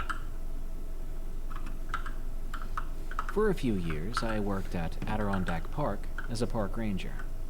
It's a huge park, covering over 6 million acres in upstate New York. It's got everything. Mountains, forests, lakes, rivers. It's beautiful. But it can also be pretty wild and remote in places. I was stationed at one of the more isolated ranger outposts, near the western edge of the park. It's a small cabin, really only used by rangers and the occasional backpacker or hunter, who ventures out this far. It's a quiet posting, which suits me just fine. I like the solitude, being out in nature. But it can be a little spooky at times, especially at night. There's a lot of history in these woods. The Adirondacks were home to Native American tribes for centuries before European settlers arrived. There were a lot of conflicts, a lot of bloodshed as the land changed hands. Then there were the logging and mining operations in the late 1800s and early 1900s.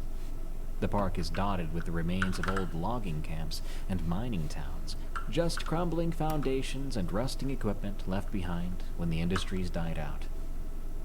Some of the other rangers, the ones who have been here longer, they talk about strange things they've seen or heard out in the woods. Lights in the night sky, sounds that just don't belong. Those sort of things. I always took it with a grain of salt. You spend enough time out in the wilderness, your mind can start to play tricks on you. But then, a couple of months ago, I started to experience some weird things myself. It started with small stuff.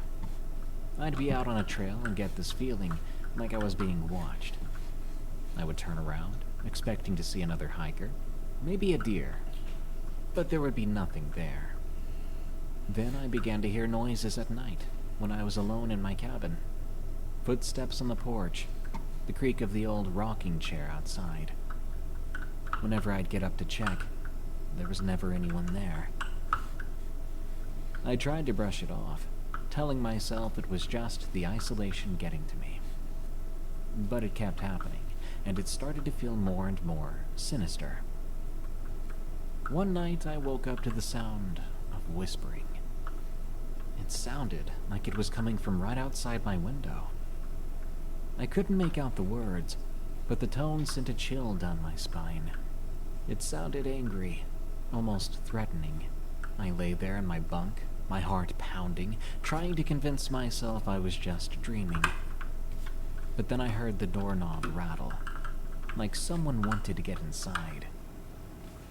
I jumped up, grabbed my flashlight, and my gun. But when I got to the door, there was no one there. The night was quiet, still. After that, things began to escalate.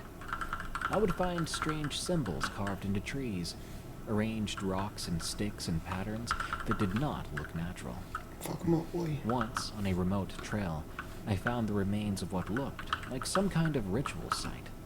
A circle of stones, charred animal bones in the center. I reported this, of course, but there wasn't much the park authorities could really do.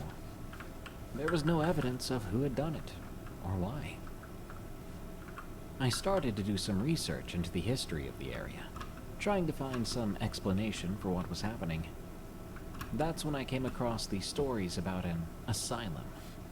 Now, bear in mind, I don't know how true this is, but according to the article I read back then, back in the 1920s, there was a small mental hospital built on what is now park land.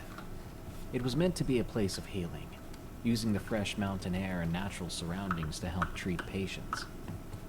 But the stories about the place were quite dark. Rumors of patient mistreatment, of experimental treatments that crossed ethical lines. There were even tales of patients who went missing, never to be seen again. The supposed asylum closed down in the 1950s, and the building was demolished not long after. But some of the rangers say the site is still haunted by the spirits of the patients who suffered there. If another ranger or two confirmed this story, maybe it was true. But I personally couldn't find much more info about the asylum that was supposed to be there. Now, I didn't put much stock into ghost stories, but I couldn't deny that something strange was going on. These incidents kept happening, getting more and more disturbing. It all came to a head one night. I was alone in the cabin as usual. It was a dark and moonless night.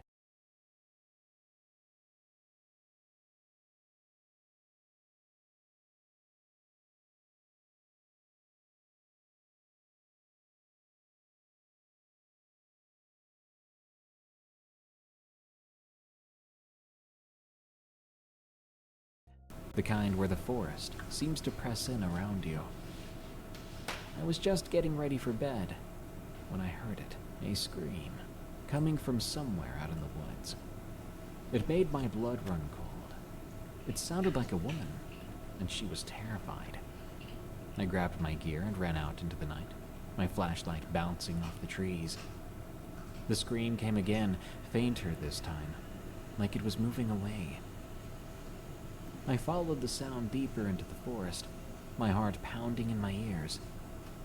I knew I was breaking protocol, that I should get back up. But there was no time for that. Someone might be in trouble, I thought. The trail led me to a small clearing. That's when I saw it. There was something in the center of that clearing. Something dark and unnatural. As I drew closer, I could make out more details, and what I saw made my stomach turn. It was... well, I'm still not sure exactly what it was, but it was terrifying. Give me a moment. I'll get there. That's when things took a turn for the worse. As I stepped into the clearing, the beam of my flashlight fell upon the sight that had made my blood run cold. In the center of the open space was this figure, hunched, unmoving. At first, I thought it might be the woman I'd heard scream. But as I drew closer, I realized it was something else entirely. It was humanoid in shape, but there was something wrong about its proportions.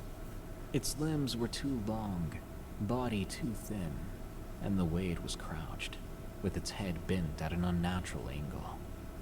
It just didn't look human. Even so, I called out, my voice shaky. "Hello? Are you all right?" The figure did not respond. It didn't even move. I took another step closer, my hand tightening on my flashlight. And then, suddenly, its head snapped up. I stumbled back, a scream lodged in my throat.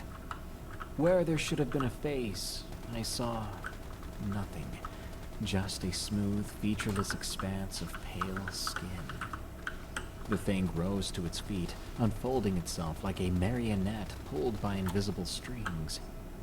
And it towered over me, well over 7 feet tall. I turned to run, but my feet would not move. It was like I was frozen there, my muscles locked into place with terror. The creature took a step closer, then another. Its movements were jerky and unnatural, like it wasn't quite used to its own body. I finally managed to break out of my paralysis. I ran then, crashing through the underbrush, branches tearing at my face and arms. But I could hear it behind me, moving through the forest with a terrifying speed. It didn't seem at all hindered by the dense growth at all. I ran until my lungs burned, until my legs felt like they were going to give out. And then I burst from the trees and found myself at what appeared to be an old asylum site.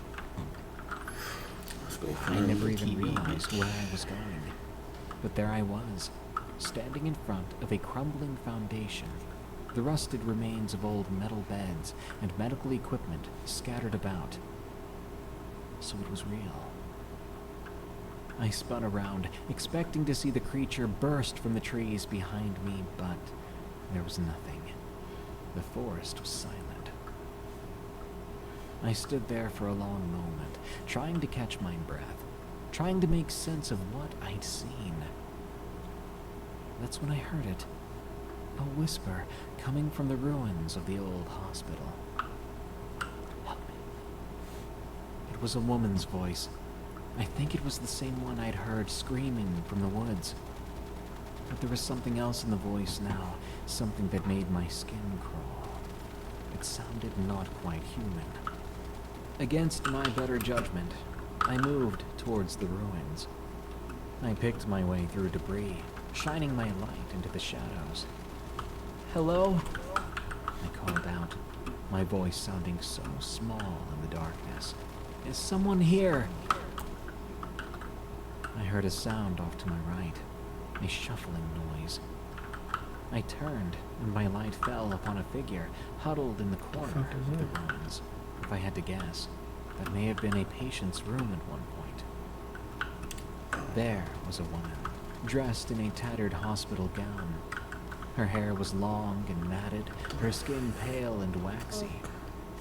She looked up at me, and I saw her eyes that were nothing but dark, empty sockets. "Help me," she whispered again, her voice dry and rasping. "Please." I took a step back. This couldn't be real. I was having some kind of hallucination, a trick of my exhausted and scared mind out here in the dark. But then, the woman began to change. Her body shifted, twisted, her limbs growing longer. Her face melted away into that same blank, featureless mask that I'd seen in the woods. Why? I ran, stumbling back out into the night. I could hear that thing behind me. Could hear its footsteps crunching on the dead leaves and twigs. I don't know how I made it back to the cabin. I must have run for miles, fueled by pure adrenaline. I burst through the door, slammed it shut behind me, and collapsed on the floor. I spent the rest of the night huddled in the corner, my gun in my hands, jumping at every single noise.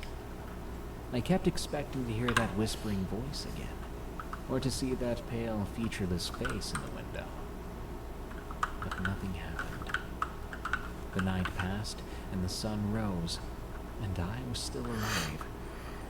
I radioed for help as soon as I could, but I told them something. Not the full story, not all the details. I knew how it would sound. I just said that someone was in those woods, and I'd heard them screaming. The rest I simply couldn't explain. A couple of rangers were sent to investigate, but nothing was found. There was no trace of the creature, and in fact, they found no evidence of an old asylum site. It was like it all never happened. But I know what I saw. I know it was real, and I know it's out there somewhere in the vast wilderness of the Adirondacks. After that event, I requested a transfer to a different posting, somewhere far away from there. And a few months after the transfer, I found a different career entirely. A part of me still wonders, was it just a coincidence that it appeared to me? Or was I chosen, singled out for some reason I'll never know? What I do know, though, is I'll never see the woods the same way again. There are things out there, I know that now, things we can't explain. And sometimes when the night is dark and the forest is silent, you might just hear a whisper, a pleading voice echoing in your mind, saying, "Help me."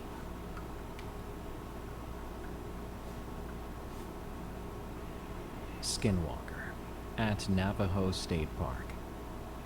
From Anonymous. My Aunt Dell is one of the greatest people in my life. She goes out of her way to make sure I'm alright.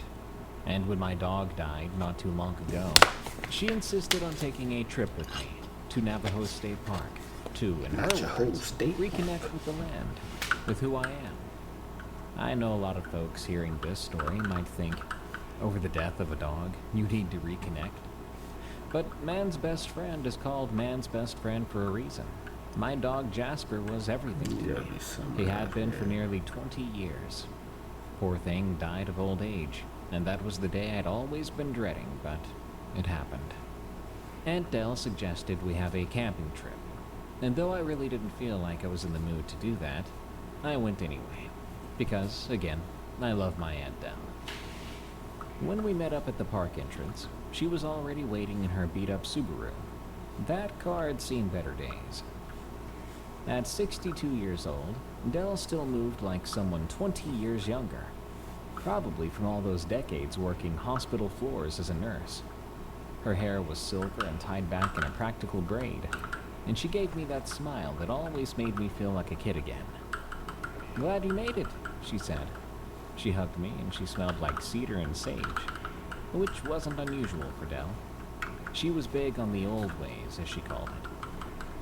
It was late September at the time, just starting to get chilly in the evenings, but still pleasant during the day.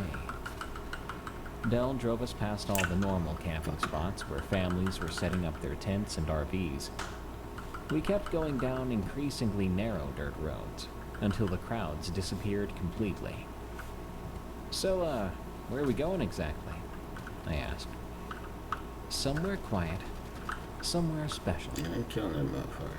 I didn't question it. Dell had been coming to these parts her whole life. Our family, on my father's side, has roots in the area going back generations. I've always been more of a city person myself. Apartment in Denver and an office job. But Dell kept the connection strong. We had to hike the last half mile to reach our camping spot. It overlooked a narrow inlet of the reservoir, surrounded by pine trees and juniper trees on 3 sides, with this amazing rock formation that blocked the wind. As we set up camp, I noticed Dell doing her thing, placing small bundles of sage and cedar at specific points around the campsite. I'd seen her do this before on the few camping trips we'd taken together when I was younger. Still keeping the bad spirits away, I teased. She smiled at me and said, "Some habits are worth keeping." I helped gather firewood while Dell unpacked our food. It felt good to be outside, away from my empty apartment where Jasper's bed still sat in the corner, because I couldn't bring myself to move it yet. I was about 50 yards from camp. I was loaded up with branches when I realized something was wrong. I then saw this coyote standing watch between 2 pine trees. Now, I've seen coyotes before. They're all over Colorado. But this one made the hairs on my neck stand straight up. It was perfectly still, too still, and its eyes just weren't right. They seemed almost forward-facing, like a person's. I did what you're supposed to do with wildlife. I made myself look big, standing on my toes, raising my load of branches above my head as far as I could go, and I yelled. The coyote, however, didn't move a muscle, except for tilting its head slightly, like it was curious. I then threw a stick towards it, not to hit it, but to scare it off. The coyote then opened its mouth. I thought it was going to growl or snarl, but it did something that was more akin to a smile. Then it turned and walked into the trees with a weird, stiff walk that didn't look natural. I practically ran back to camp, dropping some sticks along the way. I was wondering if that coyote had some sort of disease that was messing with its head. Dell saw my face and immediately tensed up. "What happened to you?" she asked. I explained the weird-acting coyote, how I couldn't scare it off no matter what I did. Dell's demeanor changed. Without a word, she went to her backpack and pulled out this small pouch. She walked to the edge of our campsite in the direction I'd come from, sprinkling what looked like cornmeal in a line on the ground. I asked her what she was doing. "Just taking precautions," she said. "My grandmother taught me this. Your father knew about these things too." Something in her tone kept me from asking more questions. We finished setting up camp, mostly in silence as the sun sank behind the mountains. Eventually I asked her, "Are you going to tell me what you're thinking about?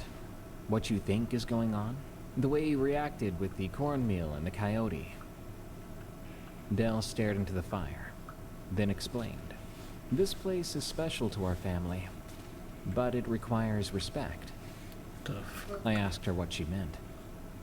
"The border between the reservation and the park is just a line on a map. The land doesn't know those boundaries. Neither do the things that live here." "Like what things?" "Like things that we should not disturb. Stay close tonight, no matter what you hear or what you see." We then began to talk about safer subjects after that. My job, her garden, family gossip, normal conversation that still somehow felt like we were dancing around something important. Every now and then I'd catch Dell glancing toward the tree line, but I couldn't tell what her expression meant. Was she concerned or serious or afraid? It was just after midnight when I felt that strange sensation again, of being watched, of wrongness. We'd banked the fire but kept it burning low. Dell was in the middle of telling me about my cousin's new baby when she suddenly went silent. "Shh, do you hear that?" she whispered. I didn't hear anything at first. Then I caught it. Soft footsteps circling our campsite. Too rhythmic to be an animal. Too light to be a person. "Someone's out there," I said. I reached for my phone to turn on the light, but Dell grabbed my wrist suddenly. "No," she said. She sounded so intense. "Not someone. Remember what I said. Stay close and don't answer if it calls you." If what calls? Before I could finish, a voice came from the darkness beyond our fire. "Imani, is that you?" It was my voice, or rather, a terrible attempt at recreating it. It even had my slight Denver accent, the way I pronounced certain words. "What the heck?" Dell's hand clamped over my mouth then. "Don't respond," she hissed at me. "It's not real."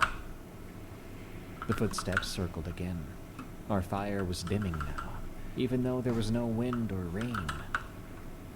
"Dell, I need help. I'm lost." That voice that was meant to be mine came again. There was a note of panic under it that made my stomach twist. I watched as Dell reached into her pocket and pulled out what looked like gray powder. Cedar ash, I realized, as she began to reinforce the perimeter she created earlier. "It's just tricks. Do not listen to it," she murmured to me. "Imani, girl, where are you?" This time it sounded like a close attempt at my father's voice, but my dad had been gone for over a decade. I was starting to cry then. "How's it doing that?" I asked. "It learns," Dell said. "It listens and it learns. That's what it does." Something moved at the edge of the firelight. A figure, almost shaped like a human, but wrong. It wore what looked like a coyote skin draped over its shoulders.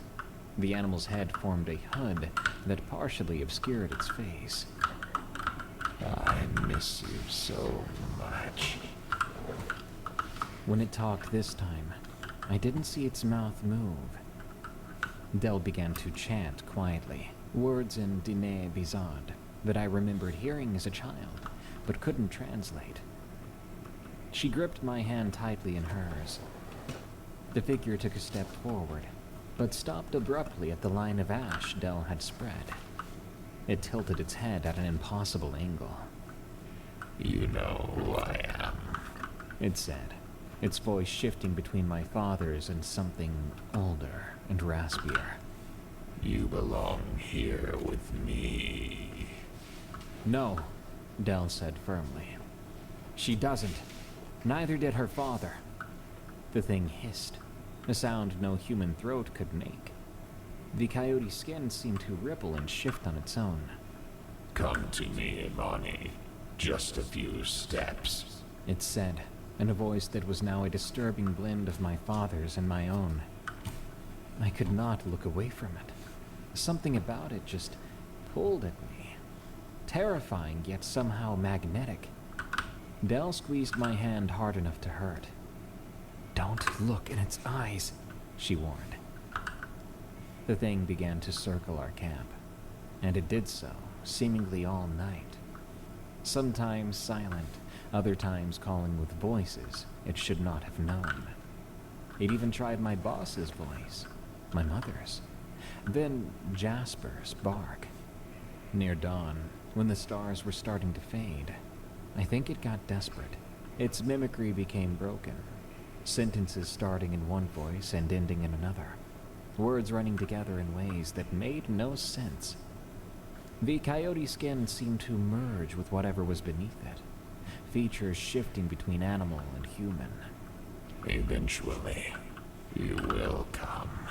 Like your father almost did. Your dog did. You will too. And then, it was gone, disappearing into the dark between the trees. We didn't speak until the sun came up, fully. Del methodically closed our campsite with prayers and offerings. A lot of stuff I vaguely remembered from my childhood. My hands would not stop shaking as we packed up. That's why we came here, isn't it? You wanted me to see it. Del looked exhausted. Well, your father encountered it when he was about your age. It marked him somehow. When Jasper died and you started having those dreams, I knew it was reaching for you too. What was it? I couldn't bring myself to use the name I was thinking about. Something that wants what it can't have. Our form, our voices, and our lives. It helps to see it for what it really is. Names have power, so we do not speak its name here. When we checked out at the ranger station, the ranger asked if we had a good time. Heard any coyotes? He asked, casually. Been a lot of activity with them lately.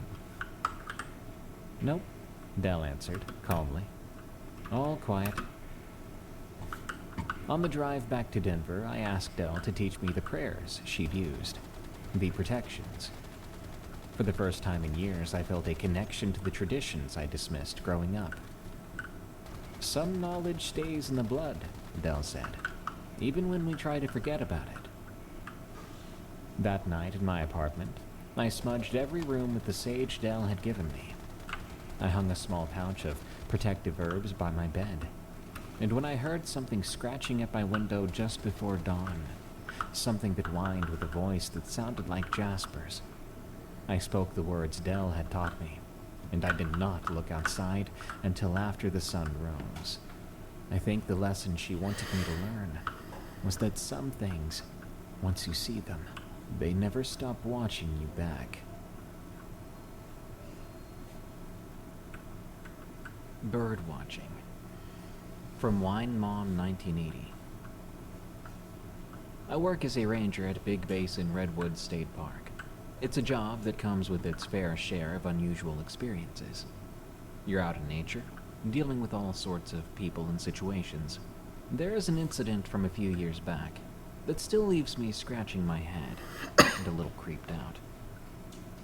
It was the summer of 2018. I was partnered up with another ranger, I'll call him Jacob, for the season. Our main task that season was to conduct a study on the park's bird populations, counting them, tracking their movements, those sorts of things. It's a big park, so it kept us pretty busy. About a week into the assignment, we started to get some strange reports over the radio. Apparently, there had been sightings of some suspicious individuals in the more remote areas of the park. These reports were vague, but the gist was that these people were up to some kind of mischief. Possibly pranks or vandalism. We were told to keep an eye out and to report any unusual activity. Jacob and I didn't think too much of this at first. We already had our hands full with the bird study, and dealing with the occasional troublemaker was just part of the job. But looking back, I wish we had paid more attention. It happened one evening, just as we were wrapping up our observations for the day. We were in a very isolated spot, a couple miles off the main trail. It was that golden hour just before sunset when the light filters through the redwoods in this really beautiful way. We were packing up our gear when Jacob suddenly grabbed me by the arm. "Look," he whispered, pointing to a nearby clearing. At first, I was not sure what he was seeing, but then I saw the movement. There was a group of people, maybe a dozen or so, walking in a single file line through the woods. They were all dressed in black from head to toe, like they were in some kind of uniform. It was eerie, the way they moved in perfect unison, their faces obscured by hoods. As they entered the clearing, they formed a circle, and then the chanting began. It was unlike anything I'd ever heard before. Guttural, primal, almost inhuman. It sounded like throat singing, but with a dark and menacing edge. Jacob and I stood there, dumbfounded and frozen, unsure what to do. We were outnumbered, and something about the situation felt deeply weird. But we also knew we couldn't just ignore this. The chanting grew louder, more frenzied. And then, as if on some unseen signal, each person reached into their pocket and pulled out what looked like a small pouch. It was similar to a Capri Sun pouch. They raised these pouches to their lips and drank deeply. What happened next will continue to haunt me.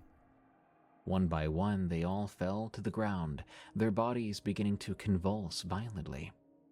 They looked to all be having seizures, all at once. The clearing was filled with the sounds of thrashing limbs and horrific, garbled noises that I can only assume were choked screams. Jacob and I looked at each other in horror.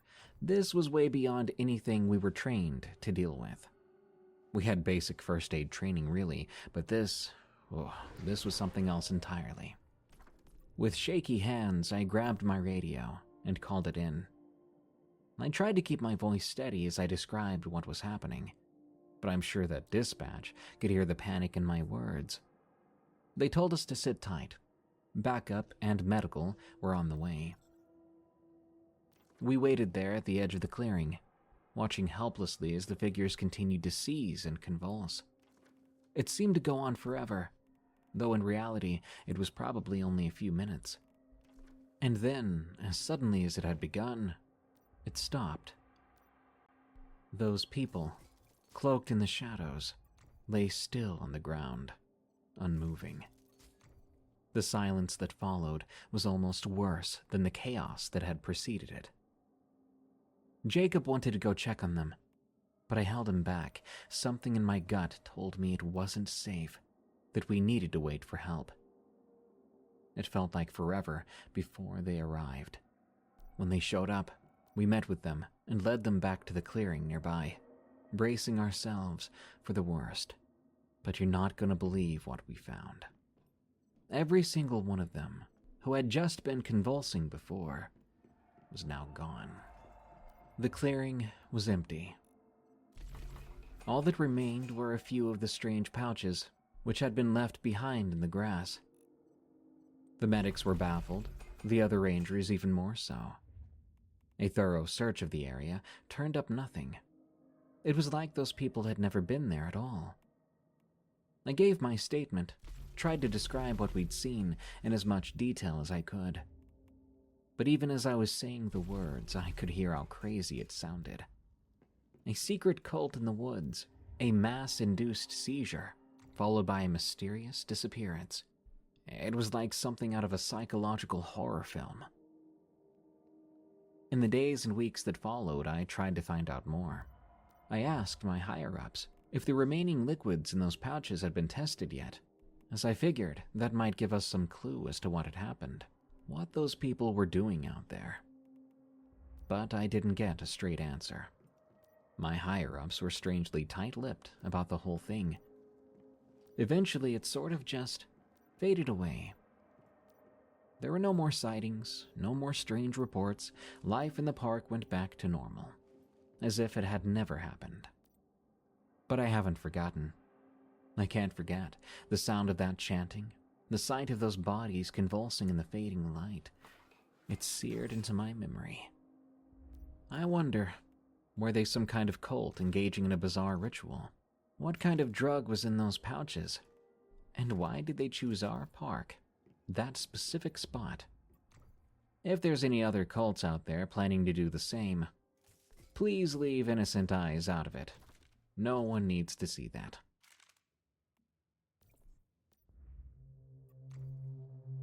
The Boarskin Walker of Tishomingo. From Trav. When I was 11 years old, my aunt and uncle invited me to join them and my cousins on a camping trip to Tishomingo State Park in Mississippi. It was the summer of 1997, and I was pretty psyched about it. My parents both worked full-time, so getting to go on an actual vacation for a change was a big deal for me. My cousins were Elliot, 13 years old, Phoebe, who was 15, and Liam, who was 8. They were all packed into their family RV when they picked me up that Friday morning. I noticed right away something was up with Elliot. While Phoebe was playing her Game Boy and Liam was bouncing around asking if we were there yet, Elliot just sat there staring out the window, looking nervous. I asked him if he was okay. I dropped my backpack on the floor and slid over next to him. He looked at me, then looked out the window again, saying that he was fine. My uncle started driving, and my aunt turned around from the passenger seat. "We should get to Tishomingo in about 3 hours, everybody. Trav, there's snacks in the cooler if you get hungry." I thanked her and settled in for the drive. After about an hour, when Phoebe had fallen asleep and Liam was watching a movie on the tiny TV they'd installed, I nudged Elliot. "Seriously, what's wrong with you? You look like you're heading to the dentist or something." He sighed and said in a low voice, "We went to Tishomingo last year too." "Yeah, well, wasn't it fun?" "Something happened," he said.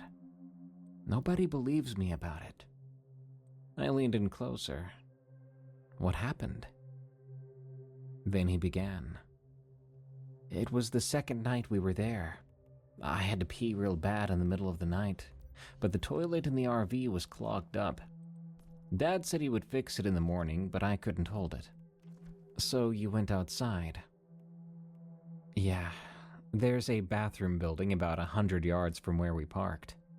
I took a flashlight and went, but I didn't make it all the way there." I asked him, "Did you go in the bushes?" He nodded. "But while I was peeing, I heard this noise, like someone mumbling, but not in English, I don't think. It was coming from the bushes maybe 10 feet away from me." I loved stories like this. Even if it scared him, I sort of smiled. "What did you do?" I pointed the flashlight over there and I saw a man crouching in the bushes. Except he had the head of a boar. And not like a mask or anything, it was part of him. He was mumbling and digging in the dirt with his bare hands. No way. I wasn't sure whether to believe him. "I'm not making this up," Elliot insisted. "I ran back to the RV so fast I didn't even zip up properly. I told my parents what I saw, but they said I had a bad dream or saw things in the dark. I wasn't asleep, Trav, when I saw it. I swear." "Did you see it again after that?" "No, but I kept hearing noises around the RV all night, like snorting and footsteps. Nobody else heard it, though." "You believe my story, right? I'm not making this up, man." I wasn't sure what to think, honestly. On one hand, Elliot wasn't the type to make up stories. He was actually pretty serious for a kid his age, but what he claims to have seen made no sense. "I believe you saw something scary, yeah. Maybe it was a hunter with some kind of gear on. Maybe a hunter killed a boar nearby and was lifting the head. Who knows?" He shook his head at me, saying that it wasn't gear and it wasn't a hunter, claiming that hunters don't go out in state parks after nightfall. If you're reading this, I have no idea if that's true, so he may have been lying on that part. Before we could talk more, my aunt announced we were stopping for lunch. The conversation moved on from there, but I did keep thinking about what Elliot told me. We arrived at Tishomingo State Park in the early afternoon. The place was beautiful with these huge rock formations, and the clear water of Bear Creek ran through it. It's so mind-boggling seeing water that clear. My uncle parked the RV in a designated spot not far from one of the bathroom buildings, presumably the same spot as last year. judging by Elliot's increasing anxiety. "Come on, boys," he called. "Let's get set up and then we can go for a hike before dinner." The rest of the afternoon passed normally. We hiked some trails and saw some cool rock formations, and Liam fell in the creek once, had to change clothes. By the time we got back to the RV, my aunt had started cooking dinner on their portable grill. We sat around eating hot dogs and chips. I noticed Elliot kept looking toward the trees that bordered the campsite. The sun was starting to set then. I tried to imagine what might be hiding in those woods, and I found myself getting a little nervous too. His story was starting to get to me, the darker it got. After dinner, my uncle built a campfire, and we roasted some marshmallows as dessert.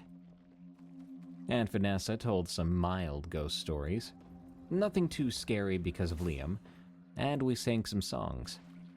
Normal camping stuff. But as it got darker, I started to notice something. At first, it was your typical normal sounds from the forest of a state park at night. Branches creaking and rustling leaves, a splash in the water nearby. But then I heard a distinct sound. A snort. Like a pig or a boar. The first time I heard it, I looked right over at Elliot, and he'd gone completely still, marshmallow halfway in his mouth. "Did you hear that?" I whispered. He started to rapidly nod. "Probably just a wild pig, boys," my uncle said, poking at the fire. "They're all over these woods. In fact, the woods here are kind of infested with them. Nothing to worry about as long as we don't bother them, and be sure to get inside the moment we spot one." The sound came again. It didn't sound like a normal wild pig, but then again, I was a kid. But to me, there was something off about it. Something almost trying to get to us. "I think we should all turn in," my aunt said, standing up and yawning. "It's getting late, and we have a full day tomorrow." Nobody argued with that. Most of us were just tired of getting eaten alive by bugs, I'm sure. We put the fire out properly and headed into the RV. The sleeping arrangements put Elliot and me in the back on the fold-out couch. Phoebe would be on the table-turned bed, Liam was on the smaller couch, and the adults in the bedroom area. As we settled in, I could tell Elliot was not going to sleep very well, if at all. He was just rigid, staring straight up at the ceiling. "It's gonna be okay, dude. Nothing's gonna get in this RV. And your dad said it's just wild pigs." "It's not," he said. "It's probably that thing I saw." "The thing you saw?" "Yeah, the boar man." I didn't know what to say to that. He'd given it a nickname. Part of me wanted to tell him he was being ridiculous, but another part, the part that had heard those noises and was getting scared of the dark, that part wasn't so sure. Everyone else fell asleep quickly. I tried to sleep too, but between Elliot's anxiety and my own growing unease, it was difficult. The RV was silent except for the soft sounds of people breathing. When I heard a snort, my eyes shot wide open. This time it sounded like it was right outside the RV. In an instant, Elliot's hand grabbed onto my arm, and his fingers dug into me so much it hurt. "It's here," he breathed. "Just a wild pig, Elliot," I told him, but I think I was lying, mostly to myself. We lay there, still, and listened. There was a scraping sound against the side of the RV, like something dragging along it. Then silence again. After a while, I started to relax. Maybe whatever it was had gone away. Then, there was a tap at the window, just above our heads. Slowly, terrified of what we might see, I turned to look at the window. Elliot did the same. There was a face there through the glass, peering in at us. At first, in the dark, I could only make out the figure or outline of it. But as my eyes adjusted, I saw it quite clearly. It had the outline of a man's body, but the head was very much not human. It was longer, with a snout and tusks, and small beady eyes that reflected the faint moonlight. It was watching us, and somehow to me, I thought it was smiling. Elliot screamed first, the most terrified I'd ever heard him. I joined in just a second later, unable to control myself, and we both scrambled away from the window, falling off the fold-out couch onto the floor.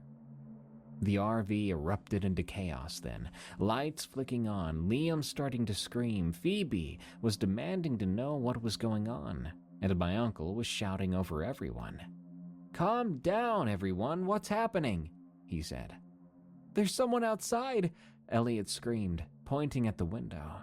"The boar man, he's right there." My uncle grabbed a flashlight and rushed to the door, yanking it open, even though my aunt was now telling him not to go out there. He stepped outside, sweeping the area with the flashlight. For a full minute, we were all sitting inside the RV wondering if he was going to come back alive. And he did. He said, "There's nobody out here. Just some tracks from a wild boar. Probably what you saw was its shadow on the window." Elliot wasn't having it. "It wasn't a shadow, it was looking at us. It had human eyes." I saw it too," I said. "It wasn't a normal boar, it had a man's body." My uncle came back inside. He looked like he didn't know what to do. "Boys, there's nothing out there now. One of you probably had a nightmare, woke up screaming, and scared the other." "We weren't asleep," Elliot shouted. "Don't talk like that to your dad," my aunt scolded him. Nobody got much sleep after that. Elliot and I were back on the fold-out couch as far from that window as possible. Every now and then, we heard snorting, and I swear I heard footsteps out there. But nobody went out to check again. Come morning, my uncle found more tracks around the RV. "Definitely from a wild boar," he said. But there were also other things. Some marks in the dirt that didn't look like boar, because they looked like footprints and handprints of a person. They decided to cut the trip short after that. No one said it was because of what Elliot and I had seen, but I knew that was the reason. As we packed up, I caught my aunt looking nervously towards the woods several times. On the drive home, Elliot sat next to me. We were both so exhausted from not sleeping. "Oh, do you believe me now?" he whispered. I said, "Yeah." "What do you think it is, or was?" He shrugged. "Dad says there's old stories about the Choctaw tribes that lived here, about shapeshifters or skinwalkers. But he says those are always just stories." I thought about the face at that window. Not animal and not human, but something in between. Maybe those old stories are more than stories.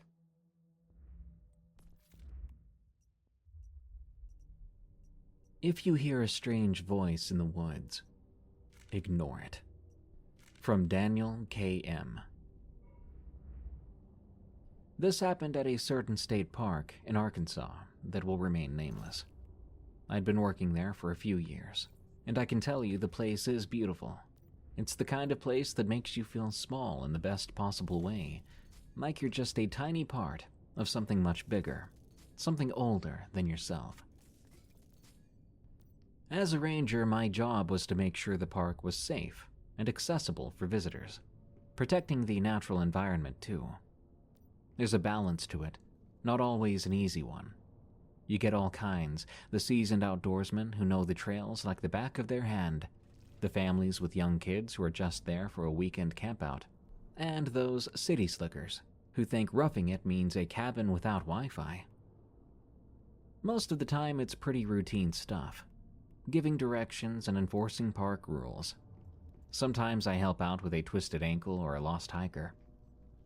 But every once in a while, something happens that reminds you that the wilderness isn't always as friendly as it appears. It started with a few strange reports from hikers. They'd come into the ranger station looking confused and unsettled, telling stories of hearing voices out on the trails. Voices that sounded human, but not quite right. One woman, I recall, an experienced hiker in her 50s, swore she had heard a child crying just off the trail. "It sounded so real," she said. Her hands trembled as she clutched her hiking poles. "I thought maybe a little one had wandered away from her family. I called out, but no one answered. And then..." She paused, her eyes distant. "Then the crying turned into laughter. It wasn't happy either. It was cruel, almost mocking. I felt like something out there wanted to trick me." Another hiker, a young man who had been camping solo, reported hearing someone whispering his name near his tent in the middle of the night. "I thought maybe I was dreaming at first," he said. "But then I heard it again, louder. Sounded like it was coming from just outside. I grabbed my flashlight and looked out, but there was no one around." Reports like these were quite unsettling, but they weren't necessarily unheard of. The woods can play tricks on your mind, especially if you're not used to being in such a quiet, isolated place, alone. Sounds can carry strangely too, and an overactive imagination can easily turn a gust of wind or a rustling animal into something sinister. Still, something about these reports felt different. The consistency of the stories and the specific details sounded like these people had encountered something that was actively trying to mess with them. The other rangers and I started to compare notes, trying to see if there was a pattern to this. The reports seemed to be concentrated around a specific area of the park, a dense patch of old-growth forest that wasn't heavily trafficked by hikers. We decided to do some extra patrols in that area, just to be safe. But even in broad daylight, with the comfort of a partner by your side, there was something about those woods that felt off. The air seemed heavier there. The shadows seemed deeper. It was like the trees were watching you too, whispering secrets just beyond the range of our hearing. One evening, after a long day of patrols, a group of us rangers were sitting around the wood stove in one of the park cabins. This had become a bit of a tradition, a chance to unwind, swap stories, maybe play a few rounds of cards before heading home for the night. The conversation inevitably turned to the strange reports we'd been getting. We all had our theories, a prank by some local kids or some weird acoustic phenomena. One of the guys even said it was a rare type of bird that could mimic human sounds really well. One of the older rangers spoke up. He had a reputation of being a bit of a storyteller and superstitious, but there was no twinkle in his eye as he leaned forward, voice low and serious. "You ever hear of something called a Wendigo?" he asked. A few of us shook our heads. I felt a chill run down my spine. I'd heard of it before, in some half-remembered folklore. "Native American legend," Jake continued. "A creature that was once human but became something else. Something evil. They say it happens when a person resorts to cannibalism out of desperation or madness. Changes them. Twists them into a monster that's never satisfied, always hungry for human flesh." "Sure," one of the younger rangers said, looking skeptical. "A Wendigo. If that was even the case, what does that have to do with the voices?" "The Wendigo's a mimic," the older man said. "Legend has it can imitate human voices, lure people in, make them think they're hearing a friend or a loved one in distress. And then, when you're close enough..." He snapped his fingers, startling most of us. Silence fell over the room.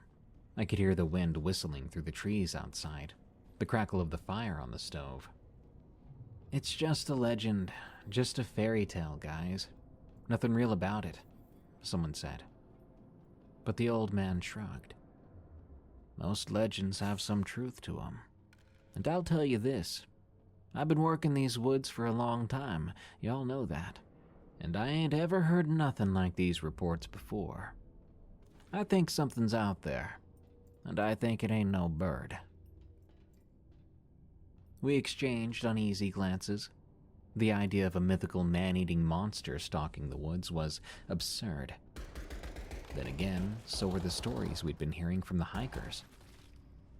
We decided to keep a closer eye on things, maybe do some research into the history of the area.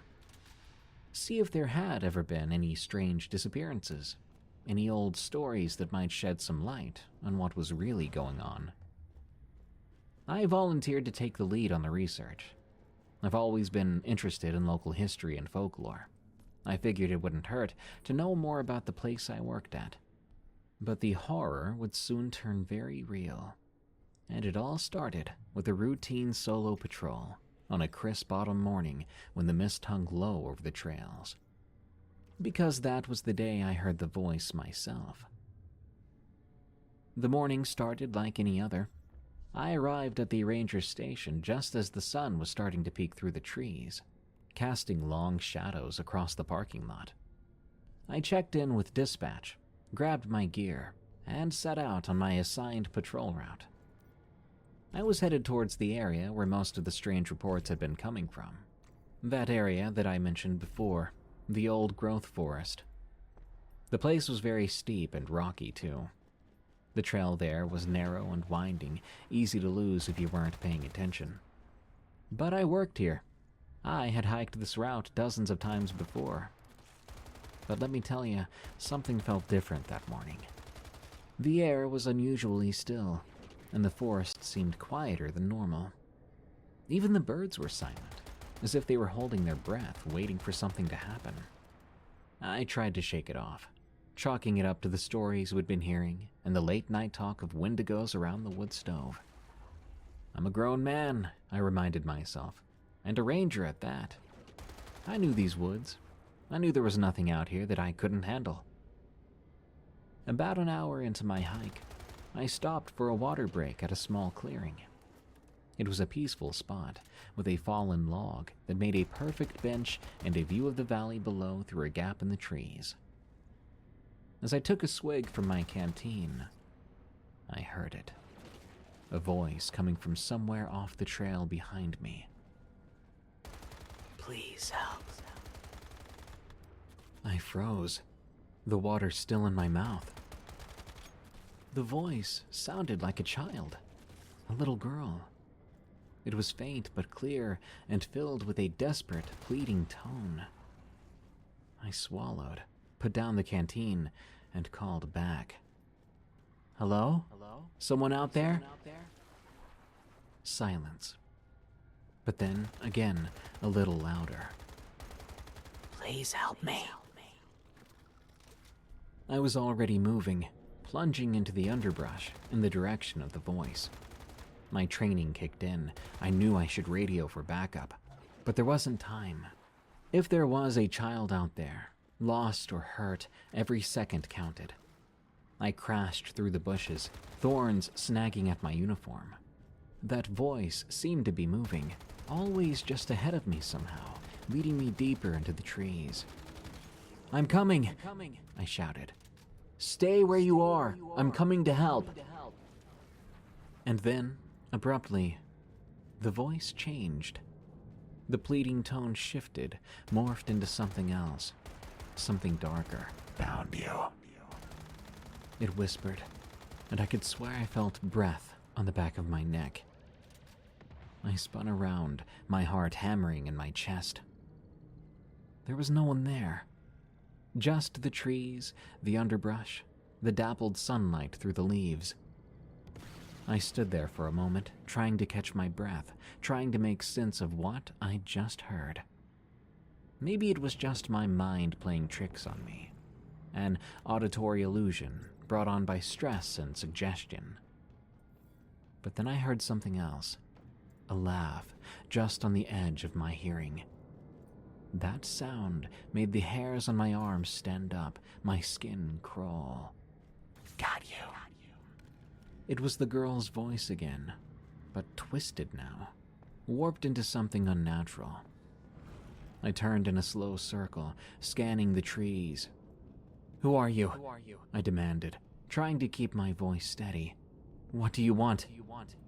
The laughter came again, louder than before. It seemed to be coming from everywhere at once, echoing off the trees. I took a step back, my hand going to the radio on my belt, but before I could grab it, the voice spoke again. No cheating. It hissed. Suddenly it was right behind me, so close I could feel the brush of air on my ear.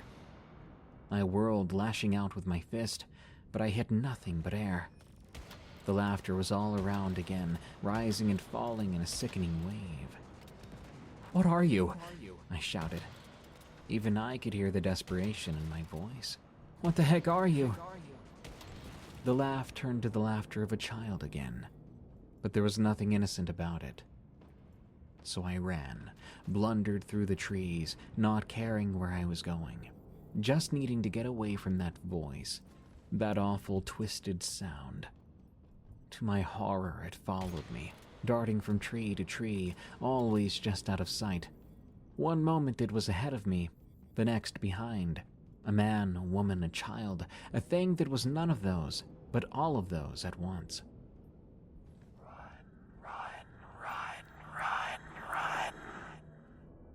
It chanted now. I stumbled then, falling to my knees in a tangle of roots and dead leaves. The voice laughed again, a sound like breaking glass. I squeezed my eyes shut, clasping my hands over my ears. This couldn't be happening. It couldn't be real. But I could still hear it, even through my hands. That horrible mocking laughter, and underneath it, a sound even worse. A new sound. Wet and tearing, like flesh being pulled from the bone. I don't really know how long I sat there, paralyzed with fear. Could have been minutes, could have been hours. I mean, at that moment, time seemed to have no meaning. Eventually, the sounds did fade. The forest grew quiet again, still with that unnatural hush to it. I opened my eyes, half expecting to see some horror looming over me. But there was nothing. Just trees, sunlight, the gentle rustle of leaves in a breeze I could not feel. I staggered to my feet, but my legs shook. I looked around wildly. I was alone. The voice, that presence, whatever it had been, it was gone now. I don't recall the hike back to the ranger station. That part is a blur in my memory, a jumbled mess of confusion and terror.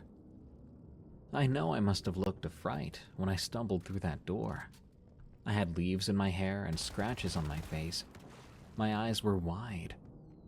The other rangers gathered round, asking questions, trying to make sense of my babbled, incoherent story. I kept trying to explain it to them, but nothing I could say would make them understand the sheer terror I'd felt. And I'm not even sure they believed me. I'm sure some of them did. I went home early that day, took a few sick days. When I was out of sick days, I claimed a family emergency. Anything to avoid going back for a while. But I didn't hide forever. I still loved my job, loved the outdoors. This was only one rare occurrence out of years of work, and even more years of outdoors experience. I told myself I was just unlucky. And to this very day, I still work at that park, and I never did experience anything quite like it again. I have but one lesson for you from this story. If you're out alone in the woods, far from other people, and you hear a voice calling out to you from off the trail, don't answer it. Ready to win big with Zinn? In the Win with Zinn sweepstakes, you could win $100,000 or one of 5,000 premium prizes. How would you spend $100,000? Enter now and you could find out. She haunts the Firewatch Tower. From Otis. My friend Weston and I have been tight since sophomore year of high school. We were into terrible metal bands and even worse fashion choices. But our friendship stuck through college and into our mid-20s. By the time this story occurred, I was 24 years old.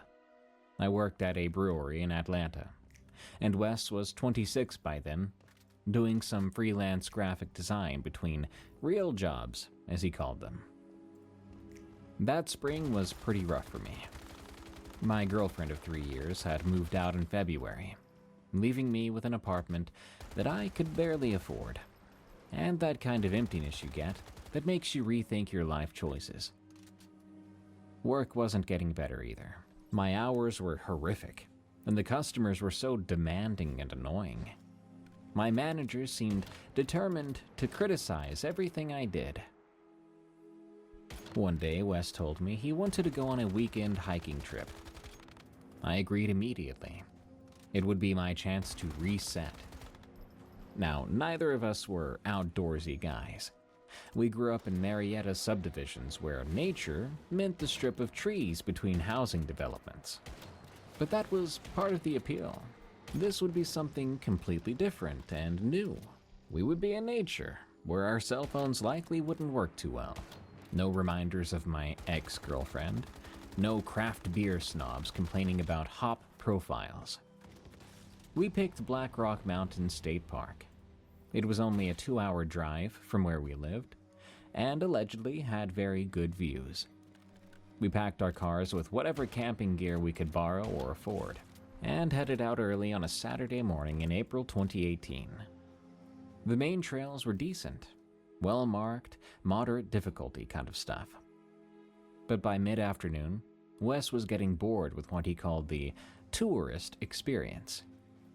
"Check out this game trail," he said, pointing to a barely visible path veering off into denser forest. "Want to see where it goes?" I know I should have told him no, but the whole point was to do something different, right? After about 40 minutes of pushing through brush and climbing over fallen trees, we made it to a small clearing. And in that clearing, we found this old fire tower, probably from the 50s or 60s from the look of it. It stood about 60 feet tall. It was a mix of metal and wood, listing slightly to one side. The thing was practically screaming, "Do not climb me." There was even a faded sign that said something along those lines. "Holy crap, it's perfect," Wes said. "We have to camp in there tonight." "Is that even safe?" I asked. "Probably not, but imagine the sunrise view. And I haven't seen anyone post this one on Instagram yet. It's authentic." It took us about 20 minutes to climb those switchback stairs, testing each step before putting our full weight on it. The whole building swayed slightly in the wind. At the top was an observation platform, maybe 15 feet square, with a small enclosed cabin that was missing its door and half its windows. We set up our sleeping bags on the open platform, rather than in the cabin, which was filled with beer cans and graffiti. Clearly, we weren't the first to ignore the warning sign. But Wes was right about one thing. The view was perfect. Miles of blue-green mountains rolling away in every direction. We broke out the whiskey we'd brought and talked about things as the sun went down. Just cozy conversation about nothing important. Stuff I don't recall at the moment. It felt good to be away from everything.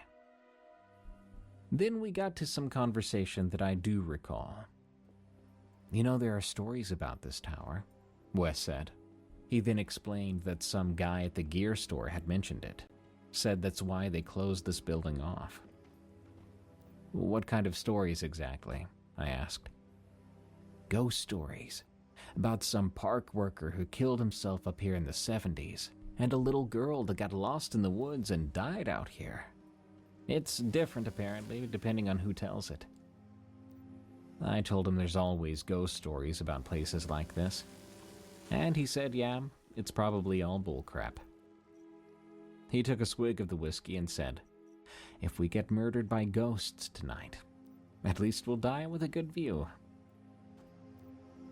By midnight, we were both properly drunk and exhausted from the hike. We crawled into our sleeping bags under a sky packed with more stars than I'd ever seen. The tower creaked and shifted a bit in the wind, but I was too tired to care. Actually, it was kind of peaceful, to be honest. I woke up suddenly sometime later. I have no idea what time it was then. And instantly, I had that unmistakable feeling of being watched. When I opened my eyes, I nearly peed myself right then. A small girl was standing over me, maybe only 2 feet from my face. She looked to be 7 or 8 years old, and she wore an old-fashioned dress with a pattern I couldn't make out from the dark. Her hair was wet, clinging to her pale face in clumps. She was just staring, not moving, not making any noise. I blinked hard, telling myself in my head, I'm either dreaming or I'm drunk. When I opened my eyes again, she was gone. My heart was pounding still, but I had successfully convinced myself it was a nightmare mixed with all my drinking, with no help from Wes's ghost story thing. I rolled over and went back to sleep. The second time I woke up, it was much, much worse. She was sitting on my chest, her face mere inches from mine. Close enough, I could feel the cold coming off of her skin, which was like ice. Her eyes were wide open and unblinking, with none of the shine or moisture of living eyes. Water dripped from her hair onto my sleeping bag and face. I could make out her dress now, a faded blue thing with small flowers, the kind no kid had worn in decades, from my experience. I gasped, and she was gone again, instantly, like someone had switched off a projector. I sat up, panting, and fumbled for my phone. It said 2:17 a.m. The temperature had dropped a bit. I could see my breath. "Wes, dude," I said. "Wes, wake up!" He didn't even budge. I reached over and shook him as hard as I could, but he just mumbled something and rolled away from me. It was unnaturally difficult to wake the guy. I was starting to think maybe we shouldn't have brought the whiskey. When I looked around, I noticed things had been moved. My backpack, which I'd left zipped up near the stairs, was now in the center of the room, and all my stuff had been yanked out and scattered, like someone had dumped it out and pawed through everything. I saw Wes's camera had been moved from inside the cabin to the edge of the platform. I heard a sound then, like soft footsteps. Light like a child's, accompanied by a quiet humming sound that wasn't quite a tune. Just disjointed notes that made my skin crawl.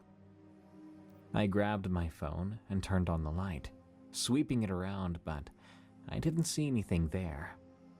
As I turned it off, I saw the girl in the corner of my vision, standing in the cabin doorway. When I whipped my head around, she was gone. This happened 3 more times. She'd appear somewhere in my peripheral vision, but vanish when I tried to look directly at her. Always silent, but always staring too. I saw footprints too, small wet footprints on the wooden platform. They circled around our sleeping bags, sometimes stopping right next to my head or Wes's feet. By now I was so horrified. I was sitting fully upright, my back against the railing. I had my knife in my hand, though I wasn't sure how useful it would be. because this little girl didn't seem like a normal little girl. The temperature kept dropping until it felt like winter. Around 3 a.m., I saw her again, standing at the foot of our sleeping bags. There was a puddle of water around her bare feet, and her dress appeared even more wet than before. She stared at me with dead eyes, and then slowly raised her arm, pointing down through the platform. I didn't move. She kept pointing, insisting on something, but didn't make a sound. She then tilted her head at an angle that wasn't physically possible, nearly sideways on her shoulders. Her expression never changed. What happened next really broke me. She dropped down to all fours and began to crawl towards us. When she crawled, the joints in her arms and legs seemed to bend all wrong, and her head was twisted. She moved like something studying human movement, but unable to truly get it right. She made it to the edge of the sleeping bag, then impossibly began to crawl up the cabin wall. Wes finally woke up. He sat up disoriented. "What the heck, man?" he mumbled, then saw where I was staring. The girl was now on the ceiling looking down at us, her wet hair hanging toward the floor, defying gravity. She opened her mouth, impossibly wide, and no sound came out. I screamed at Wes to run. I was already scrambling for the stairs when I said it. We left most of our gear behind, grabbing just our phones and car keys. The stairs felt endless when we ran, but I think I'd rather fall off the platform than stay there any longer. We spent the night hiking back through the woods, getting lost repeatedly and jumping at noises. By dawn, we made it back to the car. We drove away, laughing like maniacs after about 10 minutes, when we realized we were safe, and we realized what had happened. I know you might hear this story, and you might chalk it up to drunken nightmares or waking dreams of disoriented guys, and you might be right. Maybe we drank too much. Maybe the cold got to us. Maybe this specific combination of circumstances made us hallucinate. But tell me this, how do two different guys, awake at different times, hallucinate the exact same thing in the exact same spot? Tell me that. Otherwise, I'm of the belief that we saw a ghost girl in that Firewatch Tower. If you happen to find an abandoned Firewatch Tower in Black Rock Mountain State Park, leave it alone or prepare for the night of your life.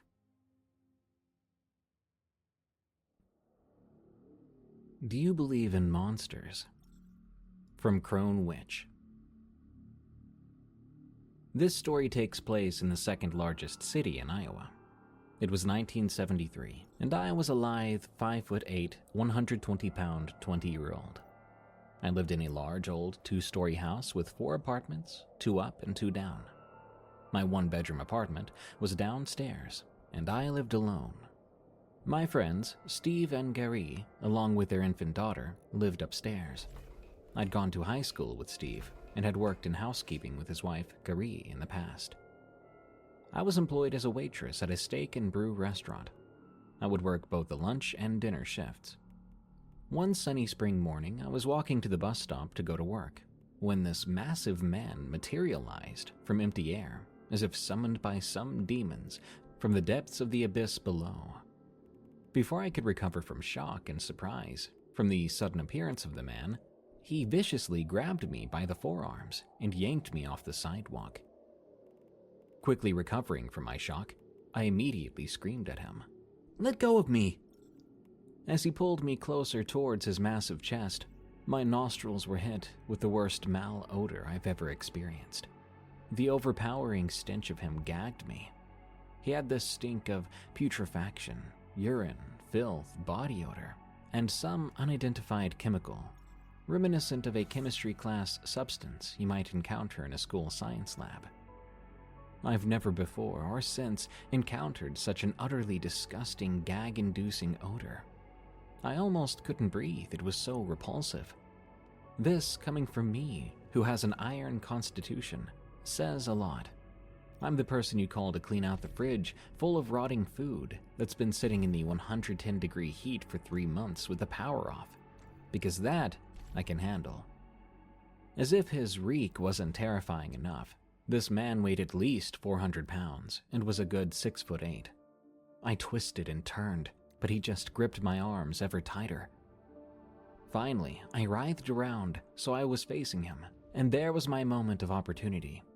If I could get him to loosen his grip on me for a mere millisecond, I might be able to make a break for it, I thought. There was no traffic, no people passing by. I was on my own. He said, "You're coming with me, and you're gonna do what I say." "Screw you," I said, and I kicked him square in the crotch as hard as I could. He groaned as his grip momentarily loosened on my arms. I wrenched myself away and ran as fast as I could, 5 blocks to the bus stop. I didn't even look behind me once to see if he was there or following me. I didn't want to see him if he were right behind me. I'd hoped, correctly, that I could easily outrun him due to his extreme size, and I certainly didn't want to slow down to look behind me in case he was there. I was shaking as I boarded the bus to work. When I got to work, the boss and other waitresses asked me what happened. They saw these giant handprints on my arms that clearly defined his huge fingers on my flesh. My skin was already turning awful shades of green, blue, and black. I told them about my encounter on the way to the bus stop. Horrified, they insisted I call the police. But I just wanted to put it behind me and get on with my day. I figured I most likely would never see this random stranger ever again, or at least that's what I told myself. That night after work, I took the bus back and walked the 5 blocks home from the bus stop as usual.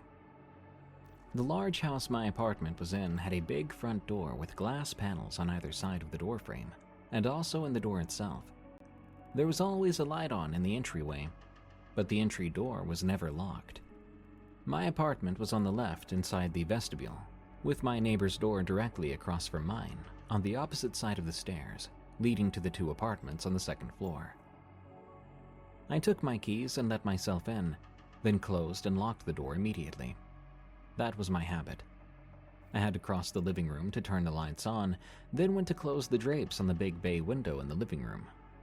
As I did this, the same man who had assaulted me earlier jumped up from the shrubbery by the window and glared at me with pure anger and violence in his expression. My jaw dropped as I jumped away from the window in horror and shock. In a flash, he was in the entryway pounding on my door, shaking it in its very frame. He screamed at me, "Let me in! If you don't, I'm going to break it down and have my way with you, and then I'm gonna kill you." I was certain the door was going to come off its hinges any moment. It was just a cheap wooden interior door, after all.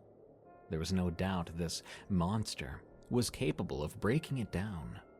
I screamed back at him to go away because I was not going to open my door.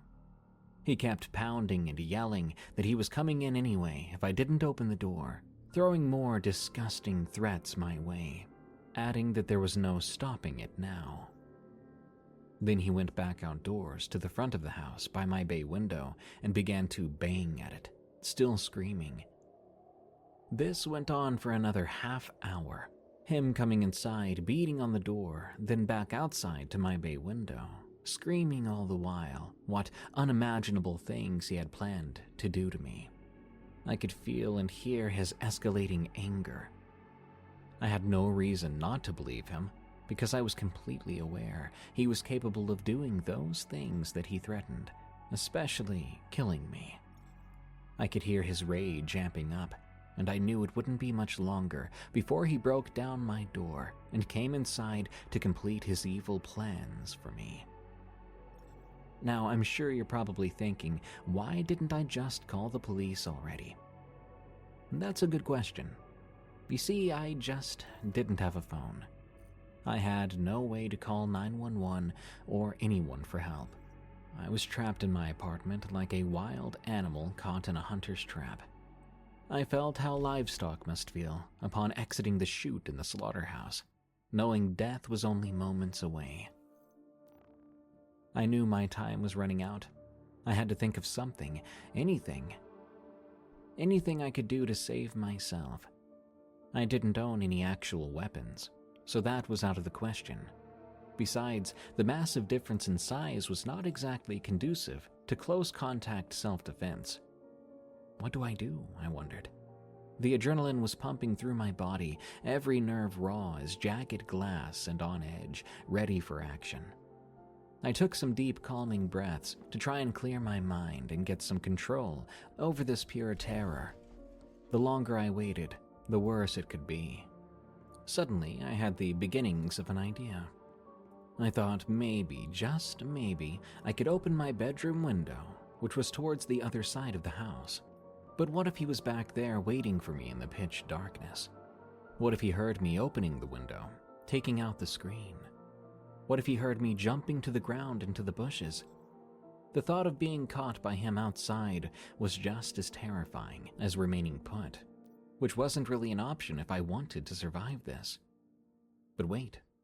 Maybe if I made it outside undetected, I might be able to run around to the back of the house. There was a rear stairway there, probably for the household help back in the day. It was always unlit and pitch black, but the narrow and steep stairway had but a single exit point to my friends Steve and Garie's rear door. No one really ever used those stairs. There was no light source in the cramped stairwell, so consequently, it was cloaked in an opaque pitch blackness. I felt fairly confident they would be home, as they rarely ever left their apartment. One of them surely had to be there, and they would have a phone. So now I had a plan. I bolted into the bedroom and began to open the old wood-framed window, trying to be as quiet as possible, while the wood complained around the pane of glass in its center. Great. The window was raised, and it was time to take out the old wood-framed screen from the window sash, without making a sound. It came free from its confines with a pretty audible scrape. Oh, God. It was the hardest thing I had to do, launching myself out the window into the blackness cloaking the house, into the untidy shrubbery beneath. My heart pounded in my ears. It seemed so loud that anyone nearby could clearly hear it thump, thump, thumping away. Trying to control the rushing blood and heat in my body, I held my breath, hoping the madman was not in these bushes, and had not registered the soft thud and rustling of the bushes I'd made as I landed. I felt exposed outside, but I swallowed my terror down. I then made a mad dash around to the back, running and stumbling up those steep stairs in the dark. I knocked on my friend's door, praying they would hear me and answer my cries. And oh, please be fast, I thought, before he discovers me.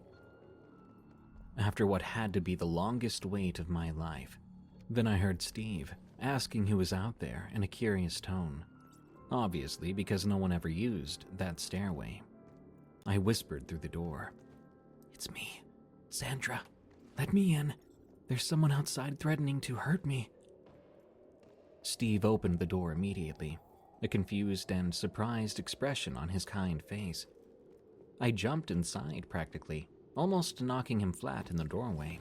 I then locked the deadbolt latch. Catching my breath a little, I shakily told my friend what was going on. Wasting no time, he dialed 911 and explained the situation, providing the address. We waited silently in the apartment for the police to arrive, and I remained wide-eyed in total fear. To my surprise, a short time later, the police were knocking on my friend's door. They informed me the man was captured hiding in the bushes under my front window. They were familiar with this man, too. He'd apparently escaped from some institute nearby, and they'd been looking for him.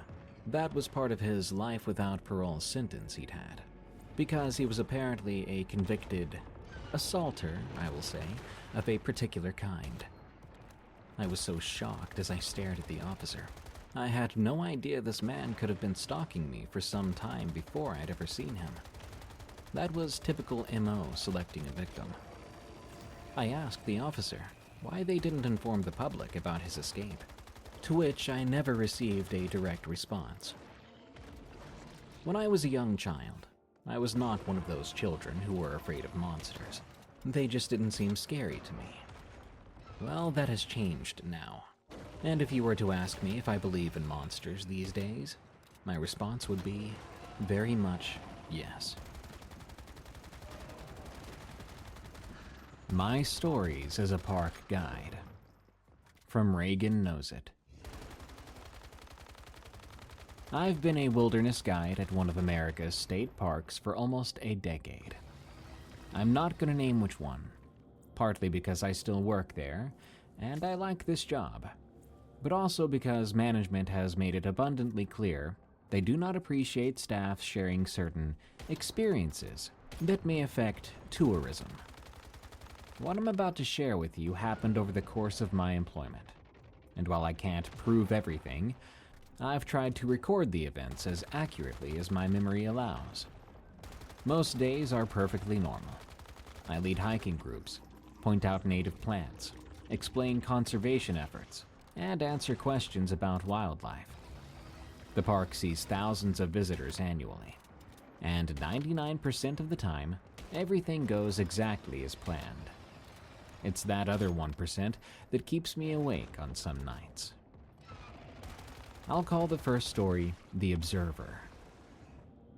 This incident began about 4 years into my employment. I was leading an early morning bird-watching hike when I noticed him, a tall, rail-thin man standing just off the trail. He was not dressed like our typical visitors. While most people wore appropriate hiking gear, he had on a button-up shirt, slacks, and dress shoes that looked decades out of style. Not exactly wilderness attire. He wasn't even part of my group, but I nodded politely as we passed. He didn't acknowledge me, just stood perfectly still, watching us through thick glasses. I thought it was odd, but I figured he was just socially awkward and continued the tour. Over the next few weeks, I kept seeing the man. Always alone, always in similar outdated clothing regardless of weather, and always watching. Not the scenery, though. He was watching the people. He carried a small notebook and would write in it whenever visitors or staff did anything, however mundane. After the third sighting, I mentioned him to my supervisor. I'll just call him Dave. "Oh, you mean the accountant," Dave said with a shrug. "He's harmless. Been coming here for years." "The accountant?" I asked. "That's what we call him. Nobody knows his real name. He never causes trouble so far, so management leaves him alone." That might have been the end of it, but a month later, I was leading a geology walk when I spotted him again. This time he was methodically photographing our park vehicles in the staff parking lot. Something about his systematic approach really bothered me. During my lunch break, I decided to approach him. As I got closer, I noticed he was mapping out something in his notebook. It appeared to be the staff parking area, with license plate numbers carefully documented. "Excuse me, sir, can I help you with something?" I asked. He looked up, his expression unnervingly blank. "I'm cataloging," he said, voice flat. "Cataloging what exactly?" "Patterns, personnel movements, access points." He flipped through his notebook, showing pages of staff names, arrival times, and vehicle information. My name was in there, with surprising details about my schedule. "Why are you tracking park employees?" I asked, trying to hide my unease. "This isn't the only location," he replied, ignoring my question. "There are 17 others, all connected. Do you have special permissions?"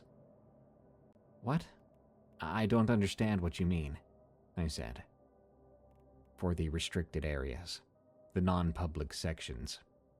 He leaned in closer. Have you seen anything unusual during your employment? I radioed security, but by the time they arrived, the man had walked away. I filed a report, but management didn't seem particularly concerned. They confirmed he had been visiting regularly for at least 15 years, yet somehow we had no actual ID of him on file. The observer disappeared for about 6 months after that. When he returned, something was different. His hair color had changed slightly, wore different glasses, but his mannerisms and clothing style remained identical. It was as if someone had created a slightly updated version of him. He still visits occasionally. Other staff have reported him asking similar questions about restricted areas and special permissions. Management never removes him from the premises, despite some visitor complaints about his staring. Sometimes I wonder if they know exactly who he is, and that frightens me more than the man himself. The next story I'm going to share with you I'll call the Creek Crawler. This one is harder to rationalize away. It started with rumors among the seasonal guides about something living in the Northern Creek system. Most dismissed it as the usual campfire tales, used to spook newbies. But there was some consistency in the reports that made me curious. Indigenous legends of the area mentioned a skin thief, or hollow man that hunted near the water, though most anthropologists classify these as cautionary tales to keep children away from dangerous waterways. Last August, we received warning of a severe thunderstorm system approaching the park. Standard procedure is to evacuate all backcountry campsites. I was assigned to check a remote site near the Northern Creek, the same area featured in those legends.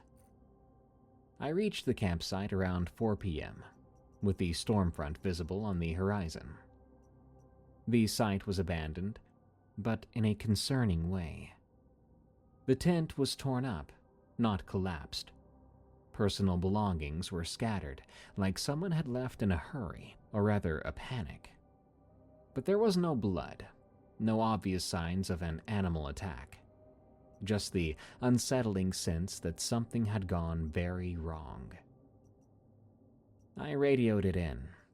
I was told to return immediately, due to the encroaching storm. The fastest route back was the Creek Trail, which follows the water for about 3 miles before connecting to the main path. With darkness falling early due to the storm clouds, visibility was poor. About a mile in, I heard splashing in the creek that did not match the pattern of flowing water. Initially, I assumed it was wildlife. We've got otters and beavers and deer, but the splashing seemed to be following my movements. When I stopped, it would stop too, and when I began to walk again, it came with me. I quickened my pace, thoroughly convinced it was just my nerves and the approaching storm playing tricks on my hearing. That's when I caught movement in my peripheral vision. There was definitely something pacing me in the creek bed. In the dim light, I could only make out a vague shape, but it appeared to be moving on all fours, in this awkward, unnatural manner. It was roughly human-sized, but moved with a jerky, crawling motion. No normal person would move that way. I told myself it must be a bear, though the movement pattern was still wrong. The trail eventually crossed the creek via a small footbridge. As I hurried across, I felt something reach up from below and grab hold of my ankle, with enough force to leave a bruise. I fell hard, dropping my flashlight, which rolled away and illuminated something pulling itself up onto the bridge.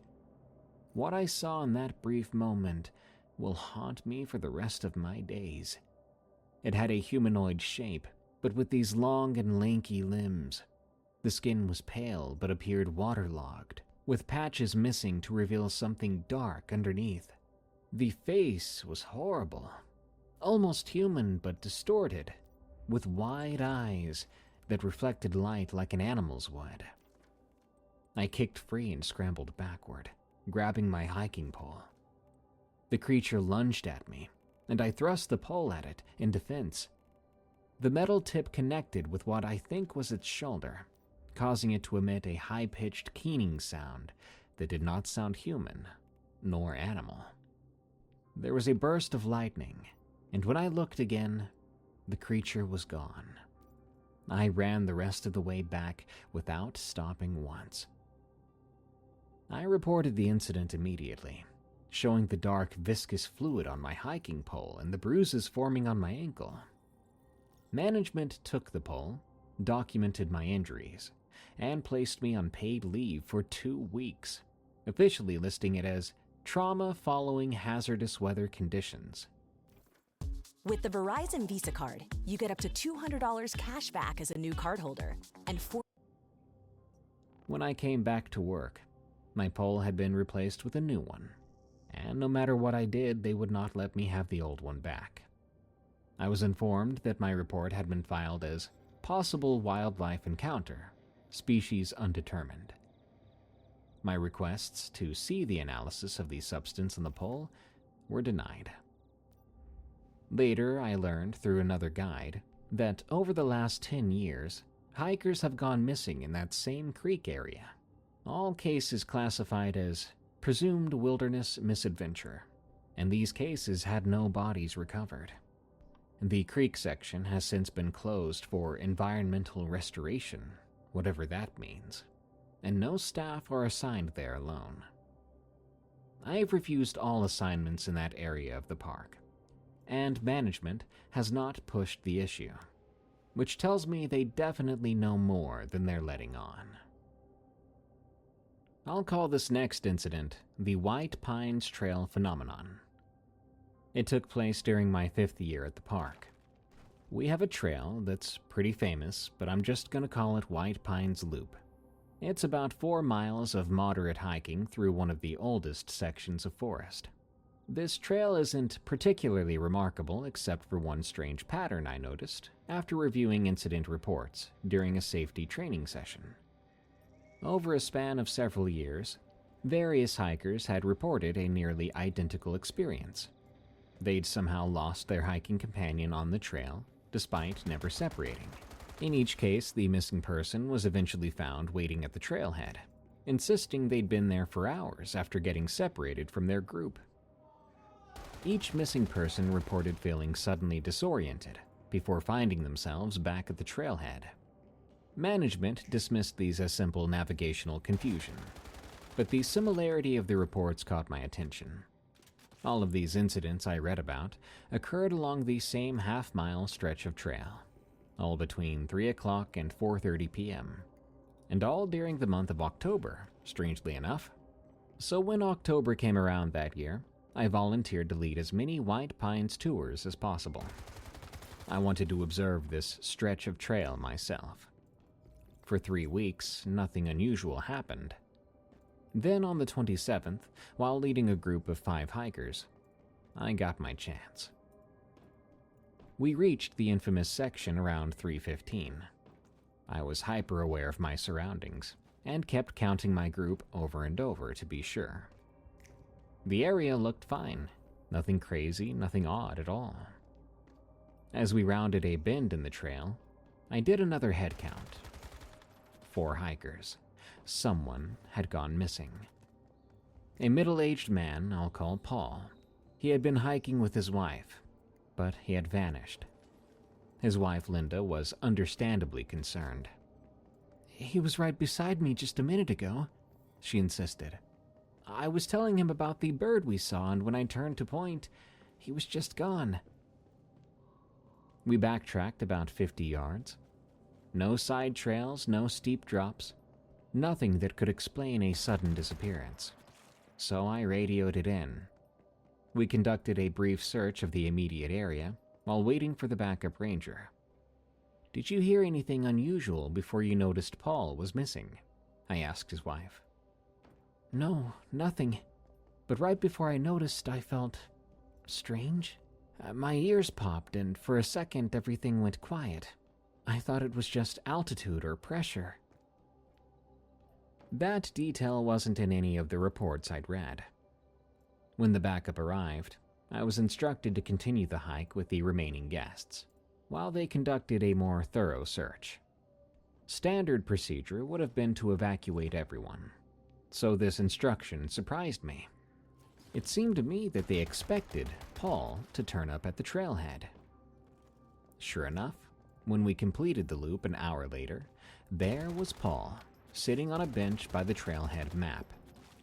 He looked unharmed, but bewildered. A park ranger was already with him, taking notes.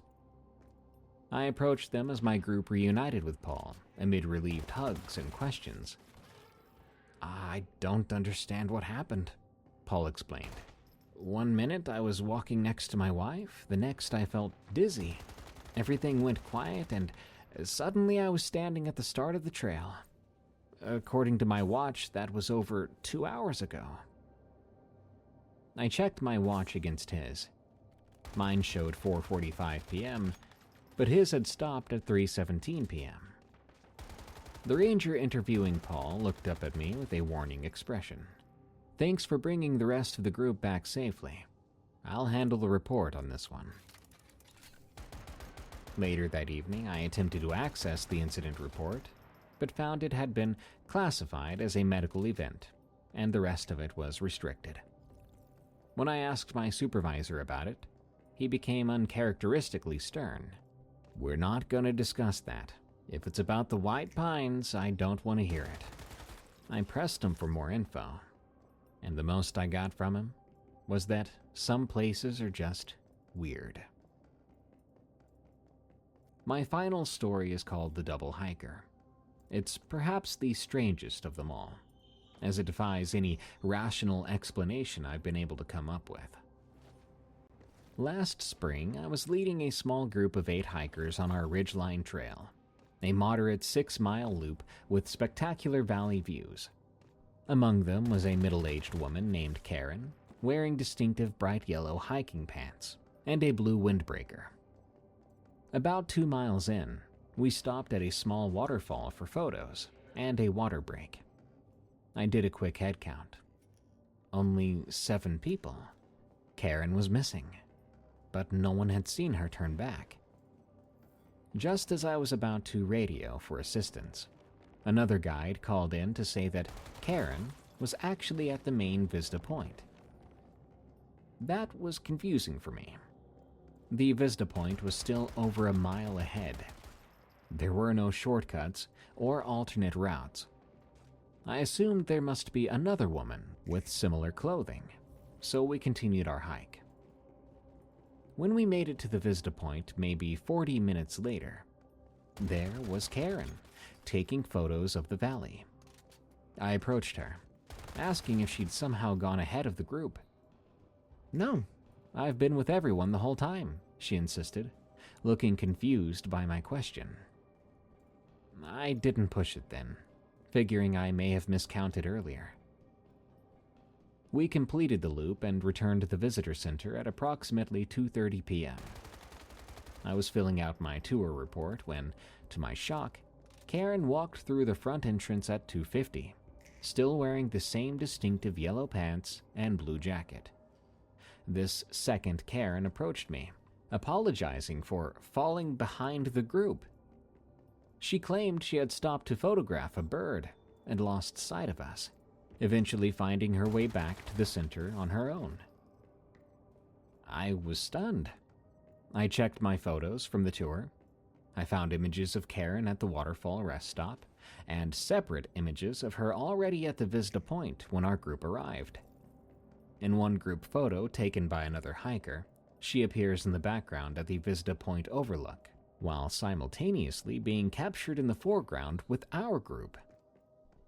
I discreetly showed these photos to Karen, expecting her to have some explanation, maybe a twin or a relative of some sort. The color drained from her face as she stared at the images. That's That's not possible, she whispered. I could see her hands shaking as she held my camera. I was never at the Overlook ahead of the group. That's me, definitely me, with the same clothes, the same everything, but it's not me. I don't remember making that pose or being there alone. When we checked the visitor center security footage, it clearly showed Karen entering with our group at 2:30, with no prior entry that day. Yet, my time-stamped photos showed her at the Vista Point well before our group arrived. As Karen reviewed her own camera, her distress grew. "These aren't my photos," she said, scrolling through images of trail sections we hadn't visited, rock formations not on our route. I didn't take these. I've never seen these places." Park administration intervened quickly, taking Karen to a private office and dismissing the tour group with complimentary passes. I was ordered to complete my report without mentioning the incident and to delete any photos I'd taken. I've never seen Karen again, but occasionally I receive visitor evaluation forms where the guests reference events or conversations from my tours that I have no memory of conducting, despite being logged as the guide of record.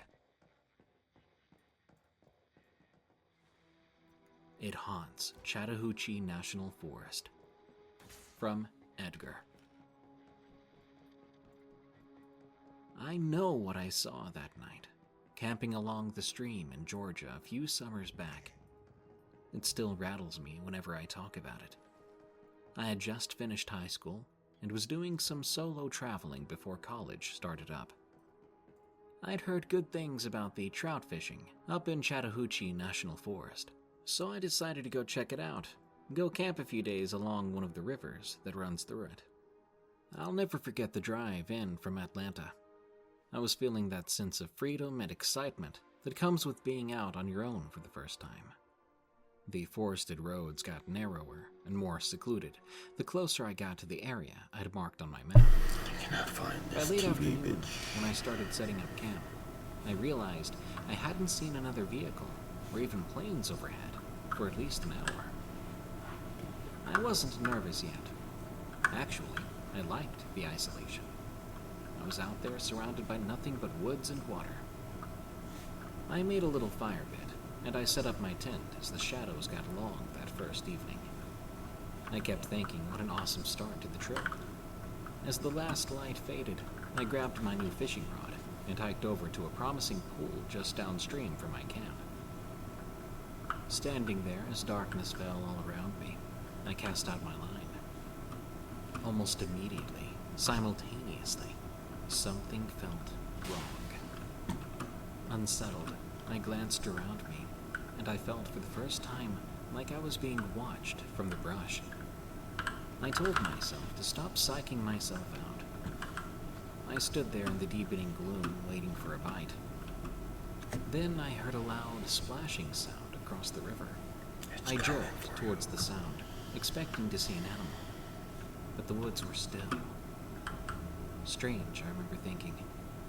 My breath sounded extra loud in the sudden silence. I tried to focus. I turned my back to fishing, and almost immediately something snatched my line and yanked back. Whatever it was pulled hard. I swore in shock, bracing myself against the pull. For several minutes, I grappled with whatever was on the other end. At first, I thought it was a huge trout, or maybe a heavy sunken log. But then the line went completely slack. I nearly toppled back. We have a 200-inch deer down on the ground. It don't get much better than this. Backwards at the abrupt lack of resistance, my heart hammering. I reeled my line in fast, half expecting to find my hook and lure shredded or missing. But they looked completely normal, undamaged when I got them up close.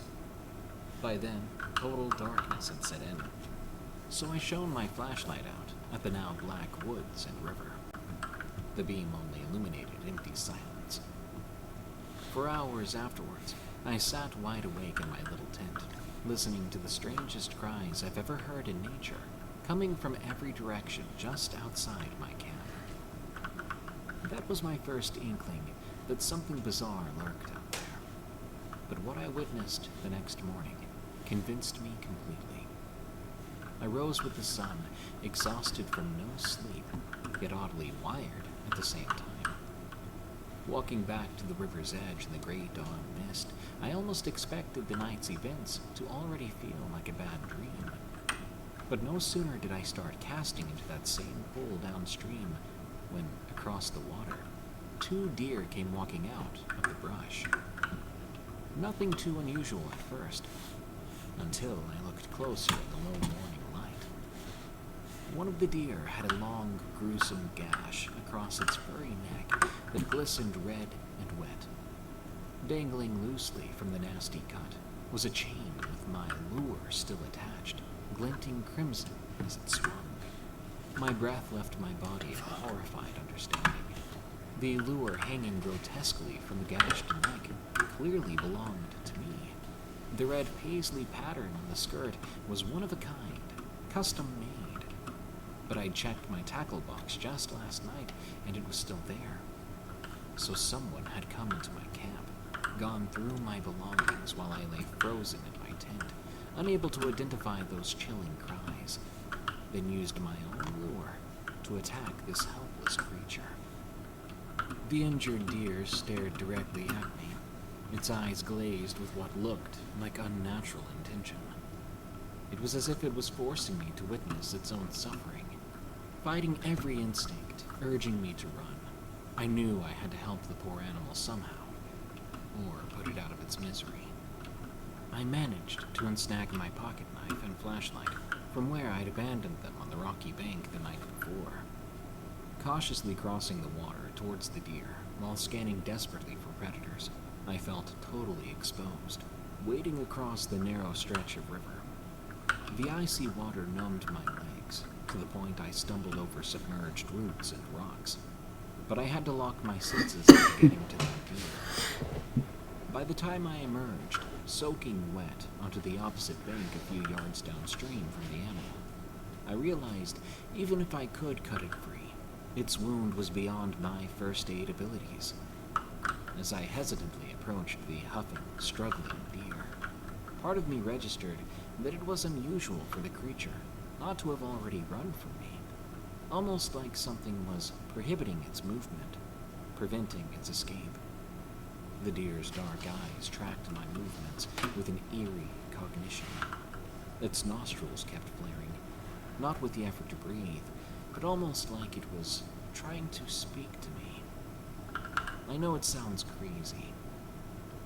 My hand shook as I reached with the knife towards the bloody gash, desperate to grant this helpless being mercy. Just before I made contact, a blast of fetid air rushed from the deer's mouth directly into my face. I stumbled back, gagging on the unnatural stench as a strange hissing noise seemed to form within the breath, almost language-like in its cadence, before it shifted into an anguished animal bleat. The deer's legs buckled in the same moment. I cried out, lurching forward to catch the creature in my arms as my knife clattered to the stones. Our eyes still locked in a bizarre connection as I eased the spasming animal to the ground. Blood continued to pump from the yawning neck wound, now soaking into my clothes and skin. Then, with a final, almost grateful look from its deep brown eyes, the deer went still. I knelt over its body, for I don't know how long, sobbing and shaking as the summer insects buzzed loudly around us. When I finally looked up and surveyed my surroundings, I had the disorienting sensation that the trees themselves had crowded closer in my distress, like spectators to a show.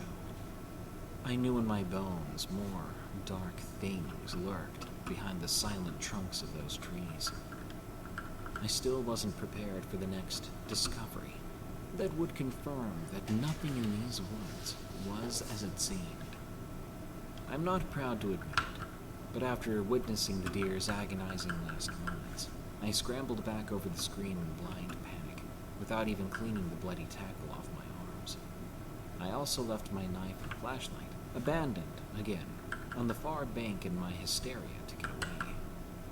There was no unseeing that awful sight, nor forgetting that lingering stench of decomposition that had flooded my nostrils when the deer had expelled its final wretched breath into my gaping mouth.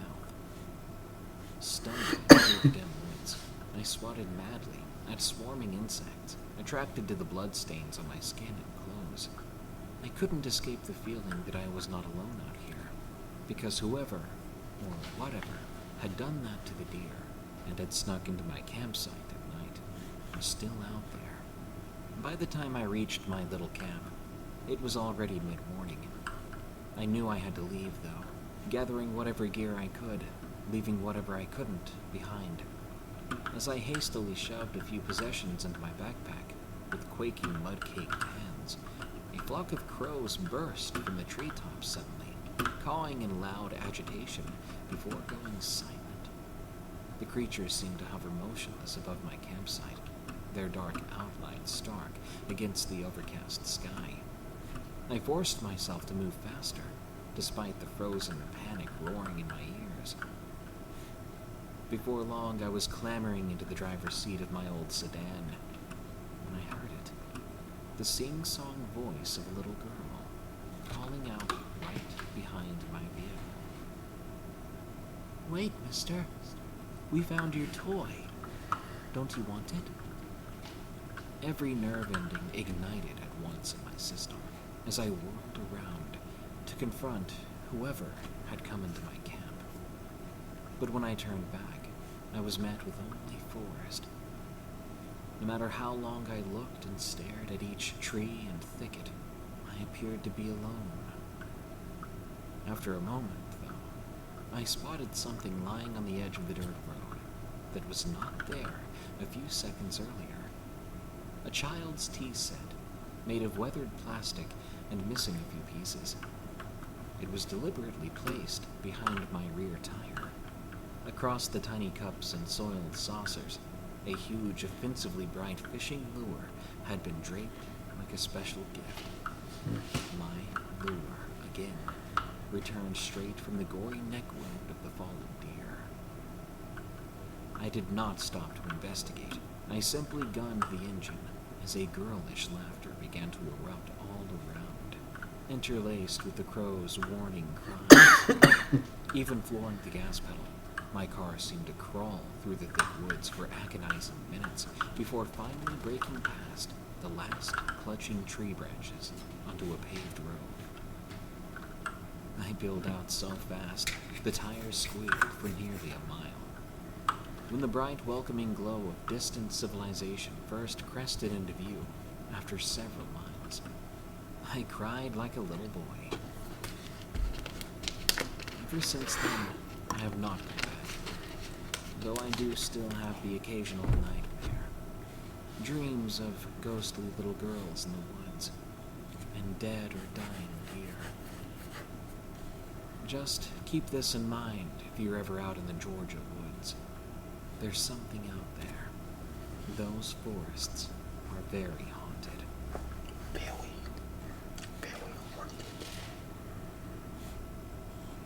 the fuck is this TV bitch at?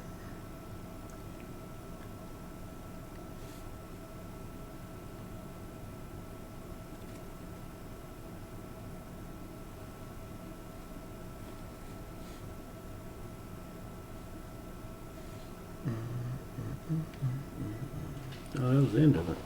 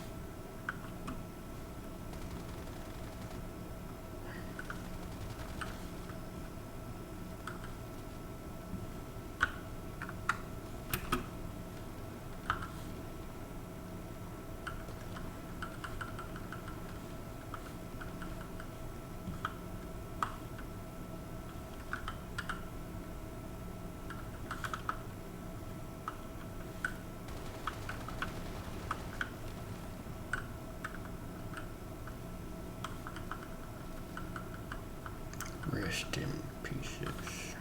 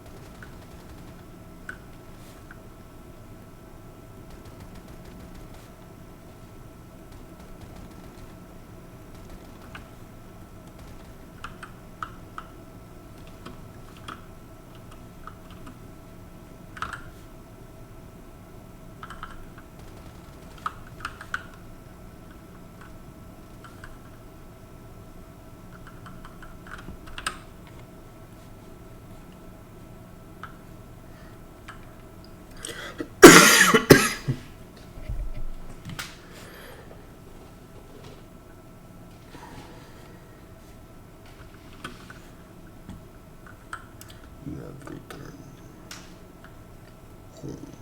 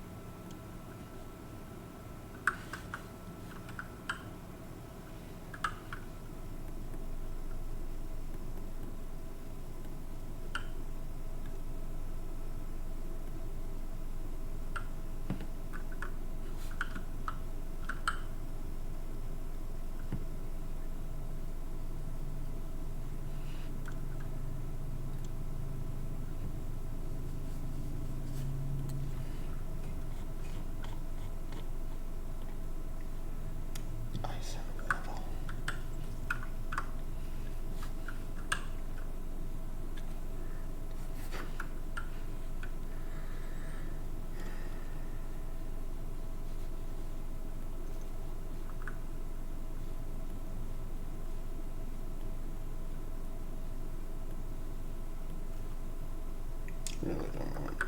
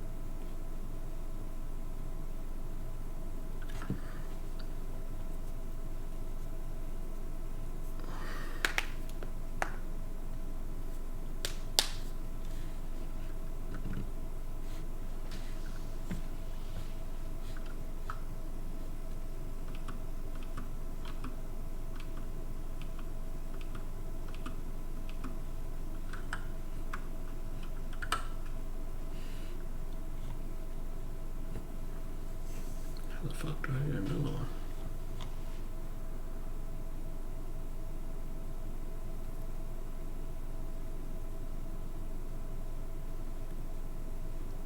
That's a lot of XP.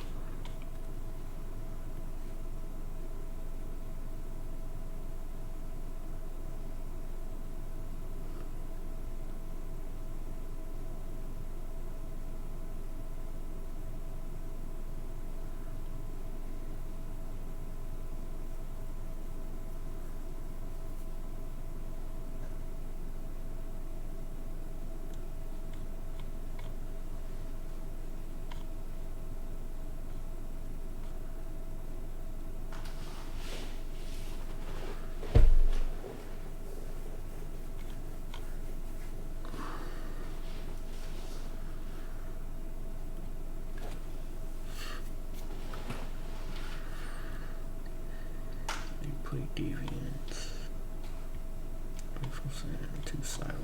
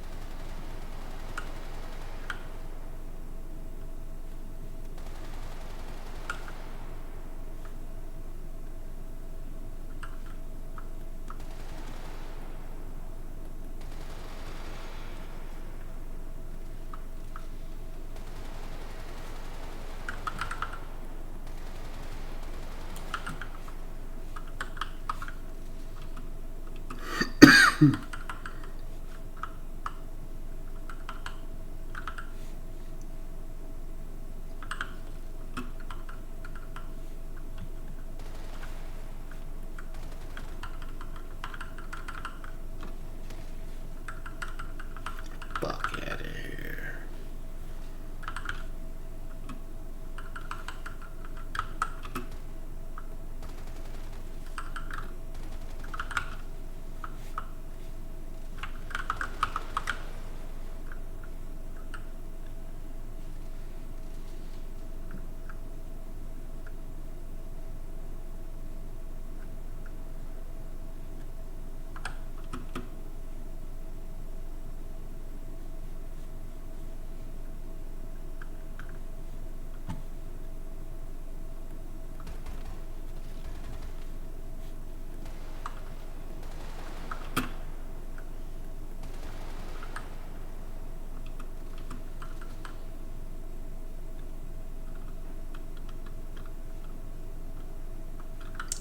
What's in here?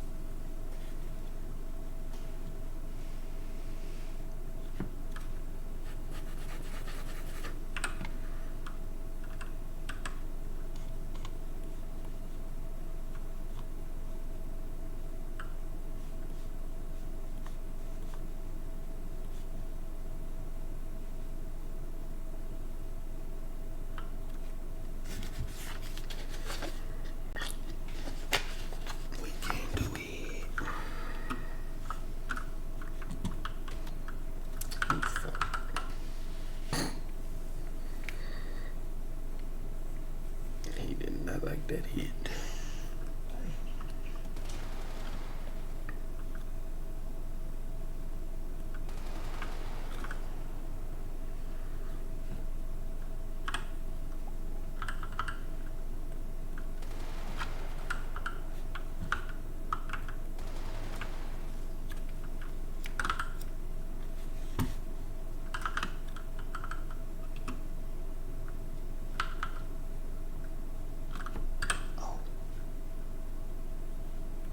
Pancake.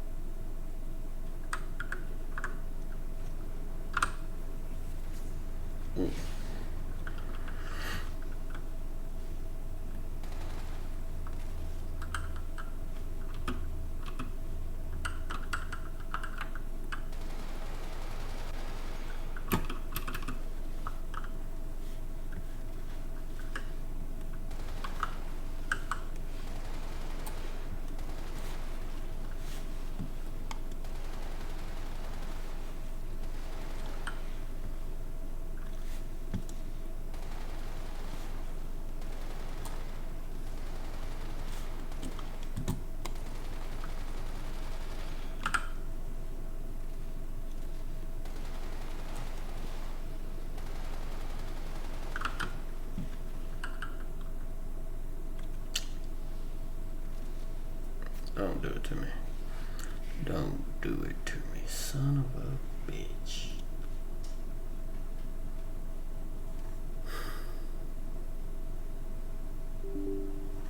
Lovely.